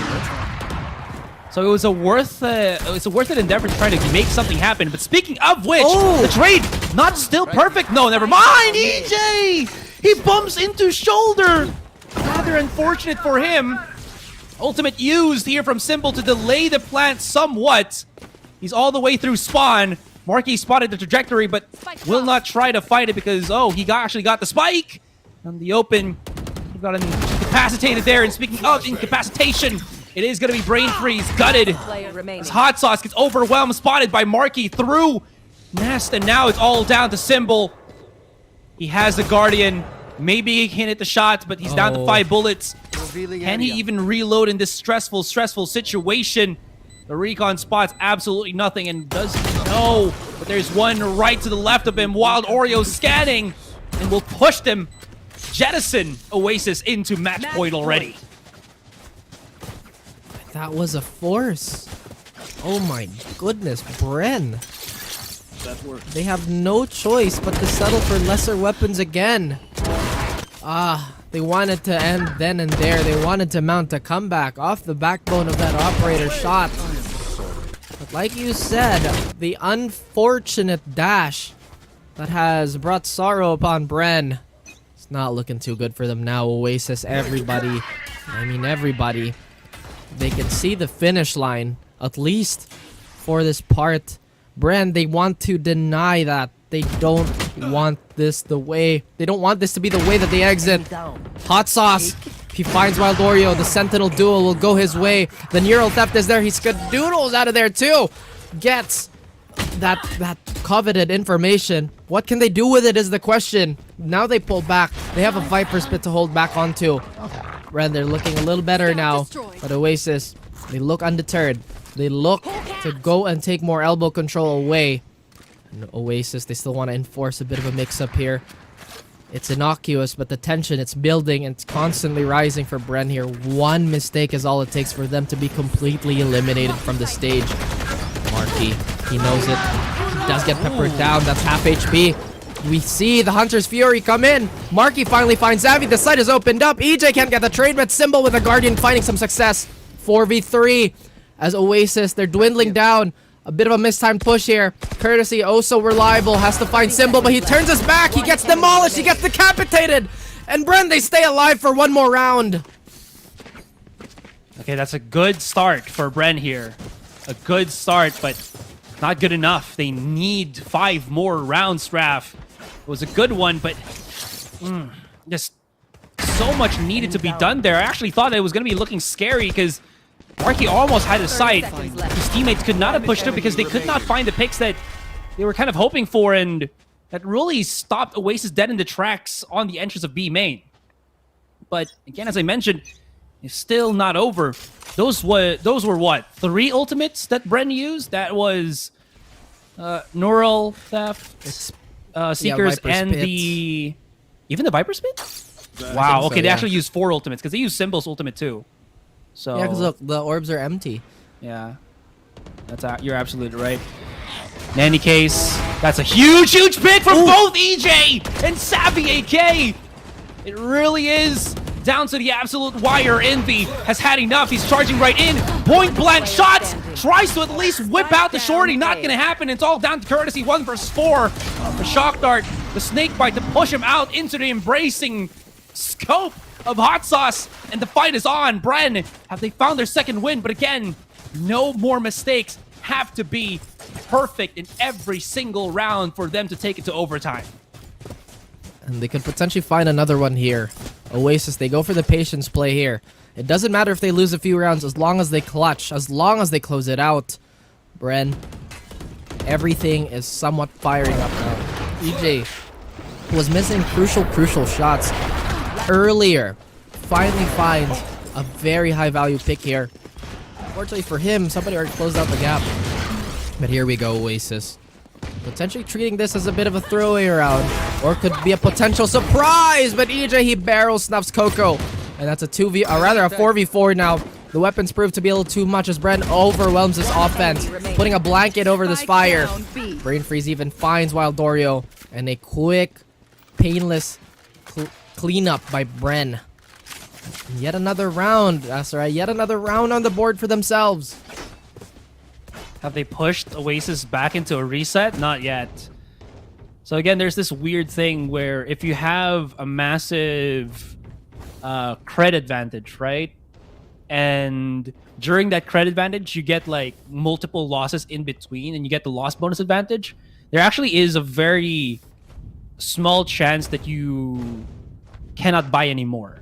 But for the most part, you should be still able to buy. And that's what we're seeing right now for Oasis. So almost every round, I think, bar maybe the next round, they should still be able to purchase basically anything that they want to. And again, the Bren timeout, as they also understand that this round is where Oasis are the most lethal because they still have the weapons. They will have, again, Envy with the null command. And this is always something that I want to keep pointing out because it's so damn deadly for Bren to go against this, because you saw that one time that they went for the timeout, they actually, what was it, 5-stack B site? So they do put so much respect against the lethality of Oasis when they have this particular ultimate in activation.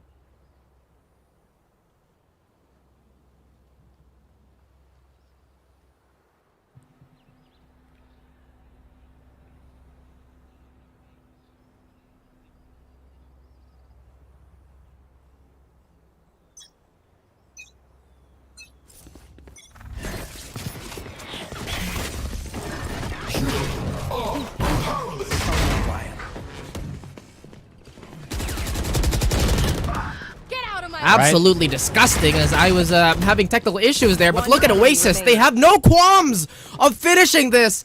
It's only fitting that it's the Blade to get the penultimate kill and brain freeze. He's dug his teammate out of the hole, but this time Oasis, they're fully in control of the shovel, and they want to put Bren 6 feet under. Tournament life is on the line. The pressure, the responsibility that Brain Freeze has to suffer from, the duty that he has to answer.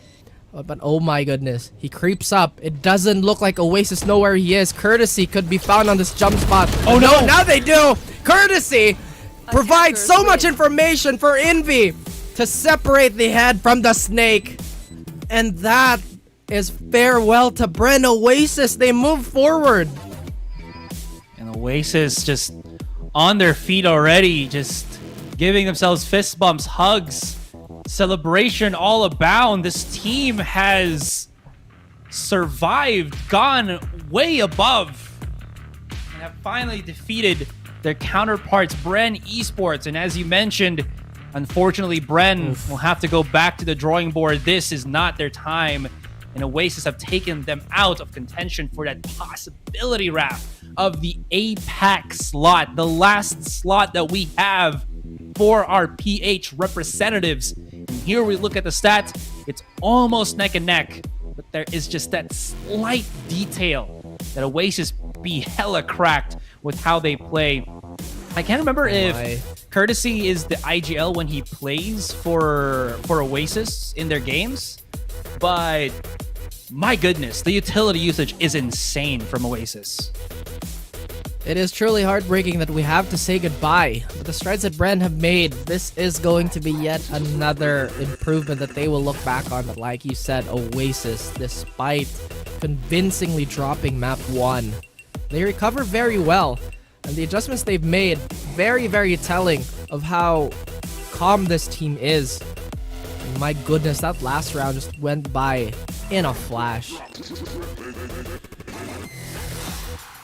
I didn't even see what happened in like that last round too, because I looked away for a second and then they were already picking up the site. I was looking at the mini map, and then as I go back to the main screen, everybody just went bye-bye. It was all down to brain freeze. Exactly.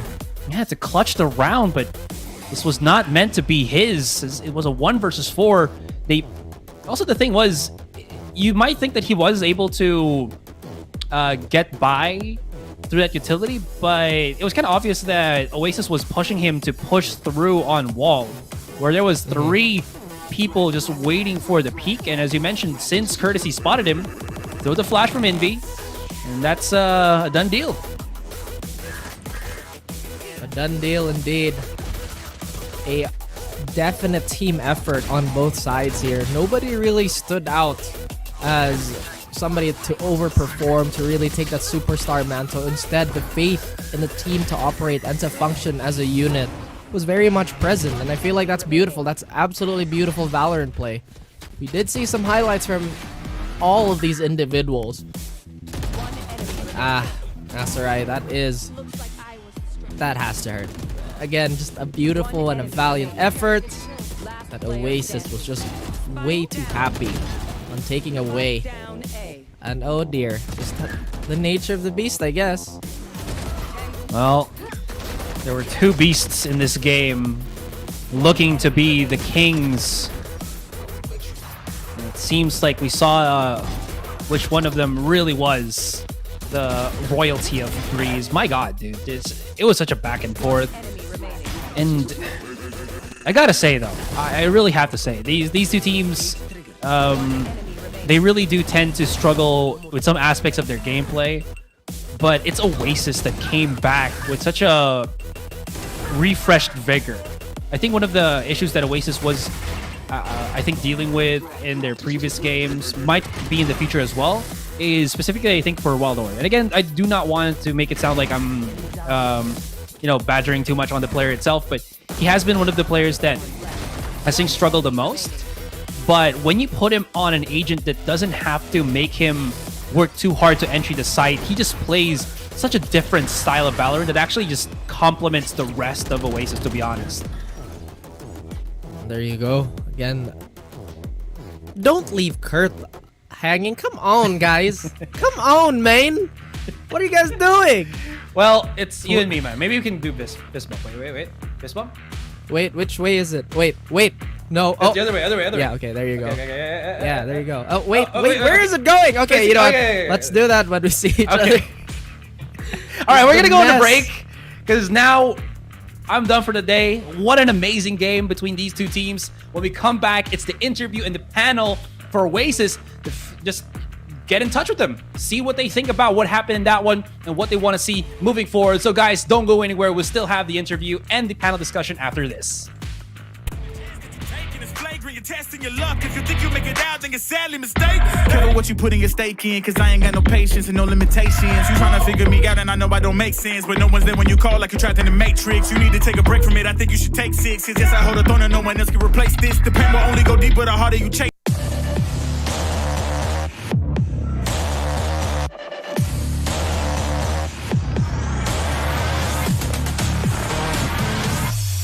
I'm the greatest that you ever met. It's time that you face it, so tell me. Why you still testing my patience? Trying to turn me into something I ain't trying to be. All that hate is a heavy rotation. You gon' lose yourself, quit testing me. Don't make me lose my mind. Don't make me lose my mind. Don't make me lose my mind, cause I'm looking like Wesley, test me. Don't make me lose my mind. Don't make me lose my mind. Don't make me lose my mind, cause I'm looking like Wesley, test me.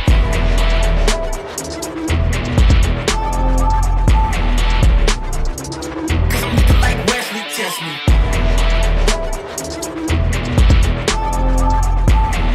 Don't make me lose my mind, cause I'm looking like Wesley, test me.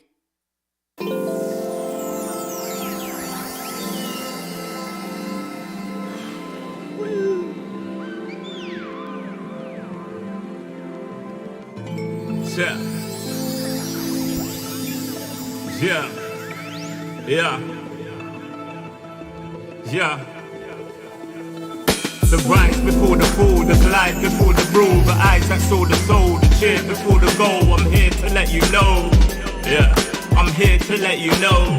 Yeah, I sky gaze over my taste. Like Peter, this is my space. I'm spacey, I'm crazy over breakbeats. Space gazing in my safe haven. I make statements that embrace waking. Awaken, I'm woke. Taking the road to pull you ashore. The celestial scope. The stars explore in your inner. The starts at the core. Inner space and more. Your body's a planet for sure. Nurture it with the words I writ. Scribe like highlights. Flying saucer. Supply the order. It's the author. Walking on air. Walking on water. Blending between borders. To let you know this is here to support you. The blend. The blend. The blend. The blend. The blend. The blend.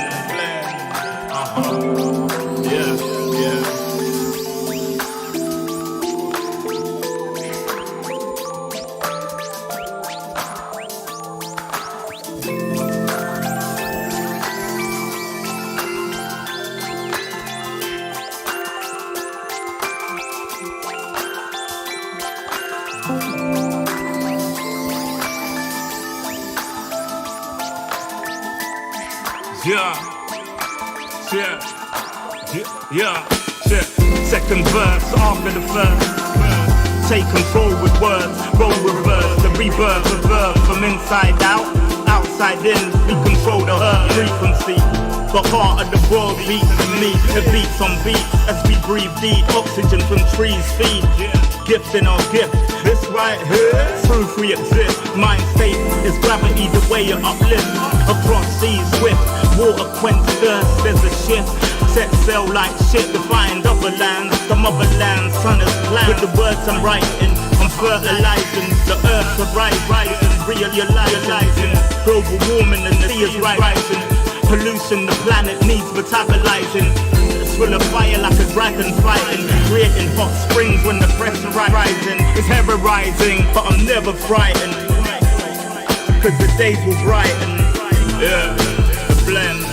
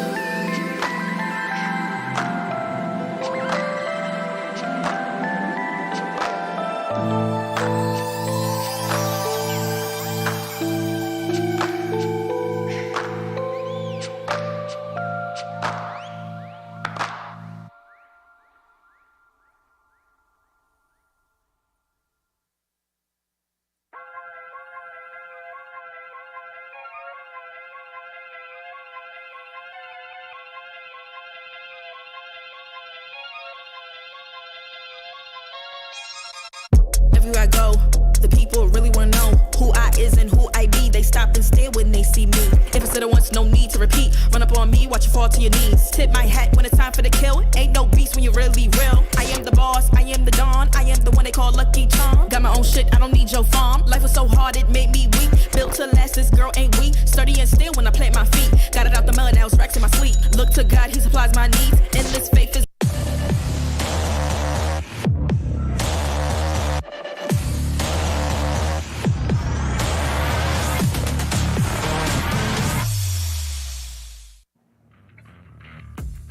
What a way to end a magnificent day between in the game between Oasis Gaming and Bren Esports. If you guys are just tuning in, this is VCTPH Stage 2 Challengers, and we just saw Oasis Gaming have the performance of their life. That do or die game brought out everything that they've got, and they got rewarded for it. As we head on over to Haven, as we get a glimpse of the highlights of this series, G10, Bren was absolutely dominating in this map. EJ had these amazing rounds, but overall, their performance here was just something else.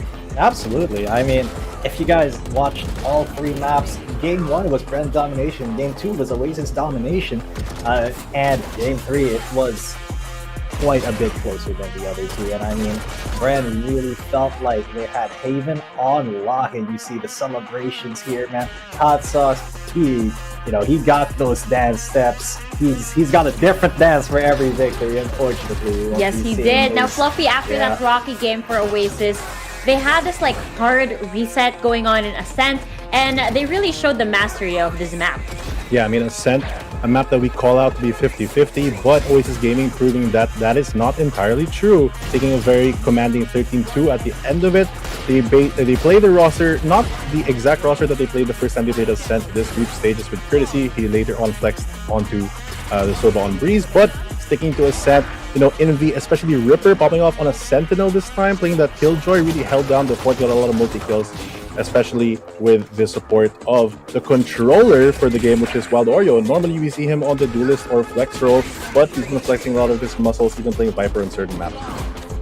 Oh, absolutely. Again, this was the series that we said that could go in any direction because of how evenly matched these teams are. Though we did reach number 3 or game number 3, I was not expecting that almost every map would go one-sided. We had 5-13 for Haven, 13-2 for Ascent, and last but not the least, the 13-9 over here on Breeze. But G10, what was it about Oasis Gaming that absolutely, just stayed afloat here on Breeze? I feel like on Breeze, they really had an amazing first half against Bren Esports, and I think that kind of messed with Bren Esports' mentality a little bit. They are kind of momentum-based in their current iteration, and we were discussing it earlier with Black and Blue that that kind of a lead this early on may put a lot of pressure on them, and it may be a little bit tough to deal with. And of course, being put in a clutch situation after clutch situation is not healthy for Bren Esports. And even though they did get some of those clutches, they weren't able to clutch every single one. Oasis just came out with a more consistent strategy, more consistent gameplay, and I mean that Breeze, we did talk about it as being a little bit of an Oasis-sided map, but I didn't know really how much until that game. It felt like even on the rounds that Bren won, it was Oasis controlling the narrative from the start. It's just that Bren was able, in the rounds that they won, they were able to get a little bit of a foothold and then take Oasis down. But by and large, it was kind of Oasis game that was controlling the narrative and the pace of the game from pretty much start to finish in map 3. And of course, Envy will be the most high impact player of the match, the MVP. Fluffy, I'm sure you know pretty well how Envy operates, so let us know what your thoughts are of him being the MVP for this series. I feel like it's super well deserved overall. Not only does he have the utility to help support his team, but he himself was the top fragger of the entire series. He really got a lot of the ball rolling for Oasis Gaming, especially on the second and third maps. Not just because they won, but it looks like there was a better Oasis Gaming that really showed up today. Because although we mentioned that Bren and Oasis are very similar in stature, it was really whichever team showed up today, and it's Oasis Gaming that takes that spot. They really did put together the battle plan of Bren Esports, and they were able to control most of it. They stopped being as reactive on the first map and started being a lot more aggressive and proactive with a lot of team support, which comes mostly in part from Envy. Oh, of course. The player spotlight is on Envy right now, but we are also lucky that we get to interview his teammate, Courtesy, and get to know the behind the scenes that's been going on in this team. So let's get to see Courtesy. Hello, Courtesy! Congratulations on the series win. You guys get to live on the dream. You guys are here to fight for that slot in APAC and as well as just make it through this competition. So let's kind of walk by the series step by step. Let's take it map for map. You guys lost the first map, but I want to know what you think was the biggest mistake that you guys had to go through there. Personally, I think we were too slow. To the point that they have pretty good reads as to where we're gonna go. So like that I think was the really biggest problem that we had, but we solved it after the game and we showed up on Ascent, which led us to the third map. I see. So you guys were able to figure that was the problem that was accumulating for the Haven map. What about for the hard reset? How did you guys talk things through before you went into Ascent? What was the communication like over there? Like all of us, we just like go next, you know, like it happened, so like just don't mind it. We have 2 more maps to win. Like that's the mental of everyone right here. Oh, I see. So it was more of like you accepted it instantly as it happened, and you were like, you know what, let's not dwell too much in what happened in that game. But Breeze was a beautiful game for you guys. I was a little bit worried because Bren Esports was starting to make a comeback with some of the rounds, but overall you guys show that, hey, Breeze, this is gonna be our map. So please tell us what was going on in Breeze. We did some I don't know, honestly, we did some plays, I guess. Like we tried to anti-strat and stuff. Like we OODA loop, you know. Yeah. I think it's harder for you guys to explain because you guys are so used to just playing the game. So I think in terms of like talking about the strategies rather, you're not as vocal into like explaining it, but you know how to play the game. You've proven to us that you definitely know how to play the game. Now you guys are going to be facing South Built Esports tomorrow. How confident are you about that match? I think we're pretty confident as long as we do the same thing. We have the same mental. As long as we can reset, you know, I think we can win against SB personally. Ooh, spicy. I'm excited to see how your matchup will go. But I see that Coco is getting a little bit ahead of himself. He wants to do the shoutouts already, so let's do that. Does Coco want to join in on the fun? Go! Shout out though. Shout out guys. So we're not gonna shout out shout out to the org first and foremost, kay Ate Ara, for giving us the opportunity to play here. Also to our families and friends, to our supporters since day one, to Brace Dad, to my mom, to our ex-coach Fluffy02 for being there spiritually, guiding us with the lineups. Yeah. I'm gonna be honest with you, that touched my heart a little bit because my adoration for Fluffy is on a whole other level. So for that little shout out that you guys just did for him, that's really cute. And again, thank you so much, Courtesy. We'll be seeing more of the Oasis gameplay tomorrow as you guys head off with South Built Esports. But in the meantime, thank you so much and have a good night, guys. Thank you. Aw, Fluffy! Dude, they spelled my name wrong. Yo, come on, team! There's 2 E's and 1 F, guys! It's 2 E's and 1 F, not 2 F's in the middle. But, you know, congratulations. Thank you so much for the little shout out there from the team. Did not expect that. Congrats, guys. deserve. Fluffy, do you think that was a typo or was that an intentional meme of some sort? I think that was a typo. That makes things worse. If it were a joke, it would be like, hey, they know me so well that they're pranking me to this level. But if you say that was intentional, or like not intentional, but like they just don't know the spelling of your name, well, I don't know what to think. I mean, he's an ex-coach. I bet if he was the present coach, they'd get it right. True. I feel like if he were the present coach, they'd be in a lot of trouble. Like, how dare you misspell my name like that on a VCT broadcast? You want to get subbed for the next match? That's how you get subbed for the next match.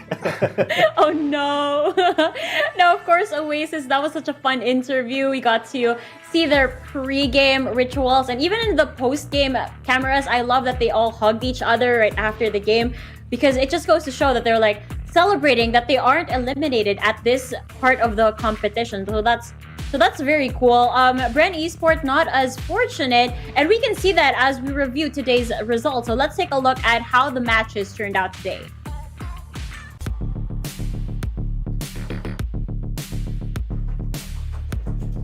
And here we are, guys. We have the upper bracket, the lower bracket, and it's just going all over the place. We're down to 4 teams, Fluffy. Four teams here in the playoffs. Can you walk us through the scenarios that could happen in these brackets? Well, for sure, we have guaranteed Team Secret versus RRQ. Very exciting to see tomorrow. It's the 2 top teams, both qualified already for APAC, but they are still vying for the top spot, top seed. Such a good advantage and achievement in general, especially for RRQ, because I think it's going to be the first time for a lot of them to champion VCT if they're able to do so. For the lower bracket, though, kind of interesting. It's a bit of a same story, same song kind of deal with Stage 1. Oasis against Southfield Esports again in the lower bracket round 2. This was what happened in Stage 1, but unfortunately for Oasis at the time, they were taken out by SBE. And since they were sent down to the lower bracket this time by SBE as well, they'll both really have to do their homework, and it's going to be a real grind tonight for them to really show up tomorrow. That's going to be quite challenging on the side of Oasis and SBE, but this feels like a story over and over again of like revenge. Obviously, Oasis is not looking forward to repeating history from Stage 1, and so, as you said, they have to really give it their all in tomorrow's matches. Now, tomorrow is the last day before we get to the grand finals, and I have to ask, G10, as we see the schedule on the board, is there any match that you'd like to touch up on? Well, obviously, I think the decider match in our first game of who's actually going to be going to APAC, our last representative, is going to be quite a nail biter. It's going to be all or nothing for both of these teams, and you saw how confident Oasis was that they can beat SBE, but looking at SBE's gameplay today, I think it's going to be quite a tough road for them. So I honestly don't know who has the upper hand in this one, because Oasis, when they are on, and SBE, man, they have quite a few moments, and they have shown up in the playoffs as playoffs SBE, but I don't know, they can get eliminated by Oasis if they're not all too careful. But other than that, RRQ and Team Secret, I think that's going to be quite an entertaining match as well. Probably going to be going Secret's way, but it's going to be a fun one, because RRQ, they've already qualified for APAC. That pressure is off of their shoulders, so now all they got to do is perform well here, kind of maybe treat it as practice. I don't know, but it's definitely not going to be the most high stakes of games, because they still have another life, dropping down into the lower bracket semifinals to go up against whoever wins between Oasis and SBE. So really, I think it's game 1 that I'm really looking all the forwards to. Interesting. You took the words out of my mouth. RRQ doesn't have to perform as much, but still, this is part of the competition, and we want to see some great games over here. Now, boys, fasten your seatbelts for tomorrow, because we're in for quite a ride. We're very lucky to have our sponsors as well as our companions for this wild ride. So with that, we would like to thank PPGL, the largest multi-game esports league in the country, together with the Riot Games for bringing the Valorant Champions Tour here in the Philippines. The VCT Challengers PH Stage 2 tournament is also sanctioned and overseen by the Games and Amusement Board. We would also like to thank our sponsors. VCT Stage 2 Philippines Challengers is organized by Globe at Home. Fiber strong, family strong with the new G Fiber, only $20.99 on Globe at Home. Game and speeds to up to 150 Mbps. Mabilis na, unlimited internet pa. To learn more, go to shop.globe.com.ph/broadband.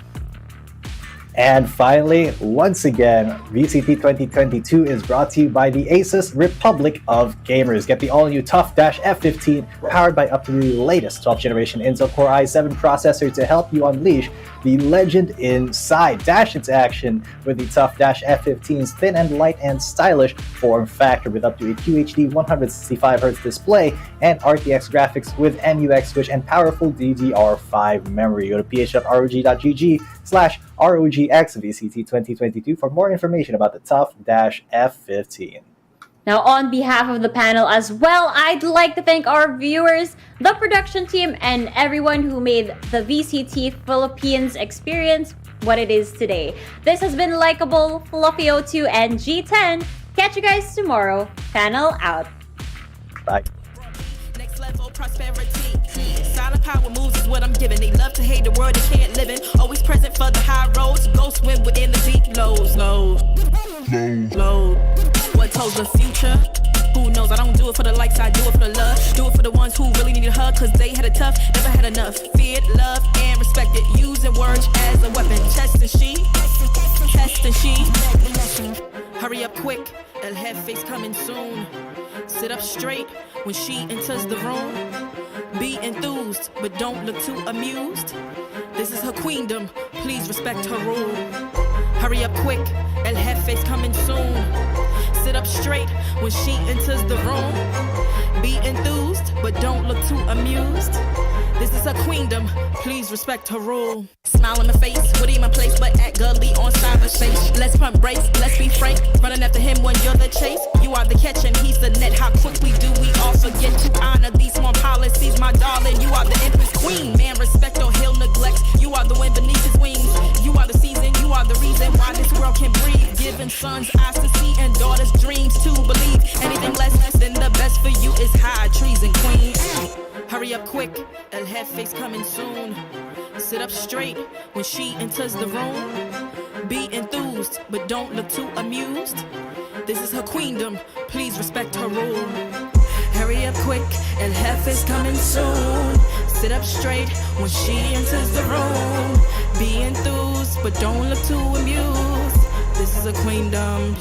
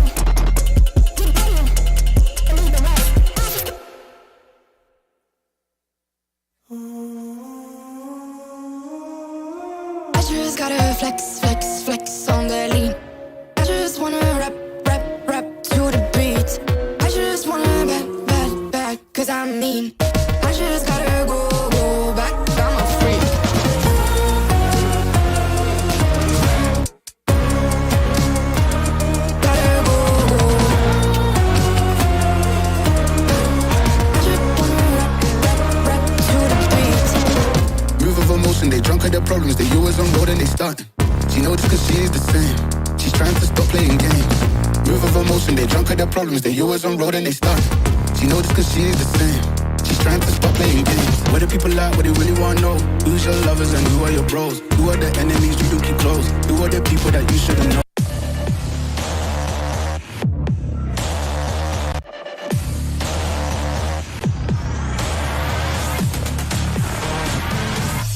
Where the people at, what they really wanna know? Who's your lovers and who are your bros? Who are the enemies you do keep close? Who are the people that you shouldn't know?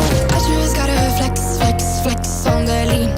I just wanna rap, rap, rap to the beat.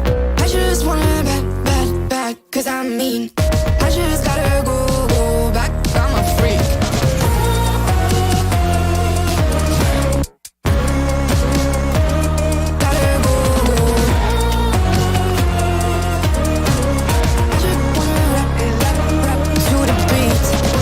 Chains, my vest, my watch, my belt. belt, my cheese, my house, my sneakers, my blouse. I just party hard, topping the one in the chart. I've already won, babe, I didn't even start. Listen on, yeah. Listen on me. Listen on, yeah. Listen on me. I just gotta go, but I wanna hold on. I can't let you go, but I gotta stay strong. Unless you heard it from me, then you ain't heard it from me. Got it from me, all the energy extra. You don't wanna see me with the hitters. Generations caught up, look how things will switch. People they're quick, now they wanna move at the bits. Boy wanna go to bitch, nah. Now I'm moving. I gotta do what I do. I'm really here on my ones now instead of 4 3s or 2s. And now it's effing from Paris. I could've been effing you in Paris. I don't wait for the drop, I just flow from the pot.